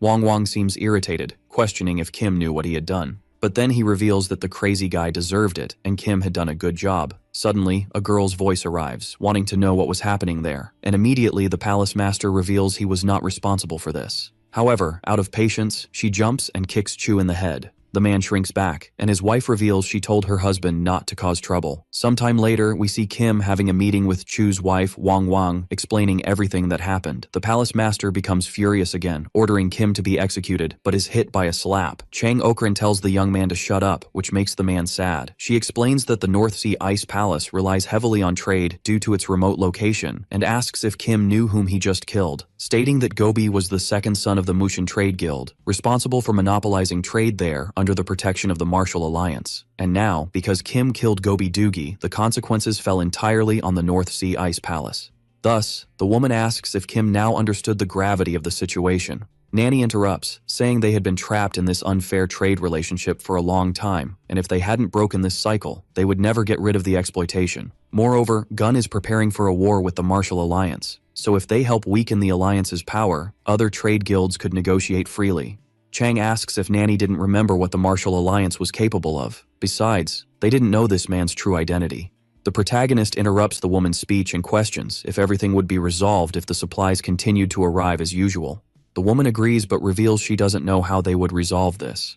However, the MC only says that if they solve this problem, they will help him. Okran wants to know what kind of help Kim was looking for, and he reveals he is planning to take down the Martial Alliance and needed their help to crush them together. Nanny comments that if they don't stop the tyranny now, it will only get worse, and if a large-scale war is necessary, he will go alone and help Kim personally. Wang Wang's wife reveals she knows that if they don't end this vicious cycle with the Martial Alliance, there will be no future for the Ice Palace. While the girl was thinking, Cheon appears there, telling his mother that Kim also saved his life and they should help him. Thus thinking, the girl wonders if Gun was confident and if he could win the war against the Martial Alliance, and he confirms. Finally, she concludes that if the young man solves this problem, the Ice Palace will lend its strength. The MC stands up, asking them to wait for good news, but before he leaves, Okran asks again how he plans to resolve this. Because Gobi is dead, and maintaining the relationship with the Muchin Guild was out of the question. Kim asks her not to worry, as he is an expert in dealing with this kind of situation and will resolve the problem. Elsewhere, we see a man waking up to various sounds of gunfire. The young man leaves his room to find out what was happening with all this commotion. After eliminating several people, Kim sees his target and asks if he was the mastermind behind the Muchin Trade Guild. The boss there questions who this guy was, but Kim replies that he didn't need to know that, because now that place was his. Confused, the old man apologizes, but responds that that guild is not Muxian, but Yucheon, and this leaves Kim in shock for a moment. Even so, Gun responds that he doesn't care, ordering the guy in front of him to hand over everything they have. At the Ice Palace, a soldier asks Lady Okran to go to the castle entrance. The girl does so and asks what was happening there. A young man introduces himself as Man Yuseong, vice leader of the Yucheon Trade Guild. He also states that the new head of the guild, Mr. Kim, instructed them to continue trading with the Ice Palace. Upon hearing that this guy was the new head of the guild, Okran asks where he was. The subordinate replies that he was at the Muchin Guild, and elsewhere. The MC with Cutie by his side thinks he has come to the right place this time. A soldier spots his approach, questioning who he was, but Kim replies that he doesn't need to answer. At that moment, Cutie begins to prepare, transforming into a weapon. The protagonist envelops his weapon with his aura, firing against the gate guards and throwing them aside. Seeing this, the soldiers inside arm themselves and ask who the hell that person was. Seeing these bastards talking so casually, Kim gets irritated and responds that he is the guy who will become their boss, starting today. One of the idiots tells Gun to stop talking nonsense, and then orders his subordinates to advance. At that moment, several soldiers charge at the protagonist, who shoots and takes out most of them. Another one even tries to hit Kim with his sword, but the young man sidesteps and shoots him in the waist. The blow is powerful enough to destroy and pierce the man's body, who falls lifeless. Kim notices someone approaching from behind and quickly shoots him in the head. Thus, the massacre continues with him eliminating most of his enemies. Seeing more reinforcements arrive, the boy thinks there are more people than expected. Therefore, he realizes he has no other choice, making Cutie transform into a rifle next, while saying he will eliminate them all at once. Thus, the young man fires with his submachine gun, ending the lives of all the soldiers. Inside the palace, an idiot tells his master that the union of the Ice Palace with the Martial Alliance was just a matter of time. Gobi Deunggi, the boss there, adds that his son will soon marry the princess of the Ice Palace. The master was listening to this and states that it was good news, but that it was a bit noisy outside, so he asks Deunggi to go outside and assess the situation. The chubby one comments that it is disrespectful to the guest, but he needs to leave, and so he exits the palace. Outside, he wonders what this commotion is, hearing from his vassal something surprising, as a madman entered there and was trying to take control of the guild. At that moment, Deunggi orders Kim to stop. The chubby one questions if the MC even knew where he was causing all this confusion, as that guild was under the protection of the Martial Alliance. Upon recognizing this guy as the guild leader, Kim claims he was very crazy. Then Cutie transforms into a precision rifle, aiming its laser sight at Deunggi's forehead. However, the soldier steps in front of his master, asserting that something didn't seem right, but suddenly he is hit by a bullet and eliminated. Seeing his subordinate dying in front of him, the chubby guy panics. The guest in the room leaves, stating that Deunggi seemed to be having some problems and asking if he could help. Thus, the guild leader asks his lord for assistance, as some crazy person was trying to take control from there. Kwang says this was quite interesting and proposes to save the Mucheon Guild from the invader, but in exchange, he wanted the position of Guildmaster. Upon hearing this, Deungi questions if Jang Song wanted to take his position. Jang Song, hearing this, is offended because if he had intended to take over the Mucheon Trading Guild, Deungi's head would have already left his body. He was just trying to say that if Gobi couldn't even protect his own guild, he wasn't worthy of being called a leader. The chubby guy responds that he built that with his own hands. However, Kwak retorts that if the chubby guy handed it over to him, he could guarantee enough money and his life. However, if Deungi refused, he could imagine what his future would be like. On the other hand, Kim thinks he is almost finished and should end this now, but suddenly someone calls him. Jang Song, surrounded by assassins, says he would like to thank him because thanks to Gun, he now had a perfect excuse to take control of the Mucheon Trading Guild. The protagonist fires at his enemy, who manages to stop the bullet with his blade, and he wonders why everyone is blocking the shots so casually here. Kwak reveals he has already analyzed Kim's basic attack patterns. The MC questions if his enemy had really seen everything he was capable of, and Kwak confirms that's why his strikes wouldn't work anymore. Now making Cutie transform into a bazooka, the protagonist asks Jang Song to try blocking that too. The MC then fires the missile, which heads towards his enemy. While wondering what that was, Jang Song tries to defend himself, but realizes it's dangerous, and he wouldn't be able to block it. Immediately, the man understands he needs to dodge at all costs, and he does so, redirecting the shot, resulting in a huge explosion. Seeing this, he wonders if that was a thunderbomb. He then asks how Kim dared to use a thunderbomb in the martial arts world. The protagonist prepares to fire again, stating he hadn't considered the possibility of his enemy being able to handle that. Kwak gives an order for the Windstorm Sword unit to form the destructive wind formation, and the assassins start gathering around Kim. Irritated, he questions how this idiot dared to use a thunderbomb in the martial arts world. He then says that his foolishness will bring his death and orders his group to form up, and they begin to spin around the protagonist, leaving him confused. He then tells his enemy to look closer, and the formation starts spinning faster. Kim becomes frightened as the number of enemies suddenly increases. Jang Song asserts that if the kid can't figure out which are real and which are illusory clones, he won't be able to break this formation. On the other hand, the MC responds that he doesn't need to worry about that because he would just shoot at all of them, and thus he summons a shotgun. With his new weapon, the boy starts firing at all his enemies, defeating one of them and dispelling some illusions. Upon finding one of them, Kim points the gun at the remaining assassins and asks who will be the real one this time. Kwak was in shock seeing his combined wind destruction formation dismantled in such a short time. But the most important thing was that he wanted to know what that absurd weapon was in Kim's hand. Recocking the shotgun, the protagonist declares that it's all over and asks if Kwak has anything else to try. The man claims to recognize his opponent's strength, but no one could become a meeting hall chief of the Martial Alliance just with words. Thus, his aura destroys the ground, and he warns that he would send Gun to the hospital. Kim was trying to understand why everyone was strong in this world, and while aiming his shotgun, he thinks he will end everything in one blow.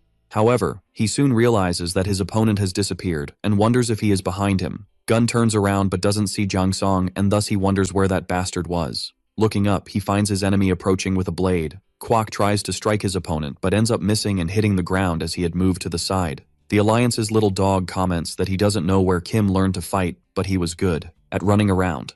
However, if he were to reorganize the guild from the beginning, there was much to be done, and so he would end this now. Thus, he advances, appearing behind Gun. The protagonist cannot react, only feeling his chest pierced by the sword.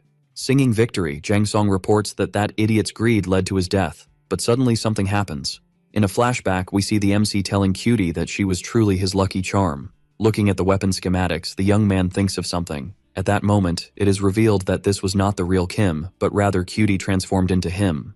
The real Gun appears, stating that Jang Song was greedy. Now with Cutie in the form of a gun in his hand, he points it at the back of his enemy's neck while calling him an idiot. Thus, Jang Song wonders what the hell was happening, and suddenly a bullet pierces his forehead and finishes him off. The protagonist merely watches his lifeless body fall. Hearing a voice and looking to the side, the young man realizes that the guild leader Mucheon is still alive there. Dwengi, upon seeing him, calls him a great hero and claims that if Kim spared his life, he would do anything to repay him. As the villain he was, the protagonist approaches his opponent. He then asks if Dungji would really do everything he asked, which frightens the chubby guy. In the Martial Alliance Palace, Picheon announces that guild leader Machan has arrived with a gift, and Bangyan allows his entry.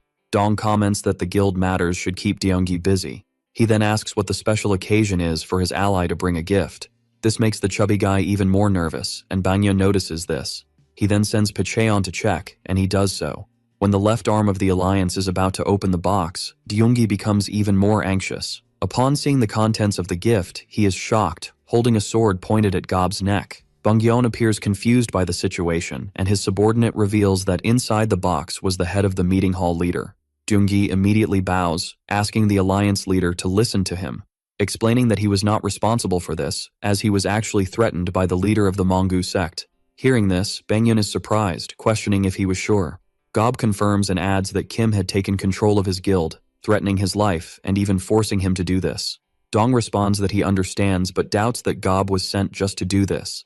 He explains that, in fact, Kim called Bangyeon for a duel. Upon hearing this, the alliance leader starts laughing, calling the prota an idiot and unpredictable. Assuming a frightening posture, he asks when and where this duel would be. Let's go to a bar in a city. Inside, the third elder tells her master that she is worried, questioning if it was right to enter this without any preparation, but Kim asks her not to worry, as he has a plan. Warren warns that it is not a good idea to underestimate the leader of the Martial Alliance, and Gun has faced him before, and should know this, commenting that the guy didn't earn this position for nothing, as the title of leader of the Martial Alliance means being the strongest under the sky. Jungkwang bangs on the table, asking how she could say such nonsense in front of the leader of the sect. Seeing this insolence, the third elder asks if he has lost his mind. The two start to fight, and Kim asserts that they misunderstood something, revealing he never said he would fight the leader of the alliance. Jin is confused after all. Her leader had challenged Dong to a duel. At that moment, someone enters the bar, and this person leaves the drunken patrons smitten. The leader of the Moon sect arrives, announcing that she has received information that they have arrived at the location. Kim is happy to hear this, saying it is time to start, and thanking Jinwol for the good work. Feeling the MC's touch on her shoulder, she blushes and responds that it was nothing, then approaches where Jin was, giving a little smile to the third elder, and upon seeing this, she feels jealousy and hatred. The MC asks his allies if they are not going to follow him. With a frightening expression, Kim says they need to take revenge. In the middle of the forest, Dong asks if this is the place, and Pichen confirms. Irritated, he questions why, instead of Kim, that random guy was there. Mengi claims it is an honor to meet the leader of the alliance while thinking that one day he will take revenge on Kim. As he bows, he reveals that he does not want to be there and was only going to deliver a message from that demon, then asking for mercy. Thus, he begins to read a letter, written by Kim. In it, Kim questions whether the leader of the Martial Alliance really thought he could ruin everything for him and live happily ever after, revealing that he has become a homeless wanderer thanks to Dong, and for that reason, he would make the man experience a bit of that. That's why he had sent a surprise to the Martial Alliance, and thus Mengi finishes reading.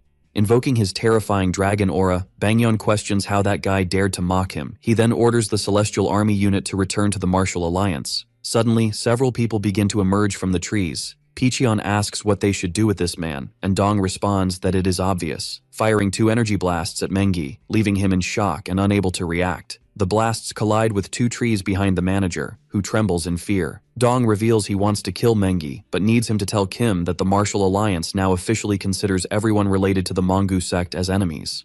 Moreover, this war will never end until every trace of this sect disappears from the world. He and Picheon vanish, and thus Mengi shows he has soiled himself. He also reveals something at the end of the letter, as Kim was saying he would reform the Martial Alliance after taking it for himself. At this moment, we see the MC aiming a bazooka at the Martial Alliance village, and he fires. The shot travels, hitting several houses and exploding them. Following that, more shots rain down on the village, decimating a good part of it. Gongyun comments that he does not like ambushes, and Changchae responds that this was why Kim had given them masks. The protagonist comments that after this light greeting to the Martial Alliance, they should get started. Gun then concludes that he and his group will crush these idiots according to their convictions, declaring in the end that the villain has arrived. The leader of the Martial Alliance and his subordinate run quickly through the forest, ending up decimating part of it. Upon arriving at the Alliance village, they realize everything is on fire. Dong asks Pichen not to get angry, as they should go inside quickly. As they walk towards their palace, the man sees several bodies. Gundu, the commander of the Celestial Army, warns his master that when they arrived, the Martial Alliance was already in this situation. He also asks his leader to check down below, which makes him hesitate for a moment. Bangyong sees a date and the name of a place called Xinjiang written on the ground, as if it were an invitation. This makes him think that if Kim desired death, he would have it, and at that moment, he activates his aura, causing destruction to the ground. Extremely furious, the leader of the alliance declares that he will show his enemy what hell is like. We then go to the green forest. Lying on the ground, Deung-kwak cannot believe that losing an arm has made him so weak. He thinks that with his balance off, he cannot muster the proper strength, and at this rate, he is doomed. At this moment, Kim appears, wanting to know why he is there with such a sad face instead of having gone to sleep. Upon seeing the leader of the sect, Deung changes his attitude, asking back what brings him there. The MC reveals he only wants to confirm something, leaving the redhead confused, then advancing against his ally and trying to throw a punch, but the redhead ends up dodging. The fifth elder tries to understand why his leader is attacking him but ends up receiving a punch in his ribs, causing him to spit blood. Kim places a knife to his neck while stating that Deung is indeed weak and he should have died. Hearing this, Deung-kwak tries to explain that he did not expect a surprise attack, but his master questions whether he would give that excuse after death. Gun says he will take care of his revenge, but from now on, the redhead is out of any fight. The fifth elder tries to deny it, as he does not want to stop fighting at all.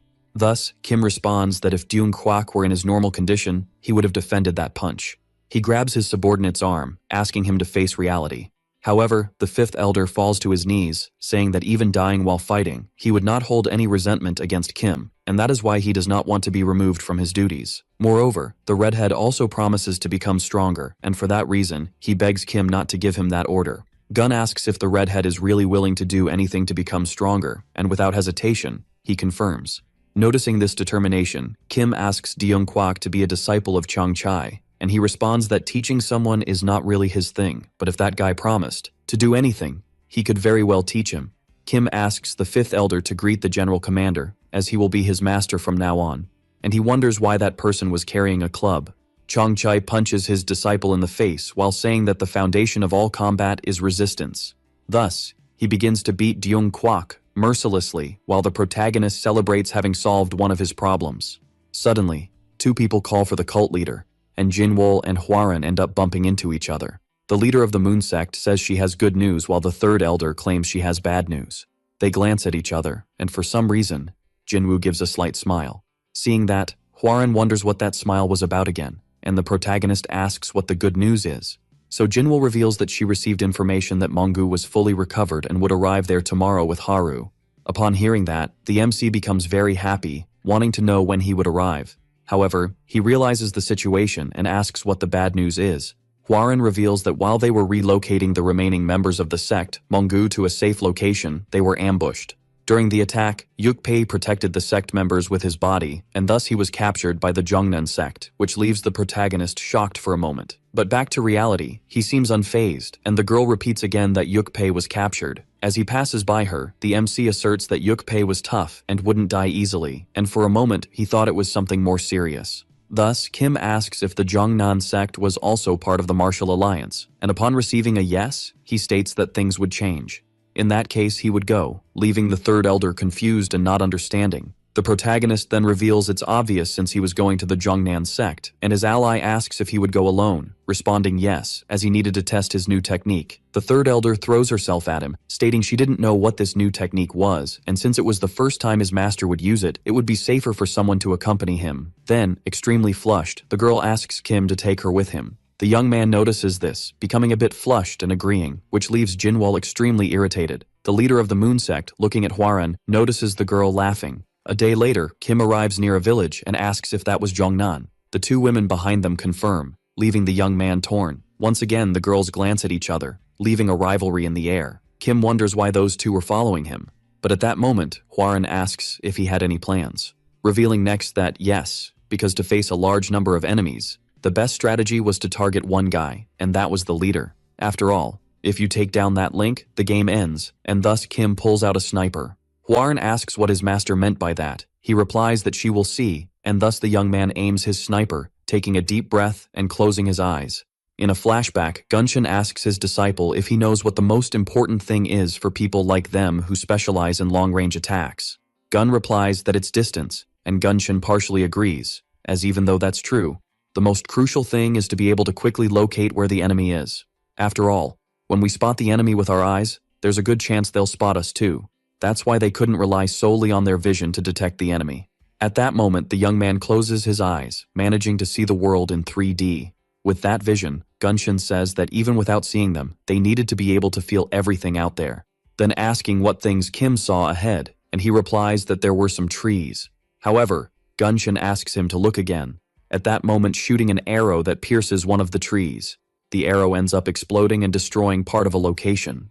The bearded man asks Kim to look closely and see that there weren't just trees in front of him, and his lovely disciple was also doing number 2 there. This irritates the young man for being interrupted. Kim asks how that is possible since the trees were blocking the view, and Gunshin replies that every living being, no matter how small or large, has Kai. Thus, if Gun could read the flow of Kai, he could identify things invisible to the naked eye. The MC asks how he could do that, and Gunshin reveals it was through the 6th sense, but this was not something common. Rather, it was a superhuman sense. Gunshin also mentions that, when the protagonist develops this 6th sense, he will be able to read the flow of Kai. Kim asks how he could do that, and his master tells him to be more sensitive. The white-haired guy explains that to perfect his 6th sense from now on, he would attack Kim at any moment, anywhere, and it doesn't matter what he is doing. Therefore, the boy should try to survive, which leaves him very scared. Back in the present moment, remembering this makes Kim irritated, but he remembers he needs to focus. At this moment, he begins to access the 6th sense, realizing there were 3 people on the 2nd floor and 2 on the 1st floor. Moreover, there was something else, but the boy couldn't see it as that was as far as he could go for now. The 2 idiots behind them question if the boy needed any help, and remembering them brings a smile to his face. Sometime later, Hwaran arrives, saying she has gathered information, and Kim responds that he wants to hear it. She explains that the leader of the Jongnan sect was currently located about 10 meters from that spot in the office on the 5th floor of the pavilion. Additionally, following Kim's instructions, she marked the exact location on the wall of the pavilion. As Cutie transformed, the protagonist thanks her and is impressed, as he would do something similar to what he saw in the movies. Pointing his weapon, he remembers that the effective range of a prison rifle is about 15 kilometers, and assassinating someone from 4 kilometers away is almost impossible. But with him channeling his internal energy into the weapon, that changed everything. Thus, he pulls the trigger, making the bullet travel a huge distance, passing through the entire forest. It goes over some houses, breaking through a window. Moreover, the shot also pierces several doors, pursuing a single target.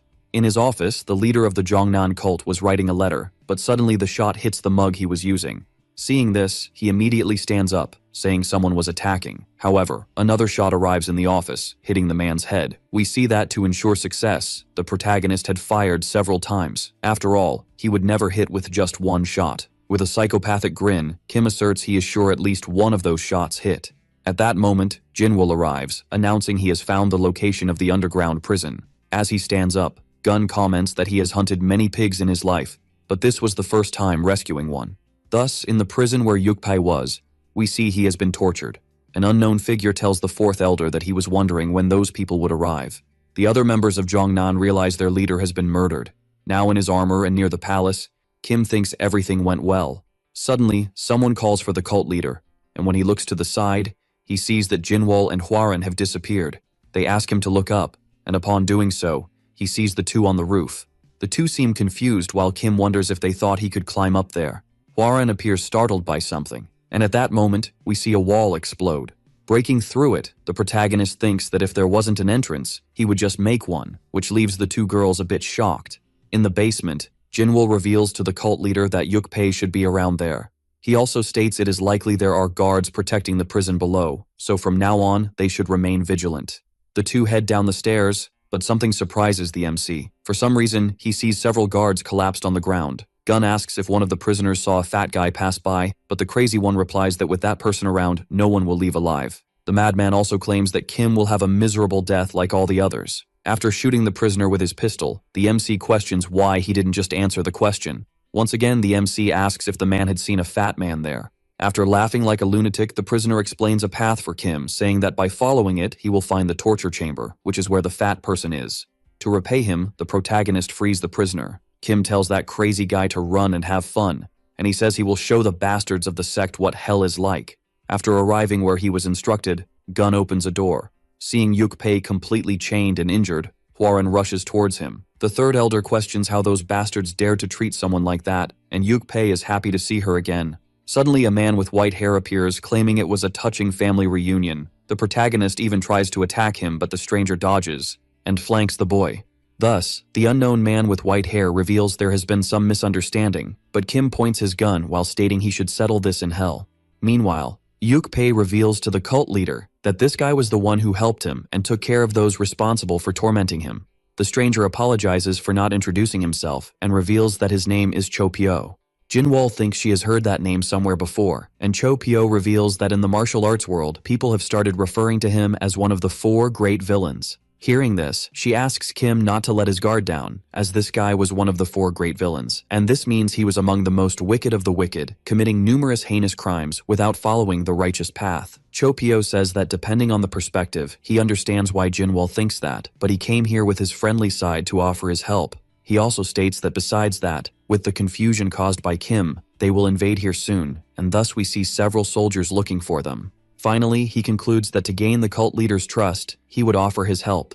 In the blink of an eye, Cho moves, finishing off all the soldiers in front of him. The last remaining one tries to plead for his life, and Cho Pyo asks what he should do. However, in the utmost cruelty, he plunges his hand into his victim's chest, sucking out all his vitality. With a smile, Cho Pyo simply says it's too late. Before leaving, the white-haired man says that to make things easier for the cult leader, he would open the truck in advance. As for the rest, he wished to meet Kim in 2 hours on the 3rd floor of Baekwolru to continue the conversation. The protagonist asks who the hell this guy is but decides to move forward first. Now in the city, Gun and his group were walking. Suddenly, a child bumps into them and apologizes for it. Hwaran tries to warn that the child did something, but the MC asks her to forget it. Kim calls out to the boy, questioning if that was enough, as a real man wouldn't be so stingy. He throws a bag of coins to the child, stating that if he were to steal, he should take everything and buy something to eat with it. Jin responds that that is the amount of a year's living expenses for an average person, but Kim reveals he doesn't care, as if he ran out, he would just ask Gungshin for money. However, still irritated, she mentions that they don't even have money for their own meals now, and the MC remains unconcerned. In a very run-down house, someone asks the child what he thought of the leader of the Mongu sect. The boy, while eating, states that the cult leader was very nice because he gave him a ton of money to buy delicious food. Thus, the guy in front of him mentions that the boy really looked like a beggar now. He questions his master about what they should do. Gai Cheon-baek, the head of the beggar clan, states that he will see to this himself. Kim and his group arrive at the establishment where the meeting was scheduled. After seeing the arrival of his guests, Cho Pyo reveals that he was waiting for them. Then a banquet is served and Yukpei quickly starts eating everything. Seeing this, Kim thinks that the 4th elder was hurt, which is why he couldn't hit him anymore. Cho asks if Kim knew the reason he was helped by him. Upon receiving a no, Pyo decides to first tell the reason he became one of the 4 great villains, revealing that he was an ordinary child with ordinary parents. However, annoyed, Gun tells him to get straight to the point. Pyo then reveals that, in summary, he was acting this way for revenge for his mother, as he wanted to erase the existence of the Martial Alliance, explaining that in the past, his mother was sacrificed by the tyranny of the Alliance. Therefore, since then, he wielded his sword for revenge, and before he even realized it, he naturally earned the title of one of the 4 great villains, and that was the reason he rushed to help Kim upon hearing the news of the war between the Mongu cult and the Martial Alliance. Upon hearing this, the protagonist seems inclined to accept, but Hwaran asks him not to do so. She states that believing the words of one of the 4 great villains without verifying them first is a very risky bet. The white-haired man agrees but says that if he had intended to harm, he wouldn't have messed with the Jongnan sect, one of the 9 great sects and an ally of the Alliance. He also states that even though this was a big mistake, he did nothing to guarantee the loyalty of these guys, and anyone could betray Kim. Hwaran gets irritated upon hearing this, but Kim interrupts her and asserts that he needs a single meat shield. Moreover, Cho Pyo could betray him, but he couldn't guarantee what would happen after that. Cho is pleased to hear this, standing up and extending his hand while saying that as he thought, Kim was truly a magnificent person, and he was eager to work with him. The MC extends his hand to greet him, but Pyo does not do so, and states that they should do something first.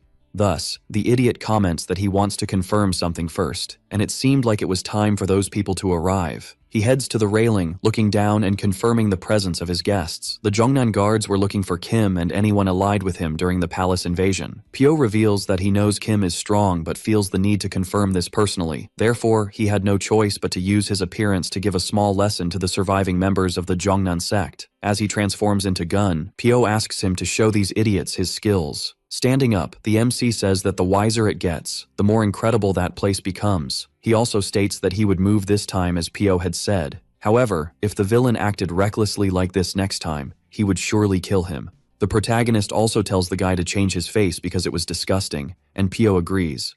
Hwaran offers to go with him, but the guy responds that he is fine alone. Acting like a madman, Cho wonders what the leader of the Mongu cult is really like. Then he looks to the side, asking if the beggar wasn't curious either. He then tells Cheonbaek that they came here apparently for the same purpose, and thus proposes a temporary truce.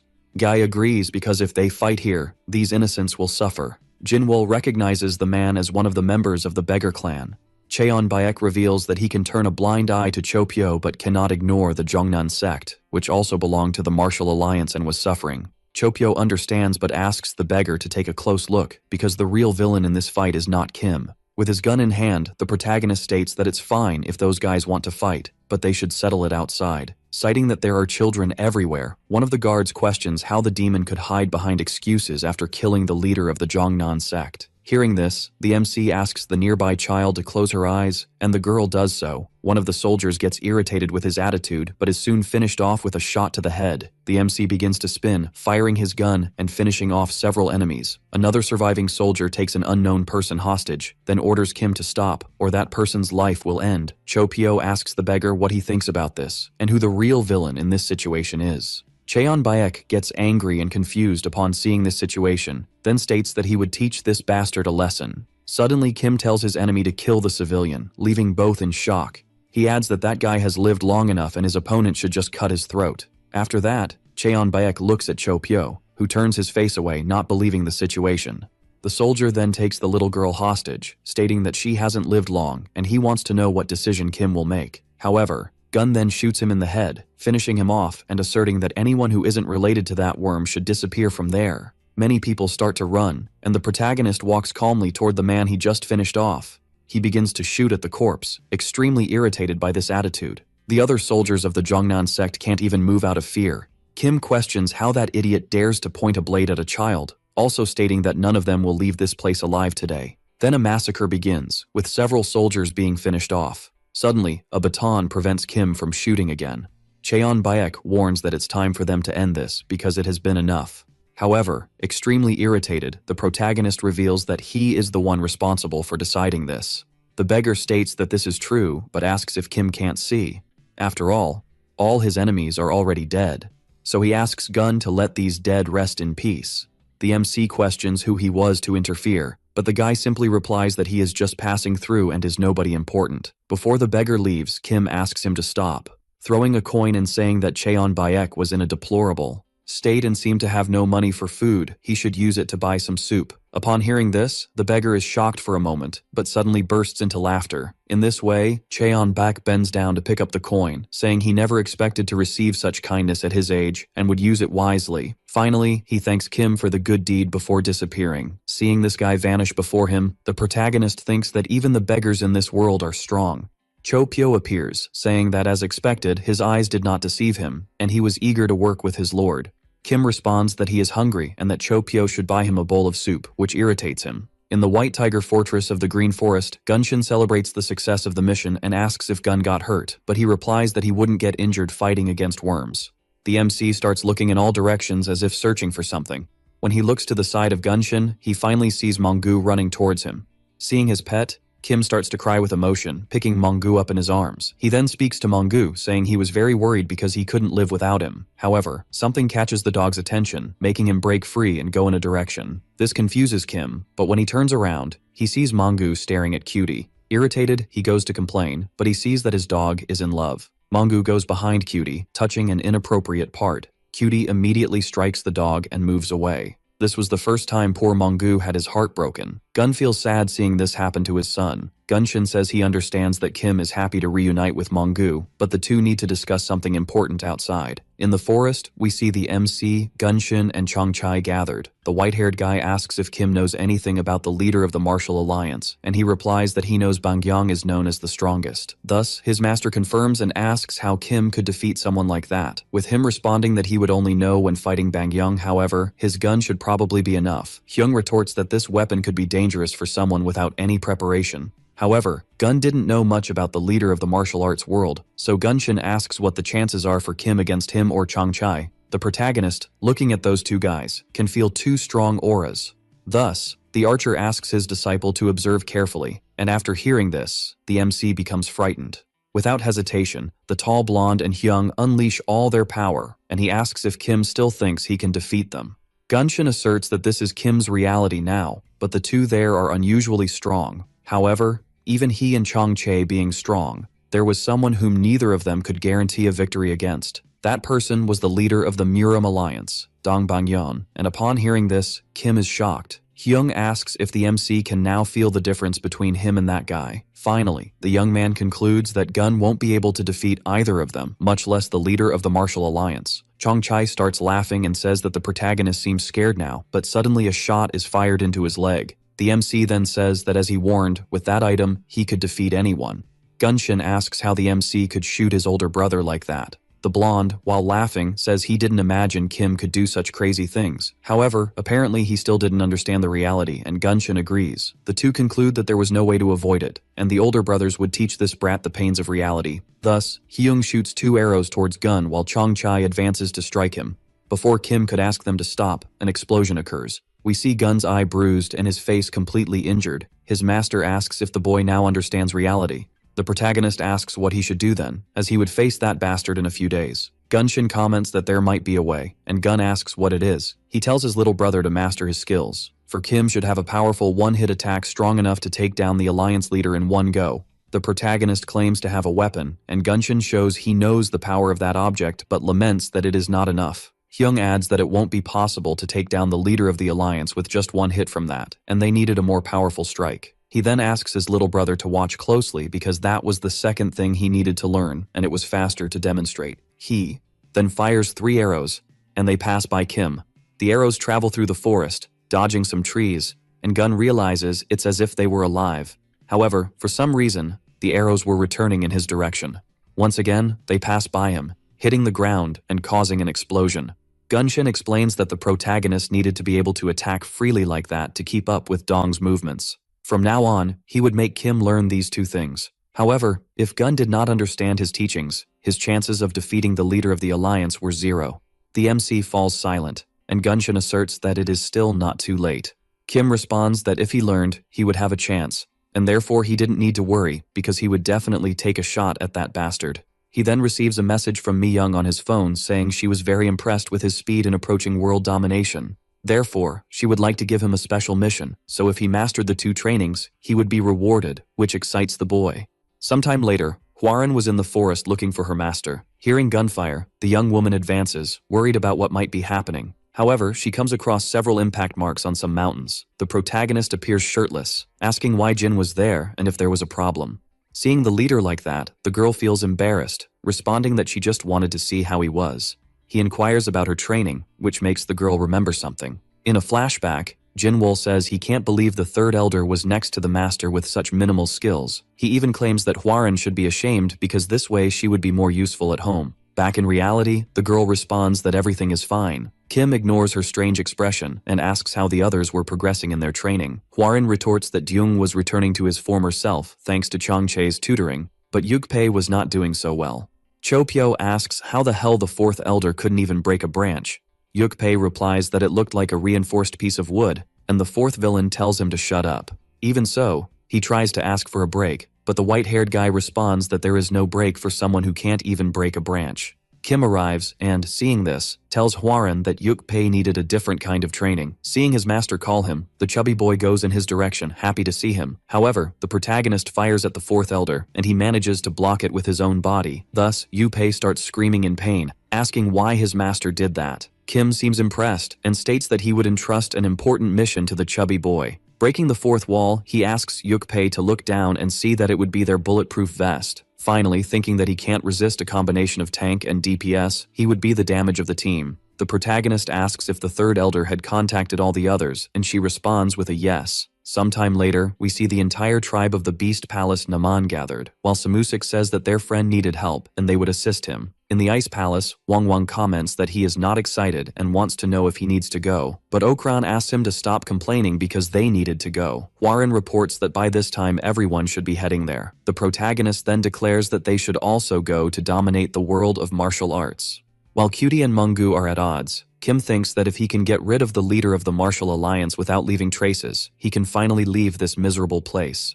Warren informs her lord that everyone has gathered, and he replies that he is on his way. After Kim passes through the door, Gunshin greets him, and Chongchai comments that the legend of the three brothers is about to begin. The protagonist walks past his subordinates and allies made on his journey. He starts to address all the soldiers gathered at his service. He recounts that there is an old saying in his country which says, if you want to live, you will die, but if you want to die, you will live. This meant that if they fought as if they were going to die, they would live, and he did not blame those who could not, as death is frightening. I'm sorry, but I can't assist with that. So if anyone felt that way, they should warn in advance, because that way he would send them, and all the soldiers look at each other. One of them raises his hand, claiming to be a little afraid of dying, but is immediately struck by a gunshot. The protagonist finishes his sentence and says that he would send them to hell. After that, he concludes that apparently no one else there feared death anymore. Then he orders them to shout as loud as they can, and all the soldiers do so. Seeing even the shot guy shouting, Kim celebrates because that was good. Finally, the MC concludes that it was time to leave. In a valley, Wang Wang wonders whether those bastards weren't cold, and Samusik asks whether those other people weren't hot. The MC in the center asks whether everyone has already arrived. Sangha shouts for Kim and then hugs him. Hwaran, seeing this, gets irritated and asks how that cursed girl dared to do that, and even Jinwoo becomes furious. Kim pushes the girl away, saying he is busy, and upon seeing his daughter being treated like that, Wang Wang fills with anger. Seeing everyone ready, Kim asks to talk to the allied leaders, and thus we see everyone in a room. Samusik asks what the plan for the battle was, and the MC simply answers that he would make a hole in the head of the alliance leader. Chongchai states that their youngest was really intelligent, and Gunshin agrees. Seeing those bastards being so basic, Wang Wang asks if he can really defeat Bang Yong, and Gun confirms that he would handle it easily. The boy asks Wang to just make sure to take care of the smaller French fries, which irritates him, and Samusik starts laughing upon hearing that. Then he asks whether Jinwoo has finished doing what he asked, and she agrees. The girl comments that their people must already be waiting, and Kim praises her for the good work. Someone announces that they have arrived, and thus we see the soldiers of the right unit of the Martial Alliance. On the Alliance team was also Yoon Tianshun, the leader of the patrol hall, and the Asura sword squad, led by Mok Cheondo, and of course some more extras who call themselves the 1,000-man squad. Also present was the right-hand man of the sect leader, wearing a mask, last but not least, Dong Bang Yong, the leader of the Martial Alliance, and he was exuding a frightening aura. Seeing these guys, Gunshin comments that there were some dangerous enemies, and Chongchai agrees while saying that his blood was boiling. The protagonist states that those guys only went there to die, and then asks if the old man brought all those people just to capture a single person. He also asks whether Bang Yong didn't like the gift, and he replies that he wants to see how long that arrogant attitude will last.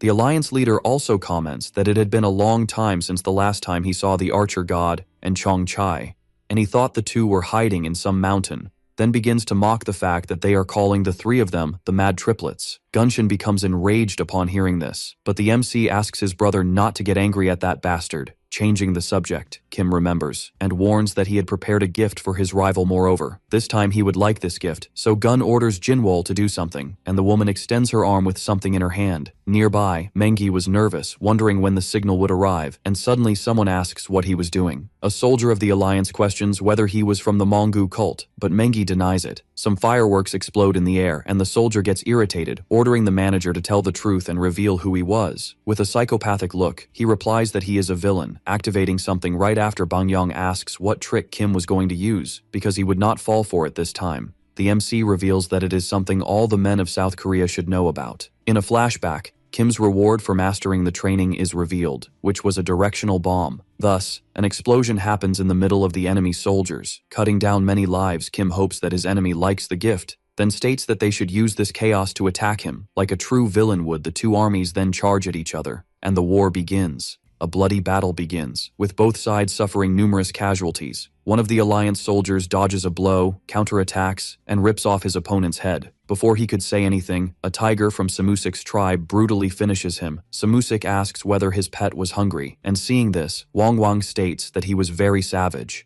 Suddenly, a soldier appears behind the Ice Palace King, ready to finish him off. Other enemies join forces with this madman, and all of them move to finish Wang. However, the man, while drawing his sword, questions how those little fish dared to disregard him. Pointing his blade upwards and using his white ice ability, he defeats his opponents. After that, he asserts that his enemies should have sent someone of his level, but suddenly, an unknown appears. Yoon Tianshun claims to think he is at his level. Upon hearing this, Wang Wang gets irritated, asking if there was something wrong with that bastard, while Samusik comments he could help if his ally wanted. However, Mak Cheondo responds that he would be his opponent. Thus, the four stare at each other for a moment.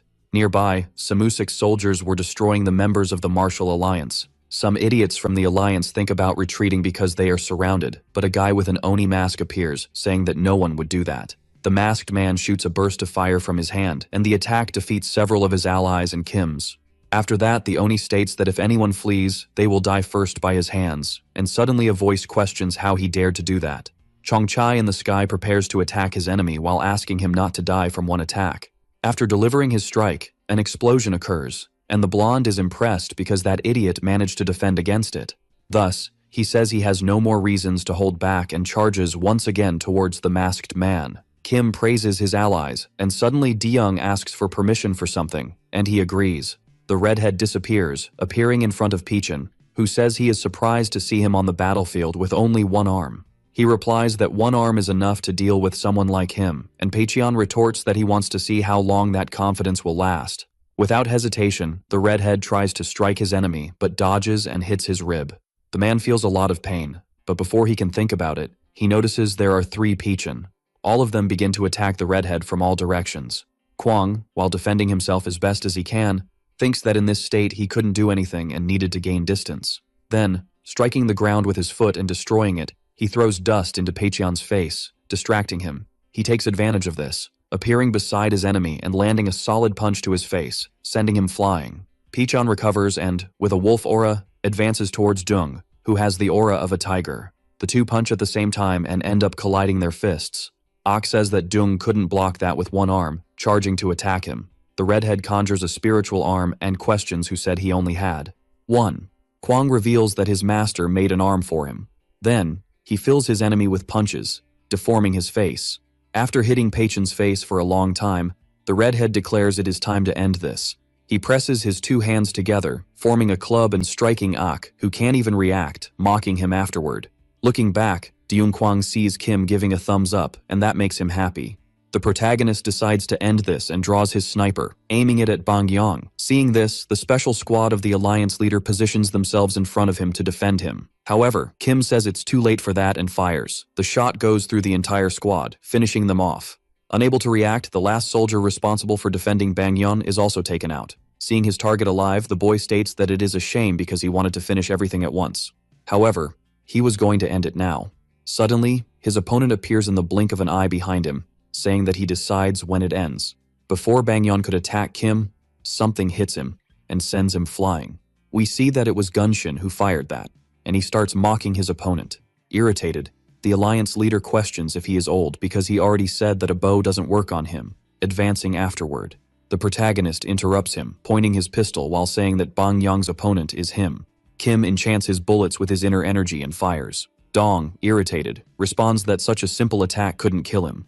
Thus, he tries to cut the bullet, but the shot deflects and hits his face. The MC laments because he was aiming for his head, and that really wasn't easy. Bang Yuang freaks out and starts cursing the protagonist, but soon he fires once more. In the blink of an eye, the Alliance leader appears behind him. Kim's shot still chases that guy, preventing his attack. However, we see that the goal of that maniac was different, as he puts his blade to Gunshin's neck. The archer manages to react, kicking his enemy and distancing himself. With a maniacal expression, Dong questions what the Black Dragon is seeing. Thus, it is possible to see that the leader of the Alliance had managed to cut Gunshin into several pieces. The man screams in pain, and seeing this, Kim becomes enraged, firing multiple times and cursing Dong. All the shots head towards Dong, and he uses his special ability. In the blink of an eye, he dodges all the bullets and appears behind the protagonist.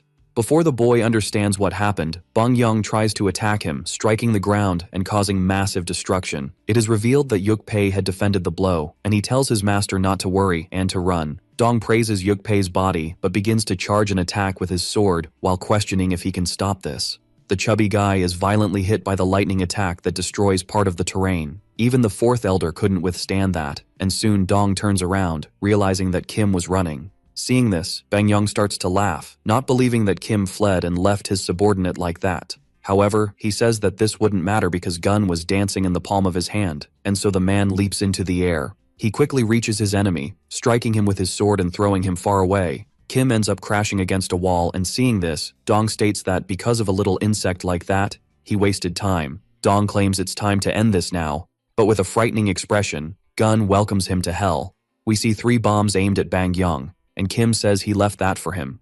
Then the boy bids farewell to his enemy, activating the claymores. Bang Young assumes it was a bluff, but suddenly the explosion occurs and hits him directly. The protagonist thinks that this old man was really tough. Then we see him emerging from the fire with his body completely burned while saying it's not over yet. Kim wonders how this insane man survived an explosion. Chong Che appears, asking Gun to flee because he couldn't hold this guy for long. He then strikes Bang Young, who defends himself with his sword. Cho Pyo appears, saying he will transfer all his accumulated energy throughout his life to Kim. Therefore, he begs his master to ensure he kills the leader of the Martial Alliance. Gun even tries to ask him to stop, but his body is engulfed by immense energy. Sometime later, Cho Pyo asks his master to take care of this, and we see that he looks old. Charging his energy into his weapon, the protagonist simply asks the 4th villain to leave this to him. Then, at the tip of the weapon, energy begins to accumulate, and Bang Young questions if Chong Chai couldn't understand. The crazy guy claims that the blonde was no match for him. Kim screams, asking Dong to stop hurting his brother and just die already. Thus, he fires the shot, which even startles Bang Young, who soon begins to scream as he is hit. Amidst the rain, our protagonist starts to laugh, seeing that only half of his enemy remains. Moreover, behind him, half of a mountain has been destroyed. Looking up at the sky, the boy begins to shout because the victory of that war was his. All his soldiers and allies start to celebrate, but suddenly we shift to another temple. Inside, Duma Sung, the monk of the Shaolin Temple, couldn't believe that the leader of the Martial Alliance had lost. The man advances in one direction while thinking he needs to stop this immediately. Kim thinks he can finally leave, but a message arrives on his phone. Mi Young says that the boy was the first to get there because he managed to defeat the leader of the Martial Alliance. Moreover, he conquered Murim, but that wasn't the truth. It was just something Gun must have thought. She informs him that the final mission of Chapter 1 has been completed, so it was time for the second to begin, and thus we see the seals of a coffin breaking apart. In a temple, a malignant aura is released, and someone begins to fly. While the unknown figure points his sword in one direction, Myong asks the protagonist to kill the strongest and most evil being in all of Murim's history. This dark presence at that moment begins to easily destroy an entire village while continuing to fly. Finally, Myung explains that this evil villain and target of Kim was the celestial demon of the celestial demonic divine cult. Our video ends here. If you liked it, leave your like. See you next time. Bye bye.